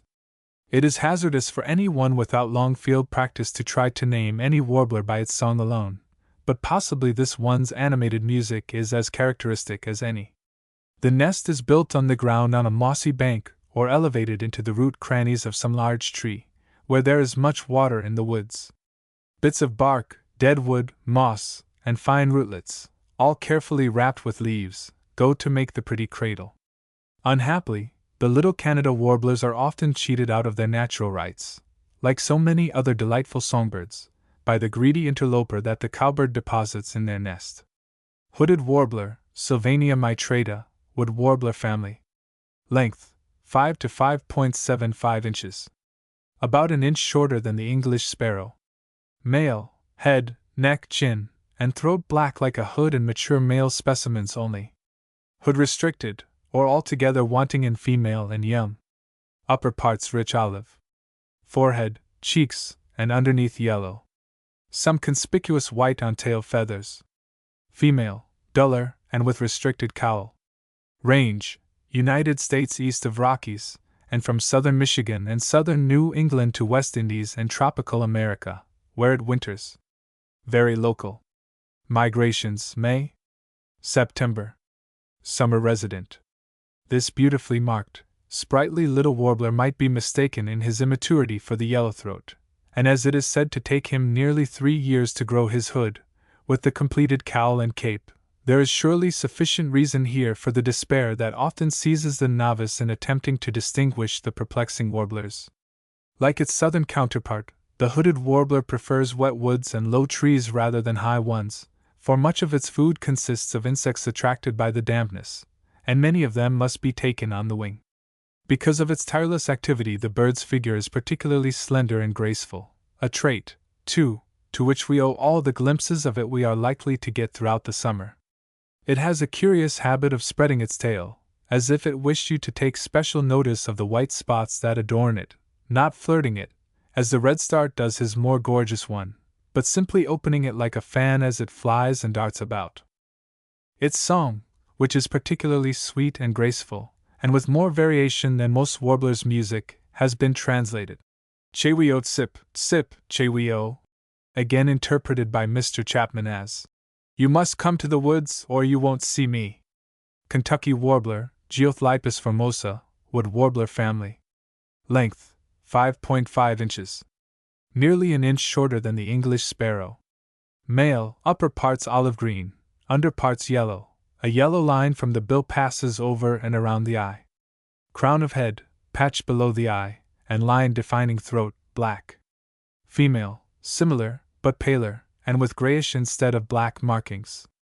Range, United States eastward from the Rockies, and from Iowa and Connecticut to Central America, where it winters. Migrations May, September.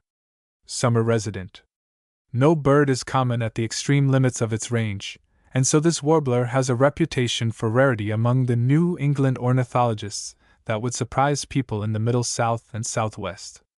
After all that may be said in the books, a bird is either common or rare to the individual who may or may not have happened to become acquainted with it in any part of its chosen territory. Plenty of people in Kentucky, where we might judge from its name this bird is supposed to be most numerous, have never seen or heard of it, while a student on the Hudson River, within sight of New York, knows it intimately. It also nests regularly in certain parts of the Connecticut Valley. "Who is my neighbor?" is often a question difficult indeed to answer where birds are concerned. In the chapter, Spring at the Capitol, which, with every reading of Wake Robin, inspires the bird lover with fresh zeal, Mr. Burroughs writes of the Kentucky warbler. "I meet with him in low, damp places, in the woods, usually on the steep sides of some little run. I hear at intervals a clear, strong, bell-like whistle or warble, and presently catch a glimpse of the bird as he jumps up from the ground to take an insect or worm from the underside of a leaf. This is his characteristic movement. He belongs to the class of ground warblers, and his range is very low, indeed lower than that of any other species with which I am acquainted. Like the ovenbird and comparatively few others, for most birds hop over the ground, the Kentucky warbler walks rapidly about, looking for insects under the fallen leaves, and poking his inquisitive beak into every cranny where a spider may be lurking. The bird has a pretty, conscious way of flying up to a perch, a few feet above the ground, as a tenor might advance towards the footlights of a stage, to pour forth his clear, penetrating whistle, that in the nesting season especially is repeated over and over again with tireless persistency. Magnolia warbler, Dendroica maculosa, wood warbler family. Called also black and yellow warbler, spotted warbler, blue-headed yellow-rumped warbler. Length 4.75 to 5 inches. About an inch and a half smaller than the English sparrow. Male, crown of head slate color, bordered on either side by a white line, a black line, apparently running through the eye, and a yellow line below it, merging into the yellow throat. Lower back and under parts yellow. Back, wings, and tail blackish olive. Large white patch on the wings, and the middle of the tail quills white. Throat and sides heavily streaked with black. Female, has greener back, is paler, and has less distinct markings. Range, North America, from Hudson Bay to Panama. Summers from northern Michigan and northern New England northward, winters in Central America and Cuba. Migrations May, October. Spring and summer migrant.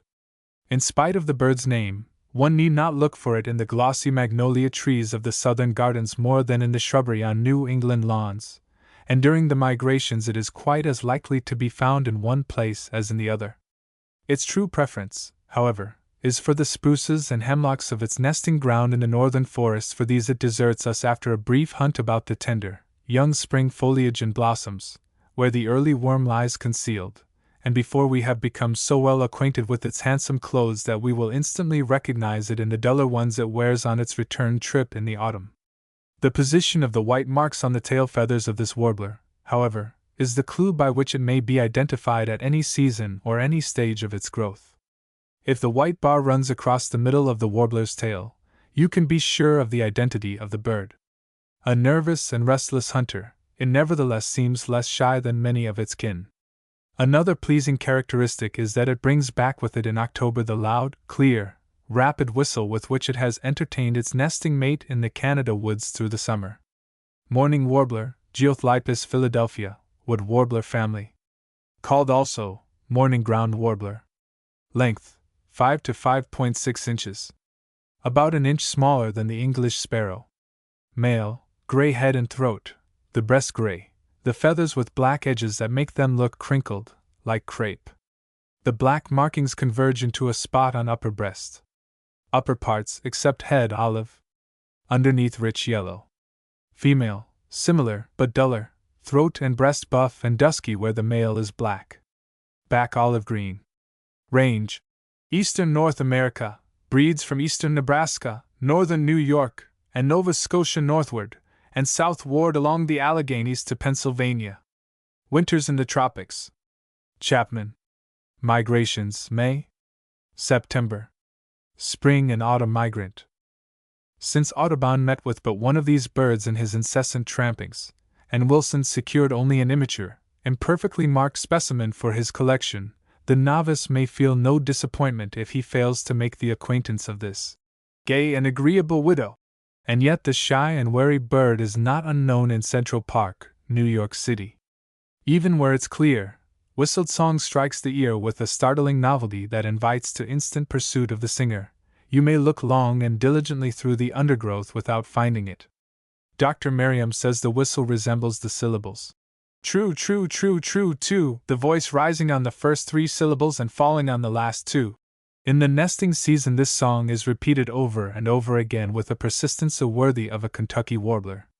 It is delivered from a perch within a few feet of the ground, as high as the bird seems ever inclined to ascend. Nashville warbler, Helminthophila ruficapilla, wood warbler family. Length 4.75 to 5 inches. About an inch and a half smaller than the English sparrow. Male, olive green above, yellow underneath. Slate gray head and neck. Partially concealed chestnut patch on crown. Wings and tail olive brown and without markings. Female, dull olive and paler, with brownish wash underneath. Range, North America, westward to the plains, north to the fur countries, and south to Central America and Mexico. Nests north of Illinois and northern New England, winters in tropics. Migrations, April, September or October. It must not be thought that this beautiful warbler confines itself to backyards in the city of Nashville simply because Wilson discovered it near there and gave it a local name, for the bird's actual range reaches from the fur traders' camp near Hudson Bay to the adobe villages of Mexico and Central America, and over 2,000 miles east and west in the United States. It chooses open rather than dense woods and tree-bordered fields. It seems to have a liking for hemlocks and pine trees, especially if near a stream that attracts insects to its shores, and Dr. Warren notes that in Pennsylvania he finds small flocks of these warblers in the autumn migration, feeding in the willowy trees near little rivers and ponds. Only in the northern parts of the United States is their nest ever found, for the northern British provinces are their preferred nesting ground. One seen in the White Mountains was built on a mossy, rocky edge, directly on the ground at the foot of a pine tree, and made of rootlets, moss, needles from the trees overhead, and several layers of leaves outside, with a lining of fine grasses that cradled 4 white, speckled eggs. Audubon likened the bird's feeble note to the breaking of twigs. Pine warbler, Dendroica vigorsii, wood warbler family. Called also pine creeping warbler. Length, 5.5 to 6 inches. A trifle smaller than the English sparrow. Male, yellowish olive above, clear yellow below, shading to grayish white, with obscure dark streaks on side of breast. 2 whitish wing bars, 2 outer tail feathers partly white. Female, duller, grayish white only faintly tinged with yellow underneath. Range, North America, east of the Rockies, north to Manitoba, and south to Florida and the Bahamas. Winters from southern Illinois southward. Migrations, March or April. October or later. Common summer resident. The pine warbler closely presses the myrtle warbler for the first place in the ranks of the family migrants, but as the latter bird often stays north all winter, it is usually given the palm. Here is a warbler, let it be recorded, that is fittingly named, for it is a denizen of pine woods only, most common in the long stretches of pine forests at the south and in New York and New England, and correspondingly uncommon wherever the woodsman's axe has laid the pine trees low throughout its range. Its simple, sweet, and drowsy song, writes Mr. Parkhurst, is always associated with the smell of pines on a sultry day. It recalls that of the junco and the social sparrow or chippy. Creeping over the bark of trees and peering into every crevice like a nuthatch, running along the limbs, not often hopping nervously or flitting like the warblers, darting into the air for a passing insect, or descending to the ground to feed on seeds and berries, the pine warbler has, by a curious combination, the movements that seem to characterize several different birds. It is one of the largest and hardiest members of its family, but not remarkable for its beauty. It is a sociable traveler, cheerfully escorting other warblers northward, and welcoming to its band both the yellow redpolls and the myrtle warblers. These birds are very often seen together in the pine and other evergreen trees in our lawns and in the large city parks. Prairie warbler, Dendroica discolor, wood warbler family. Length, 4.75 to 5 inches. About an inch and a half shorter than the English sparrow. Male, olive green above, shading to yellowish on the head, and with brick-red spots on back between the shoulders. A yellow line over the eye, wing bars and all under parts bright yellow, heavily streaked with black on the sides. Line through the eye and crescent below it, black. Much white in outer tail feathers. Female, paler, upper parts more grayish olive, and markings less distinct than males. Range, eastern half of the United States. Nests as far north as New England and Michigan. Winters from Florida southward. Migrations, May, September. Summer resident. Doubtless this diminutive bird was given its name because it prefers open country rather than the woods, the scrubby undergrowth of oaks, young evergreens, and bushes that border clearings being as good a place as any to look for it, and not the wind-swept, treeless tracts of the Wild West. Its range is southerly. The southern and middle states are where it is most abundant. Here is a wood warbler that is not a bird of the woods, less so, in fact, than either the summer yellowbird, yellow warbler, or the palm warbler, that are eminently neighborly and fond of pasture lands and roadside thickets. But the prairie warblers are rather more retiring little sprites than their cousins, and it is not often we get a close enough view of them to note the brick-red spots on their backs, which are their distinguishing marks. They have a most unkind preference for briery bushes, that discourage human intimacy. In such forbidding retreats they build their nest of plant fiber, rootlets, and twigs, lined with plant down and hair. The song of an individual prairie warbler makes only a slight impression. It consists of a series of 6 or 7 quickly repeated T's, the next to the last one being the highest. Chapman. But the united voices of a dozen or more of these pretty little birds, that often sing together, afford something approaching a musical treat. Wilson's warbler, Sylvania pusilla, wood warbler family. Called also blackcap, green black-capped warbler, Wilson's flycatcher. Length, 4.75 to 5 inches. About an inch and a half shorter than the English sparrow. Male, black cap, yellow forehead, all other upper parts olive green, rich yellow underneath. Female, lacks the black cap. Range, North America, from Alaska and Nova Scotia to Panama. Winters south of Gulf states. Nests chiefly north of the United States. Migrations May, September. Spring and autumn migrant. To see this strikingly marked little bird one must be on the sharp lookout for it during the latter half of May, or at the season of apple bloom, and the early part of September. It passes northward with an almost scornful rapidity. Audubon mentions having seen it in Maine at the end of October, but this specimen surely must have been an exceptional laggard.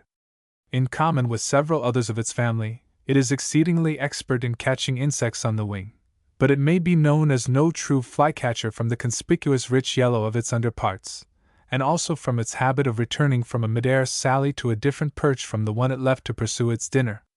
A true flycatcher usually returns to its old perch after each hunt. To indulge in this aerial chase with success, these warblers select for their home and hunting ground some low woodland growth where a sluggish stream attracts myriads of insects to the boggy neighborhood. Here they build their nest in low bushes or upon the ground. 4 or 5 grayish eggs, sprinkled with cinnamon-colored spots in a circle around the larger end, are laid in the grassy cradle in June. Mr. H. D.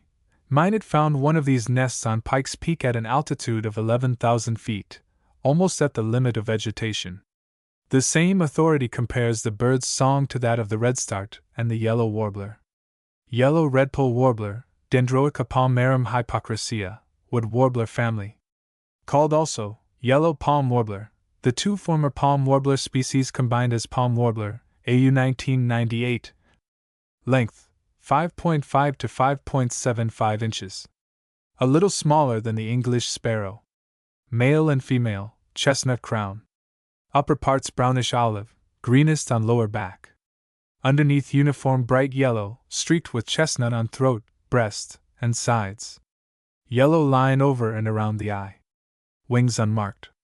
Tail edged with olive green, a few white spots near tips of outer quills. More brownish above in autumn, and with a grayish wash over the yellow underparts. Range, eastern parts of North America. Nests from Nova Scotia northward. Winters in the Gulf states. Migrations, April. October. Spring and autumn migrant.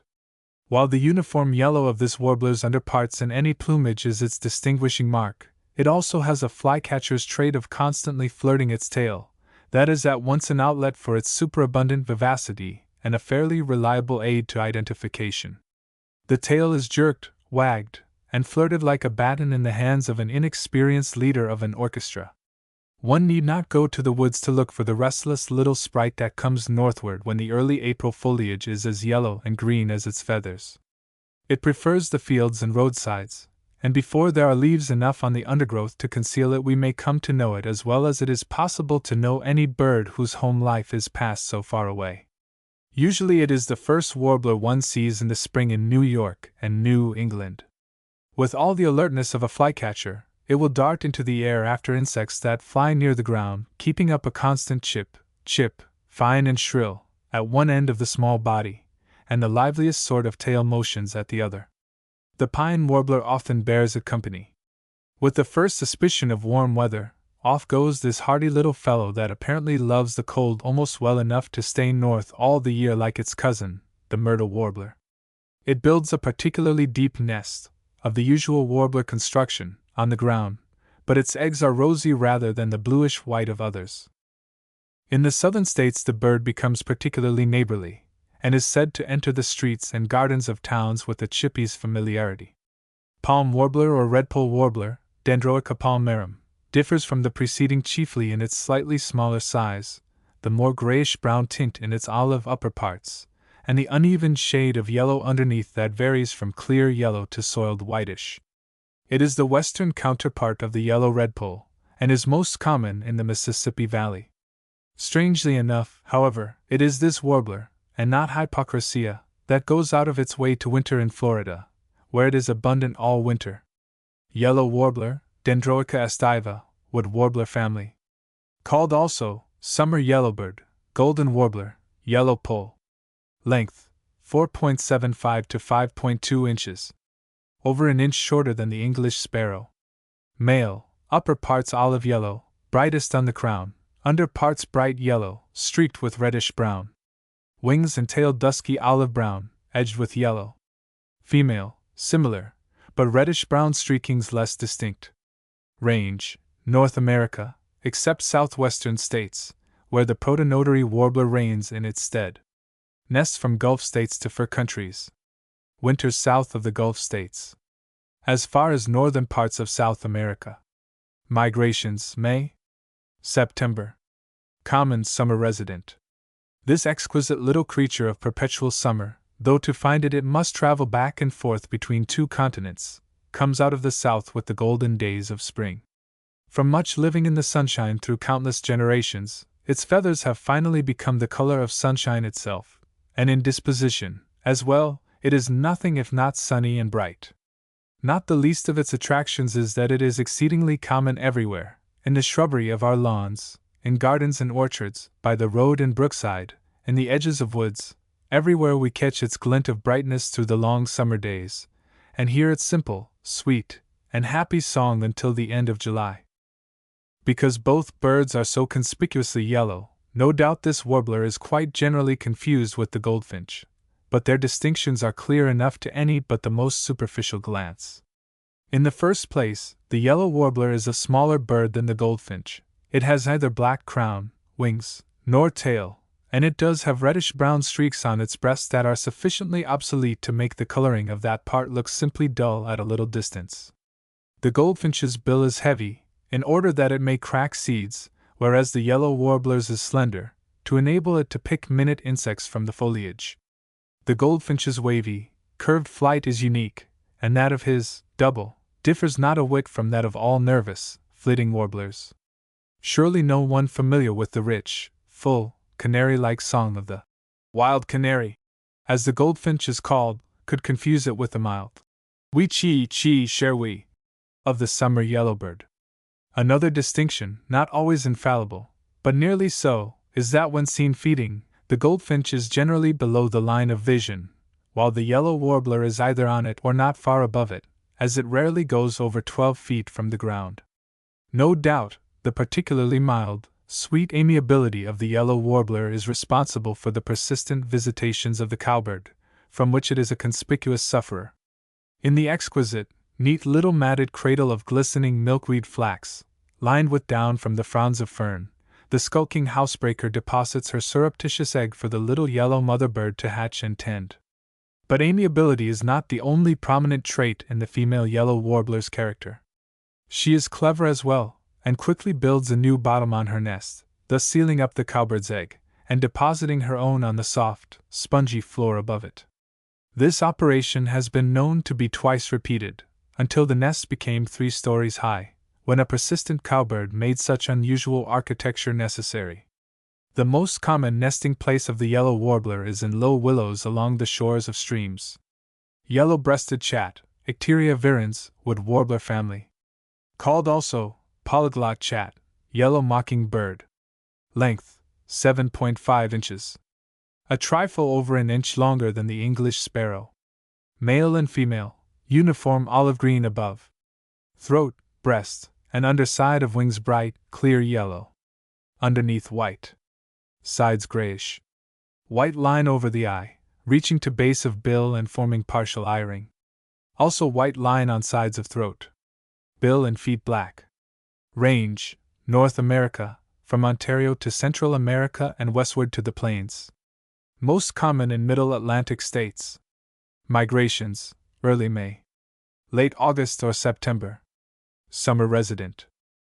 This largest of the warblers might be mistaken for a dozen birds collectively in as many minutes, but when it is known that the jumble of whistles, parts of songs, chuckles, clucks, barks, quacks, whines, and wails proceed from a single throat, the yellow-breasted chat becomes a marked specimen forthwith, a conspicuous individual never to be confused with any other member of the feathered tribe. It is indeed absolutely unique.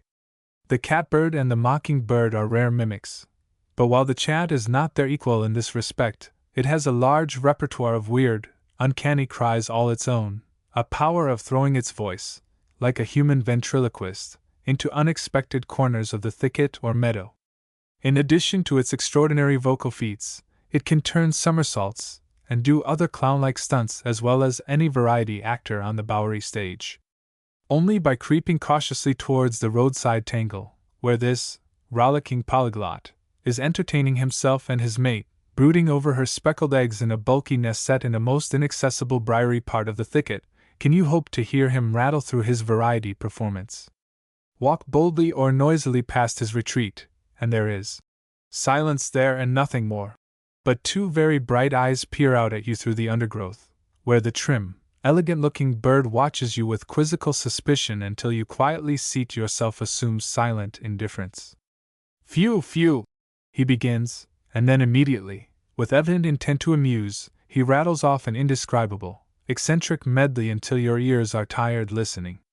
With bill uplifted, tail drooping, wings fluttering at his side, he cuts an absurd figure enough, but not so comical as when he rises into the air, trailing his legs behind him stork fashion. This surely is the clown among birds. But any though he is as capable of devotion to his Columbine as Punchinello, and remains faithfully mated year after year.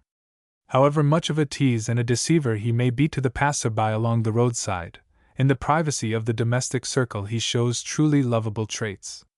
He has the habit of singing in his unmusical way on moonlight nights. Probably his ventriloquial powers are cultivated not for popular entertainment, but to lure intruders away from his nest. Maryland yellowthroat, Geothlypis trichas, wood warbler family. Called also black-masked ground warbler, common yellowthroat, AU 1998. Length 5.33 inches. Just an inch shorter than the typical English sparrow. Male, olive gray on head, shading to olive green on all the other upper parts. Forehead, cheeks, and sides of head black, like a mask, and bordered behind by a grayish line. Throat and breast bright yellow, growing steadily paler underneath. Female, either totally lacks black mask or its place is indicated by only a dusky tint. She is smaller and duller. Range, Eastern North America, west to the plains, most common east of the Alleghenies. Nests from the Gulf states to Labrador and Manitoba, winters south of Gulf states to Panama. Migrations, May, September. Common summer resident. Given a piece of marshy ground with an abundance of skunk cabbage and a fairly dense growth of saplings, and nearby a tangle of green briar and blackberry, and you will be pretty sure to have it tenanted by a pair of yellowthroats, says Dr. Abbott, who found several of their nests in skunk cabbage plants, which he says are favorite cradles. No animal cares to touch this plant if it can be avoided, but have the birds themselves no sense of smell? Before and after the nesting season these active birds, plump of form, elegant of attire, forceful, but not bold, enter the scrubby pastures near our houses and the shrubbery of old-fashioned, overgrown gardens, and peer out at the human wanderer therein with a charming curiosity. The bright eyes of the male masquerader shine through his black mask, where he intently watches you from the tangle of syringa and snowball bushes, and as he flies into the laburnum with its golden chain of blossoms that pale before the yellow of his throat and breast, you are so impressed with his grace and elegance that you follow too audaciously, he thinks, and off he goes. And yet this is a bird that seems to delight in being pursued. It never goes so far away that you are not tempted to follow it, though it be through dense undergrowth and swampy thickets, and it always gives you just glimpse enough of its beauties and graces before it flies ahead, to invite the hope of a closer inspection next time. When it dives into the deepest part of the tangle, where you can imagine it hunting about among the roots and fallen leaves for the larvae, caterpillars, spiders, and other insects on which it feeds, it sometimes amuses itself with a simple little song between the hunts. But the bird's indifference, you feel sure, arises from preoccupation rather than rudeness. If, however, your visit to the undergrowth is unfortunately timed and there happens to be a bulky nest in process of construction on the ground, a quickly repeated, vigorous chit, pit, quit, impatiently inquires the reason for your bold intrusion. Withdraw discreetly and listen to the love song that is presently poured out to reassure his plain little maskless mate. The music is delivered with all the force and energy of his vigorous nature and penetrates to a surprising distance. Follow me, follow me, follow me. Many people hear him say, others write the syllables. Witchety, witchety, witchety, witchety. And still others write them. I beseech you, I beseech you, I beseech you. Though the tones of this self-assertive bird rather command than entreat. Mr. Frank Chapman says of the yellowthroats, they sing throughout the summer, and in August add a flight song to their repertoire. This is usually uttered toward evening, when the bird springs several feet into the air, hovers for a second, and then drops back to the bushes. Blackburnian warbler, Dendroica blackburnia, wood warbler family. Called also hemlock warbler, orange-throated warbler, torchbird. Length 4.5 to 5.5 inches. An inch and a half smaller than the English sparrow. Male, head black striped with orange flame, throat and breast orange, shading through yellow to white underneath, wings, tail, and part of back black, with white markings. Female, olive brown above, shading into yellow on breast, and paler under parts. Range, eastern North America to plains. Winters in tropics. Migrations, May, September. Spring and autumn migrant. The orange-throated warbler would seem to be his right name, his characteristic cognomen, says John Burroughs, in Ever Delightful, Wake Robin. But no, he is doomed to wear the name of some discoverer, perhaps the first who robbed his nest or rifled him of his mate, Blackburn. Hence, Blackburnian warbler. The burn seems appropriate enough, for in these dark evergreens his throat and breast show like flame. He has a very fine warble, suggesting that of the redstart, but not especially musical. No foliage is dense enough to hide, and no autumnal tint too brilliant to outshine this luminous little bird that in May, as it migrates northward to its nesting ground, darts in and out of the leafy shadows like a tongue of fire. It is by far the most glorious of all the warblers, a sort of diminutive oriole. The quiet-colored little mate flits about after him, apparently lost in admiration of his fine feathers and the ease with which his thin tenor voice can end his lover's warble in a high Z. Take a good look at this attractive couple, for in May they leave us to build a nest of bark and moss in the evergreens of Canada, that paradise for warblers, or of the Catskills and Adirondacks, and in autumn they hurry south to escape the first frosts. Redstart, Setophaga ridicilla, wood warbler family. Called also yellow-tailed warbler, American redstart, ILU 1998. Length 5 to 5.5 inches. Male, in spring plumage, head, neck, back, and middle breast glossy black, with blue reflections. Breast and underneath white, slightly flushed with salmon, increasing to bright salmon orange on the sides of the body and on the wing linings. Occasional specimens show orange-red. Tail feathers partly black, partly orange, with broad black band across the end. Orange markings on wings. bill and feet black. In autumn, fading into rusty black, olive, and yellow. Female, olive brown, and yellow where the male is orange. Young browner than the females. Range, North America to Upper Canada. West occasionally, as far as the Pacific coast, but commonly found in summer in the Atlantic and Middle States. Migrations, early May. End of September. Summer resident. Late some evening, early in May, when one by one the birds have withdrawn their voices from the vesper chorus. Listen for the lingering tseet, tseet, tseet, usually 12 times repeated in a minute, that the redstart sweetly but rather monotonously sings from the evergreens, where, as his tiny body burns in the twilight, Mrs. Wright likens him to a wind-blown firebrand, half glowing, half charred. But by daylight this brilliant little warbler is constantly on the alert. It is true he has the habit, like the flycatchers, among which some learned ornithologists still class him, of sitting pensively on a branch, with fluffy feathers and drooping wings, but the very next instant he shows true warbler blood by making a sudden dash upward, then downward through the air, tumbling somersaults, as if blown by the wind, flitting from branch to branch, busily snapping at the tiny insects hidden beneath the leaves, clinging to the tree trunk like a creeper, and singing between bites.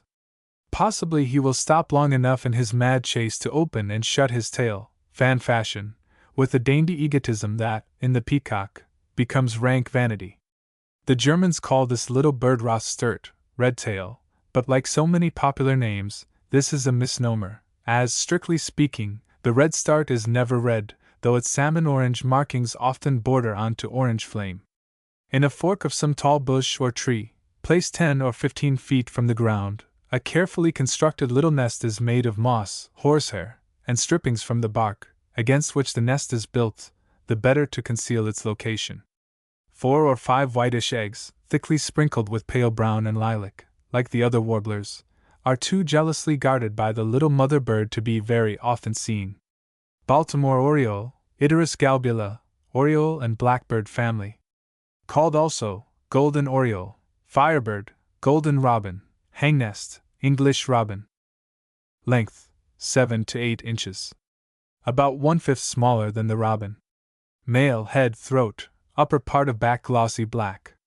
Wings black, with white spots and edgings. Tailquills black, with yellow markings on the tips. Everywhere else orange, shading into flame. Female, yellowish olive. Wings dark brown, and quills margined with white. Tail yellowish brown, with obscure, dusky bars. Range, the whole United States. Most numerous in eastern states below 55 degrees north latitude. Migrations, early May. Middle of September. Common summer resident. A flash of fire through the air, a rich, high, whistled song floating in the wake of the feathered meteor. The Baltimore oriole cannot be mistaken. When the orchards are in blossom he arrives in full plumage and song, and awaits the coming of the female birds, that travel northward more leisurely in flocks. He is decidedly in evidence. No foliage is dense enough to hide his brilliancy. His temper, quite as fiery as his feathers, leads him into noisy quarrels, and his insistent song with its martial, interrogative notes becomes almost tiresome until he is happily mated and family cares check his enthusiasm. Among the best architects in the world is his plain but energetic mate. Gracefully swung from a high branch of some tall tree, the nest is woven with exquisite skill into a long, flexible pouch that rain cannot penetrate, nor wind shake from its horsehair moorings. Bits of string, threads of silk, and sometimes yarn of the gayest colors, if laid about the shrubbery in the garden, will be quickly interwoven with the shreds of bark and milkweed stalks that the bird has found afield. The shape of the nest often differs, because in unsettled regions, where hawks abound, it is necessary to make it deeper than 7 inches, the customary depth when it is built near the homes of men, and to partly close it at the top to conceal the sitting bird. From 4 to 6 whitish eggs, scrawled over with black-brown, are hatched by the mother oriole, and most jealously guarded by her now truly domesticated mate.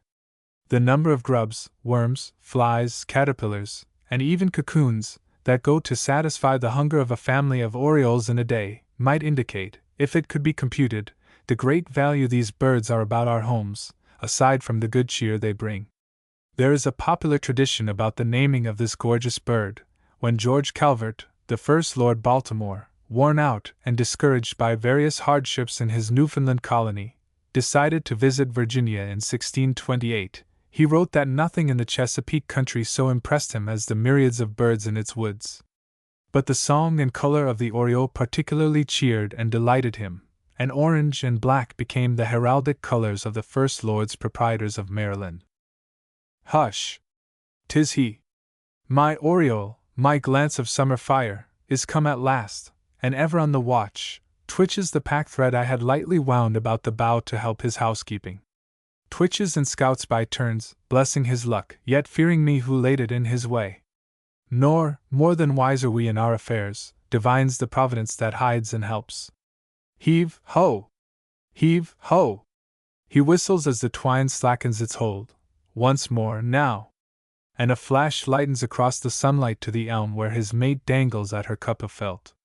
James Russell Lowell. Birds conspicuously red of any shade. Cardinal grosbeak, summer tanager, scarlet tanager, pine grosbeak, American crossbill, and the white-winged crossbill redpoll and greater redpoll, purple finch, robin, orchard oriole. See the red-winged blackbird, black. See also the males of the rose-breasted grosbeak, the woodpeckers, the chewink, black and white, the red-breasted nuthatch, the bay-breasted and the chestnut-sided warblers, slate and gray, the bluebird and barn swallow, blue, the flicker, brown, the hummingbird and the kinglets, greenish-gray, and the blackburnian and redstart warblers, and the Baltimore oriole, orange. Birds conspicuously red of any shade. Cardinal grosbeak, Cardinalis cardinalis, finch family. Called also, crested redbird, Virginia redbird, Virginia nightingale, cardinal bird, northern cardinal, AU 1998. Length, 8 to 9 inches. A little smaller than the robin. Male, brilliant cardinal, chin and band around bill black. Beak stout and red. Crest conspicuous. In winter dress, wings washed with gray. Female, brownish yellow above, shading to gray below. Tail shorter than the male's. Crest, wings, and tail reddish. Breast sometimes tinged with red. Range, eastern United States. A southern bird, becoming more and more common during the summer in states north of Virginia, especially in Ohio, south of which it is resident throughout the year. Migrations, resident rather than migrating birds, remaining throughout the winter in localities where they have found their way. Travel in flocks. Among the numerous names by which this beautiful bird is known, it has become immortalized under the title of Mr. James Lane Allen's exquisite book, The Kentucky Cardinal. Here, while we are given a most charmingly sympathetic, delicate account of the bird, who has only to be seen or heard, and death adjusts an arrow, it is the cardinal's pathetic fate that impresses one most. Seen through less poetical eyes, however, the bird appears to be a haughty autocrat, a sort of FFV among the feathered tribes, as, indeed, his title, Virginia Redbird, has been unkindly said to imply. Bearing himself with a refined and courtly dignity, not stooping to soil his feet by walking on the ground like the more democratic robin, or even condescending below the level of the laurel bushes, the cardinal is literally a shining example of self-conscious superiority, a bird to call forth respect and admiration rather than affection. But a group of cardinals in a cedar tree in a snowy winter landscape makes us forgetful of everything but their supreme beauty. As might be expected in one of the finch family, the cardinal is a songster, the fact which, in connection with his lovely plumage, accounts for the number of these birds shipped in cages to Europe, where they are known as Virginia nightingales. Commencing with a strong, rich whistle, like the high notes of a fife. Chio chio chio chio. Repeated over and over as if to make perfect the start of a song he is about to sing, suddenly he stops, and you learn that there is to be no glorious performance after all, only a prelude to nothing. The song, such as it is, begins, with both male and female, in March, and lasts, with a brief intermission, until September. The most melodious sigh, as Mr. Allen calls it.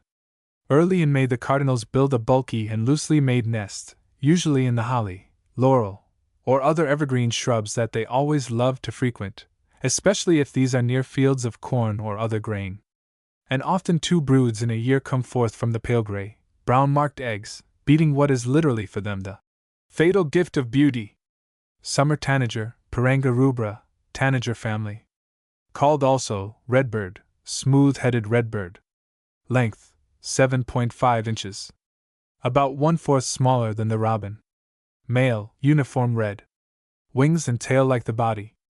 Female, upper parts yellowish olive-green, underneath inclining to orange-yellow. Range, tropical portions of 2 Americas and eastern United States. Most common in southern states. Rare north of Pennsylvania. Winters in the tropics. Migration in southern states, April. October. Irregular migrant north of the Carolinas. 30 years ago, it is recorded that so far north as New Jersey the summer redbird was quite as common as any of the thrushes.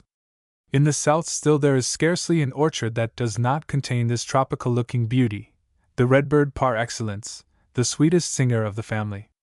Is there a more beautiful sight in all nature than a grove of orange trees laden with fruit, starred with their delicious blossoms, and with flocks of redbirds disporting themselves among the dark, glossy leaves? Pine and oak woods are also favorite resorts, especially at the north, where the bird nowadays forsakes the orchards to hide his beauty, if he can, unharmed by the rifle that only rarely is offered so shining a mark. He shows the scarlet tanager's preference for treetops, where his musical voice, calling "Chicky-tucky-tuck," alone betrays his presence in the woods. The southern farmers declare that he is an infallible weather prophet, his wet, wet, wet being the certain indication of rain, another absurd saw, for the call note is by no means confined to the rainy season.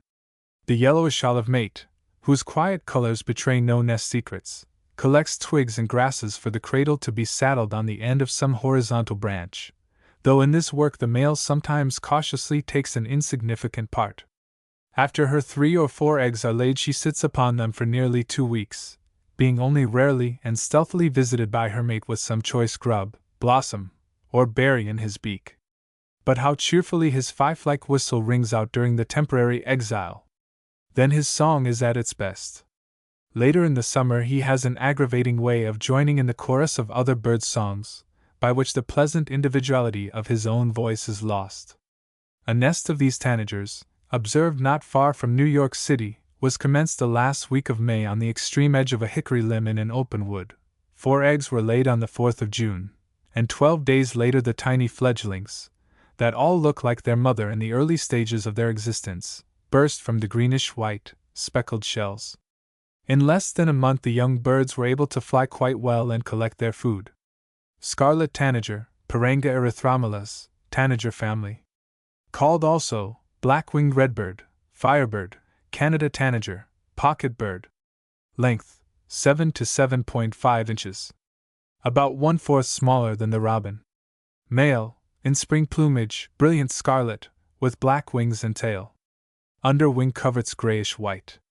In autumn, similar to female. Female, olive-green above, wings and tail dark, lightly margined with olive. Underneath greenish-yellow. Range, North America to northern Canada boundaries, and southward in winter to South America. Migrations, May, October. Summer resident.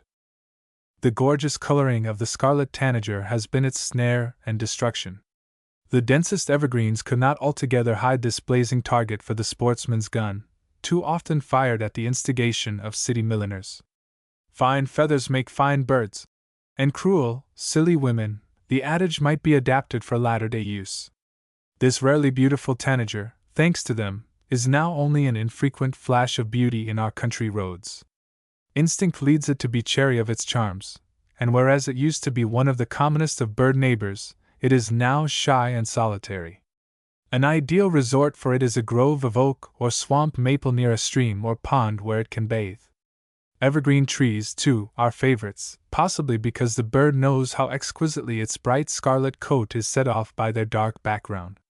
High in the treetops he perches, all unsuspected by the visitor passing through the woods below, until a burst of rich, sweet melody directs the opera glasses suddenly upward. There we detect him caroling loud and cheerfully, like a robin.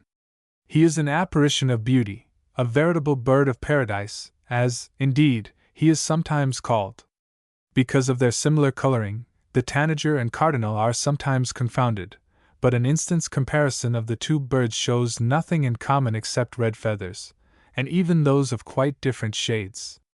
The inconspicuous olive green and yellow of the female tanager's plumage is another striking instance of nature's unequal distribution of gifts. But if our bright-colored birds have become shockingly few under existing conditions, would any at all remain were the females prominent, like the males, as they brood upon the nest? Both tanagers construct a rather disorderly-looking nest of fibers and sticks, through which daylight can be seen where it rests securely upon the horizontal branch of some oak or pine tree.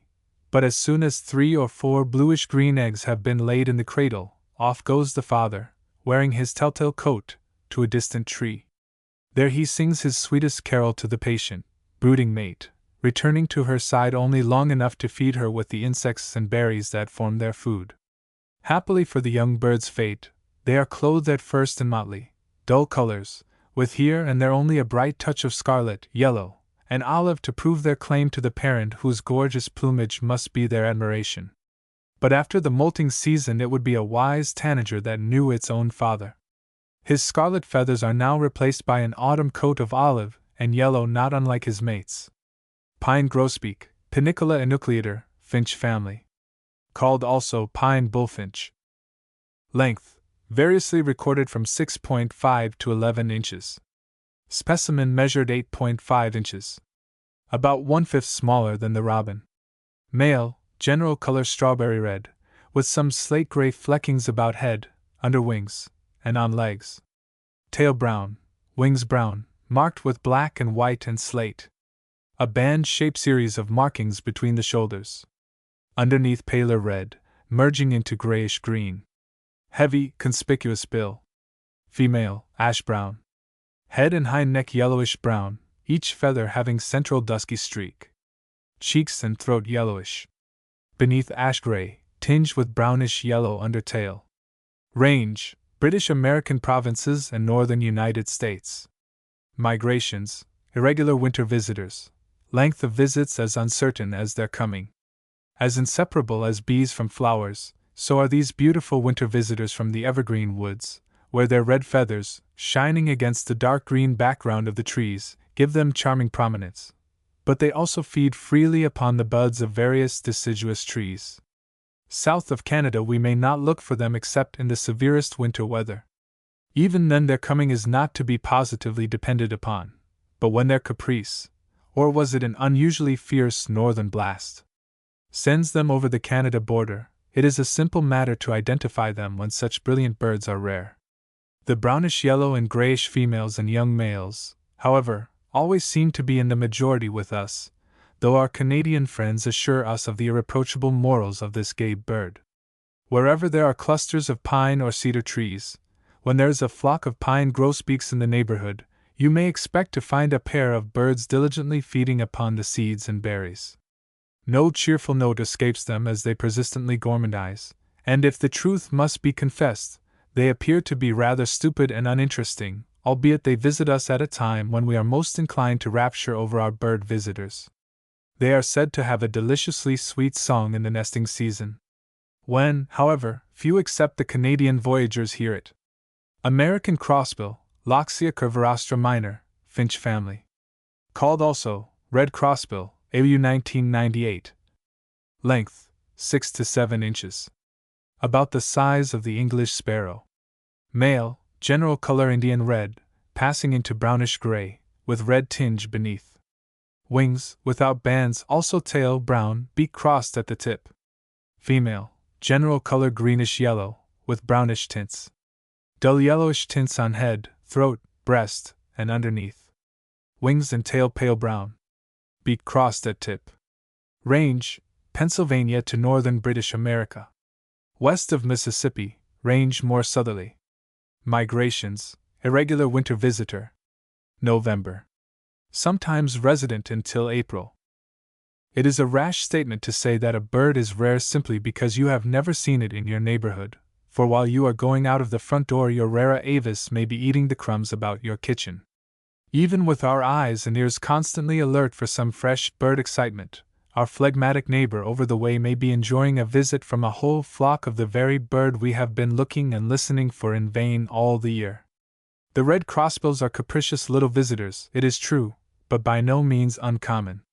About the size of an English sparrow, of a brick or Indian red color, for the most part, the peculiarity of its parrot-like beak is its certain mark of identification. Longfellow has rendered into verse the German legend of the crossbill, which tells that as the Savior hung upon the cross, a little bird tried to pull out the nails that pierced his hands and feet, thus twisting its beak and staining its feathers with the blood.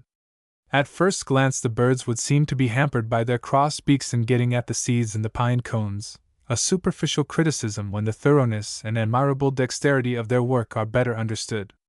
Various seeds of fruits, berries, and the buds of trees enlarge their bill of fare. They are said to be inordinately fond of salt. Mr. Romain B. Hoff tells of a certain old ice cream freezer that attracted flocks of crossbills one winter, as a salt lick attracts deer. Whether the traditional salt that may have stuck to the bird's tail is responsible for its tameness is not related, but it is certain the crossbills, like most bird visitors from the far north, are remarkably gentle, friendly little birds. As they swing about the pine trees, parrot fashion, with the help of their bill, calling out "Kimp, Kimp," that sounds like the snapping of the pine cones on a sunny day, it often seems easily possible to catch them with the hand. There is another species of crossbill, called the white-winged, Loxia leucoptera, that differs from the preceding chiefly in having two white bands across its wings and in being more rare. The redpoll, Acanthias linearia, finch family. Called also redpoll linnet, little snowbird, lesser redpoll, common redpoll, AU 1998. Length, 5.25 to 5.5 inches. About an inch shorter than the English sparrow. Male, a rich crimson wash on head, neck, breast, and lower back, that is sometimes only a pink when we see the bird in midwinter. Grayish-brown, sparrowy feathers show underneath the red wash.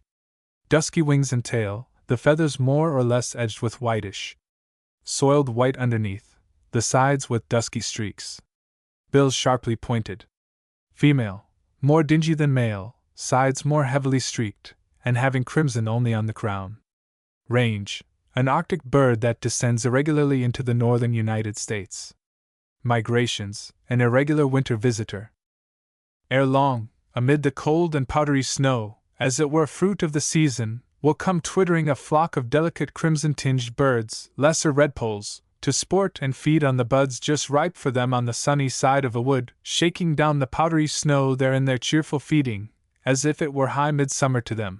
Thoreau's beautiful description of these tiny winter visitors, which should be read entire, shows the man in one of his most sympathetic, exalted moods, and it is the best brief characterization of the redpoll that we have.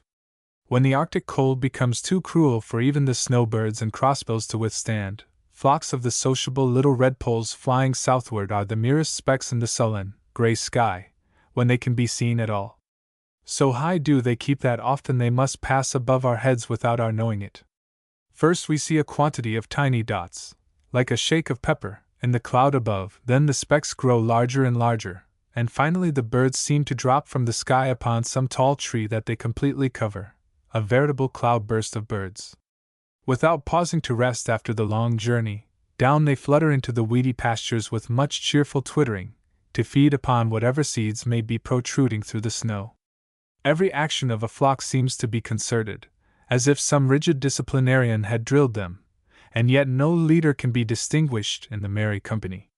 When one flies, all fly; where one feeds, all feed, and by some subtle telepathy all rise at the identical instant from their feeding ground and cheerfully twitter in concert where they all alight at once.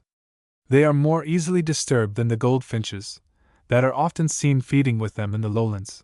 Nevertheless, they quite often venture into our gardens and orchards, even in suburbs penetrated by the trolley car. Usually in winter we hear only their lisping call note, but if the birds linger late enough in the spring, when their fancy lightly turns to thoughts of love, a gleeful, canary-like song comes from the naked branches, and we may know by it that the flock will soon disappear for their nesting grounds in the northern forests. The greater redpoll, Acanthi's Linaria rostrata may be distinguished from the foregoing species by its slightly larger size, darker upper parts, and shorter, stouter bill. But the notes, habits, and general appearance of both redpolls are so nearly identical that the birds are usually mistaken for each other. Purple finch, Carpodicus purpureus, finch family. Called also purple linnet. Length 6 to 6.25 inches.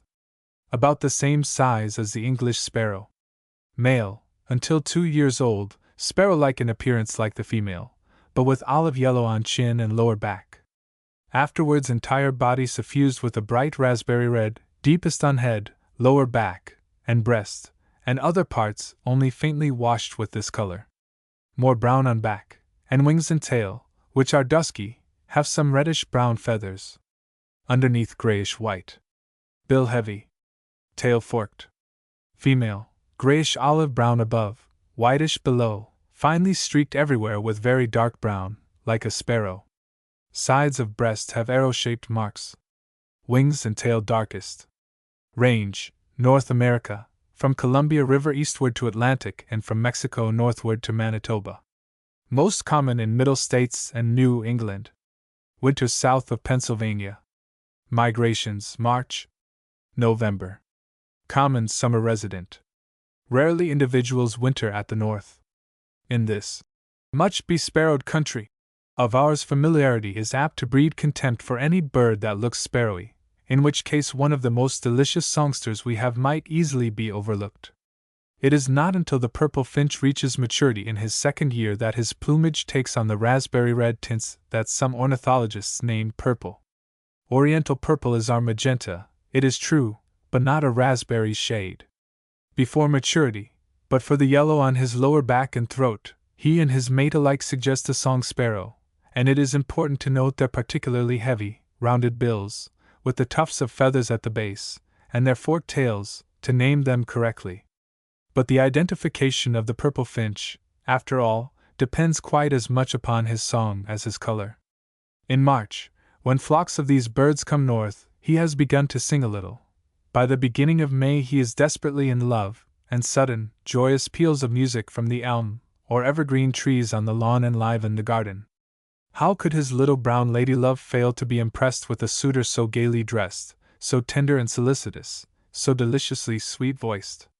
With fuller, richer song than the warbling vireos, which Nuttall has said it resembles, a perfect ecstasy of love pours incessantly from his throat during the early summer days. There is a suggestion of the robin's love song in his, but its copiousness, variety, and rapidity give it a character all its own.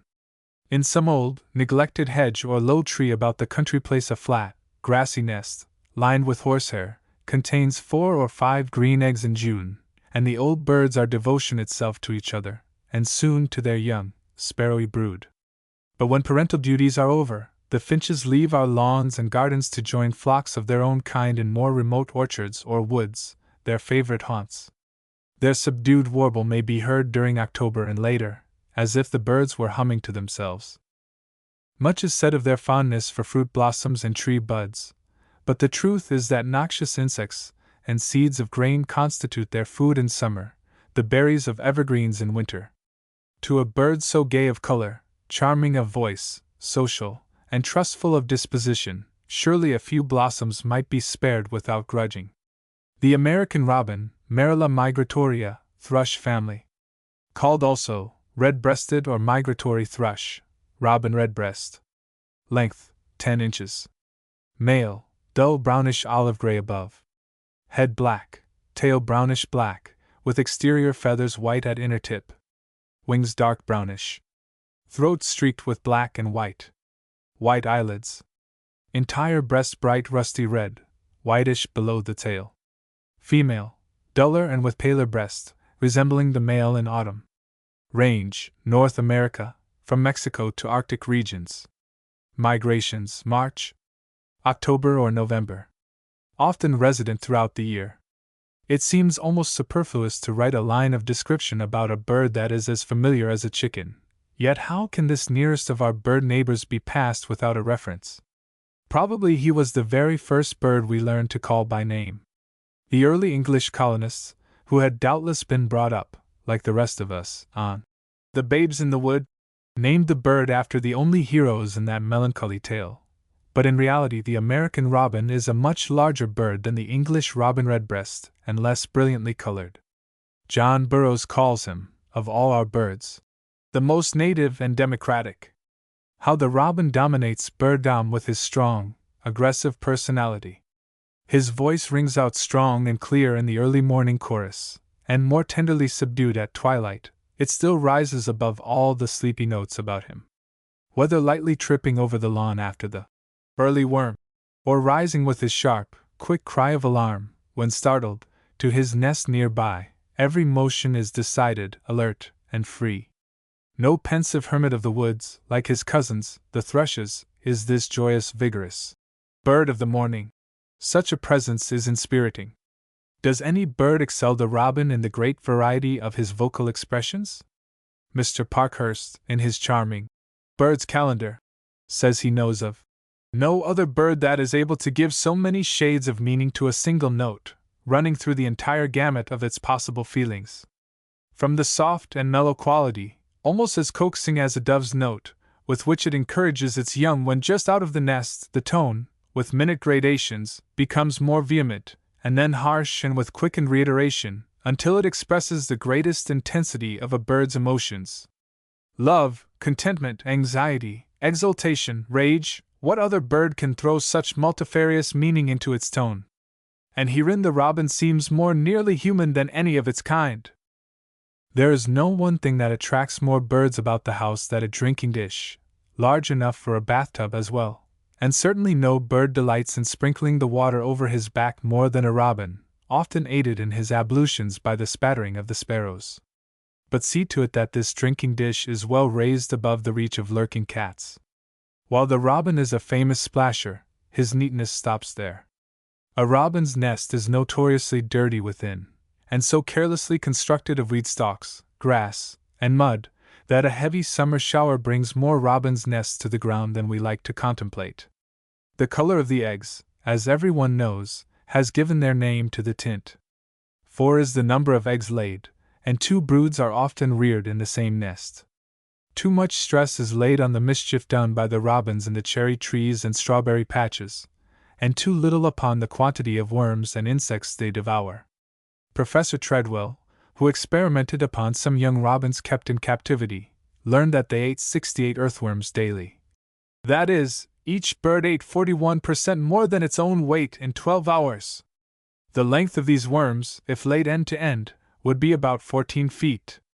Man, at this rate, would eat about 70 pounds of flesh a day, and drink 5 or 6 gallons of water.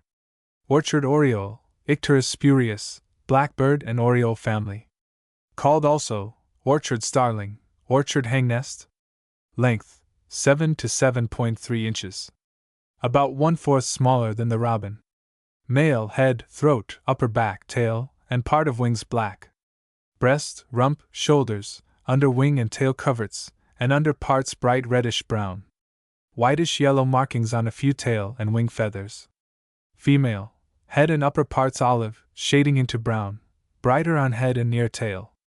Back and wings dusky brown, with pale buff shoulder bars and edges of coverts. Throat black. Under parts olive, shading into yellow. Range, Canada to Central America. Common in temperate latitudes of the United States. Migrations, early May. Middle of September. Common summer resident. With a more southerly range than the Baltimore oriole and less conspicuous coloring, the orchard oriole is not so familiar a bird in many northern states, where, nevertheless, it is quite common enough to be classed among our would-be intimates. The orchard is not always as close to the house as this bird cares to venture. He will pursue an insect even to the piazza vines. His song, says John Burroughs, is like scarlet. Strong, intense, emphatic, but it is sweet and is more rapidly uttered than that of others of the family. It is ended for the season early in July. This oriole, too, builds a beautiful nest, not often pendant like the Baltimore's, but securely placed in the fork of a sturdy fruit tree, at a moderate height, and woven with skill and precision, like a basket. When the dried grasses from one of these nests were stretched and measured, All were found to be very nearly the same length, showing to what pains the little weaver had gone to make the nest neat and pliable, yet strong. 4 cloudy white eggs with dark brown spots are usually found in the nest in June.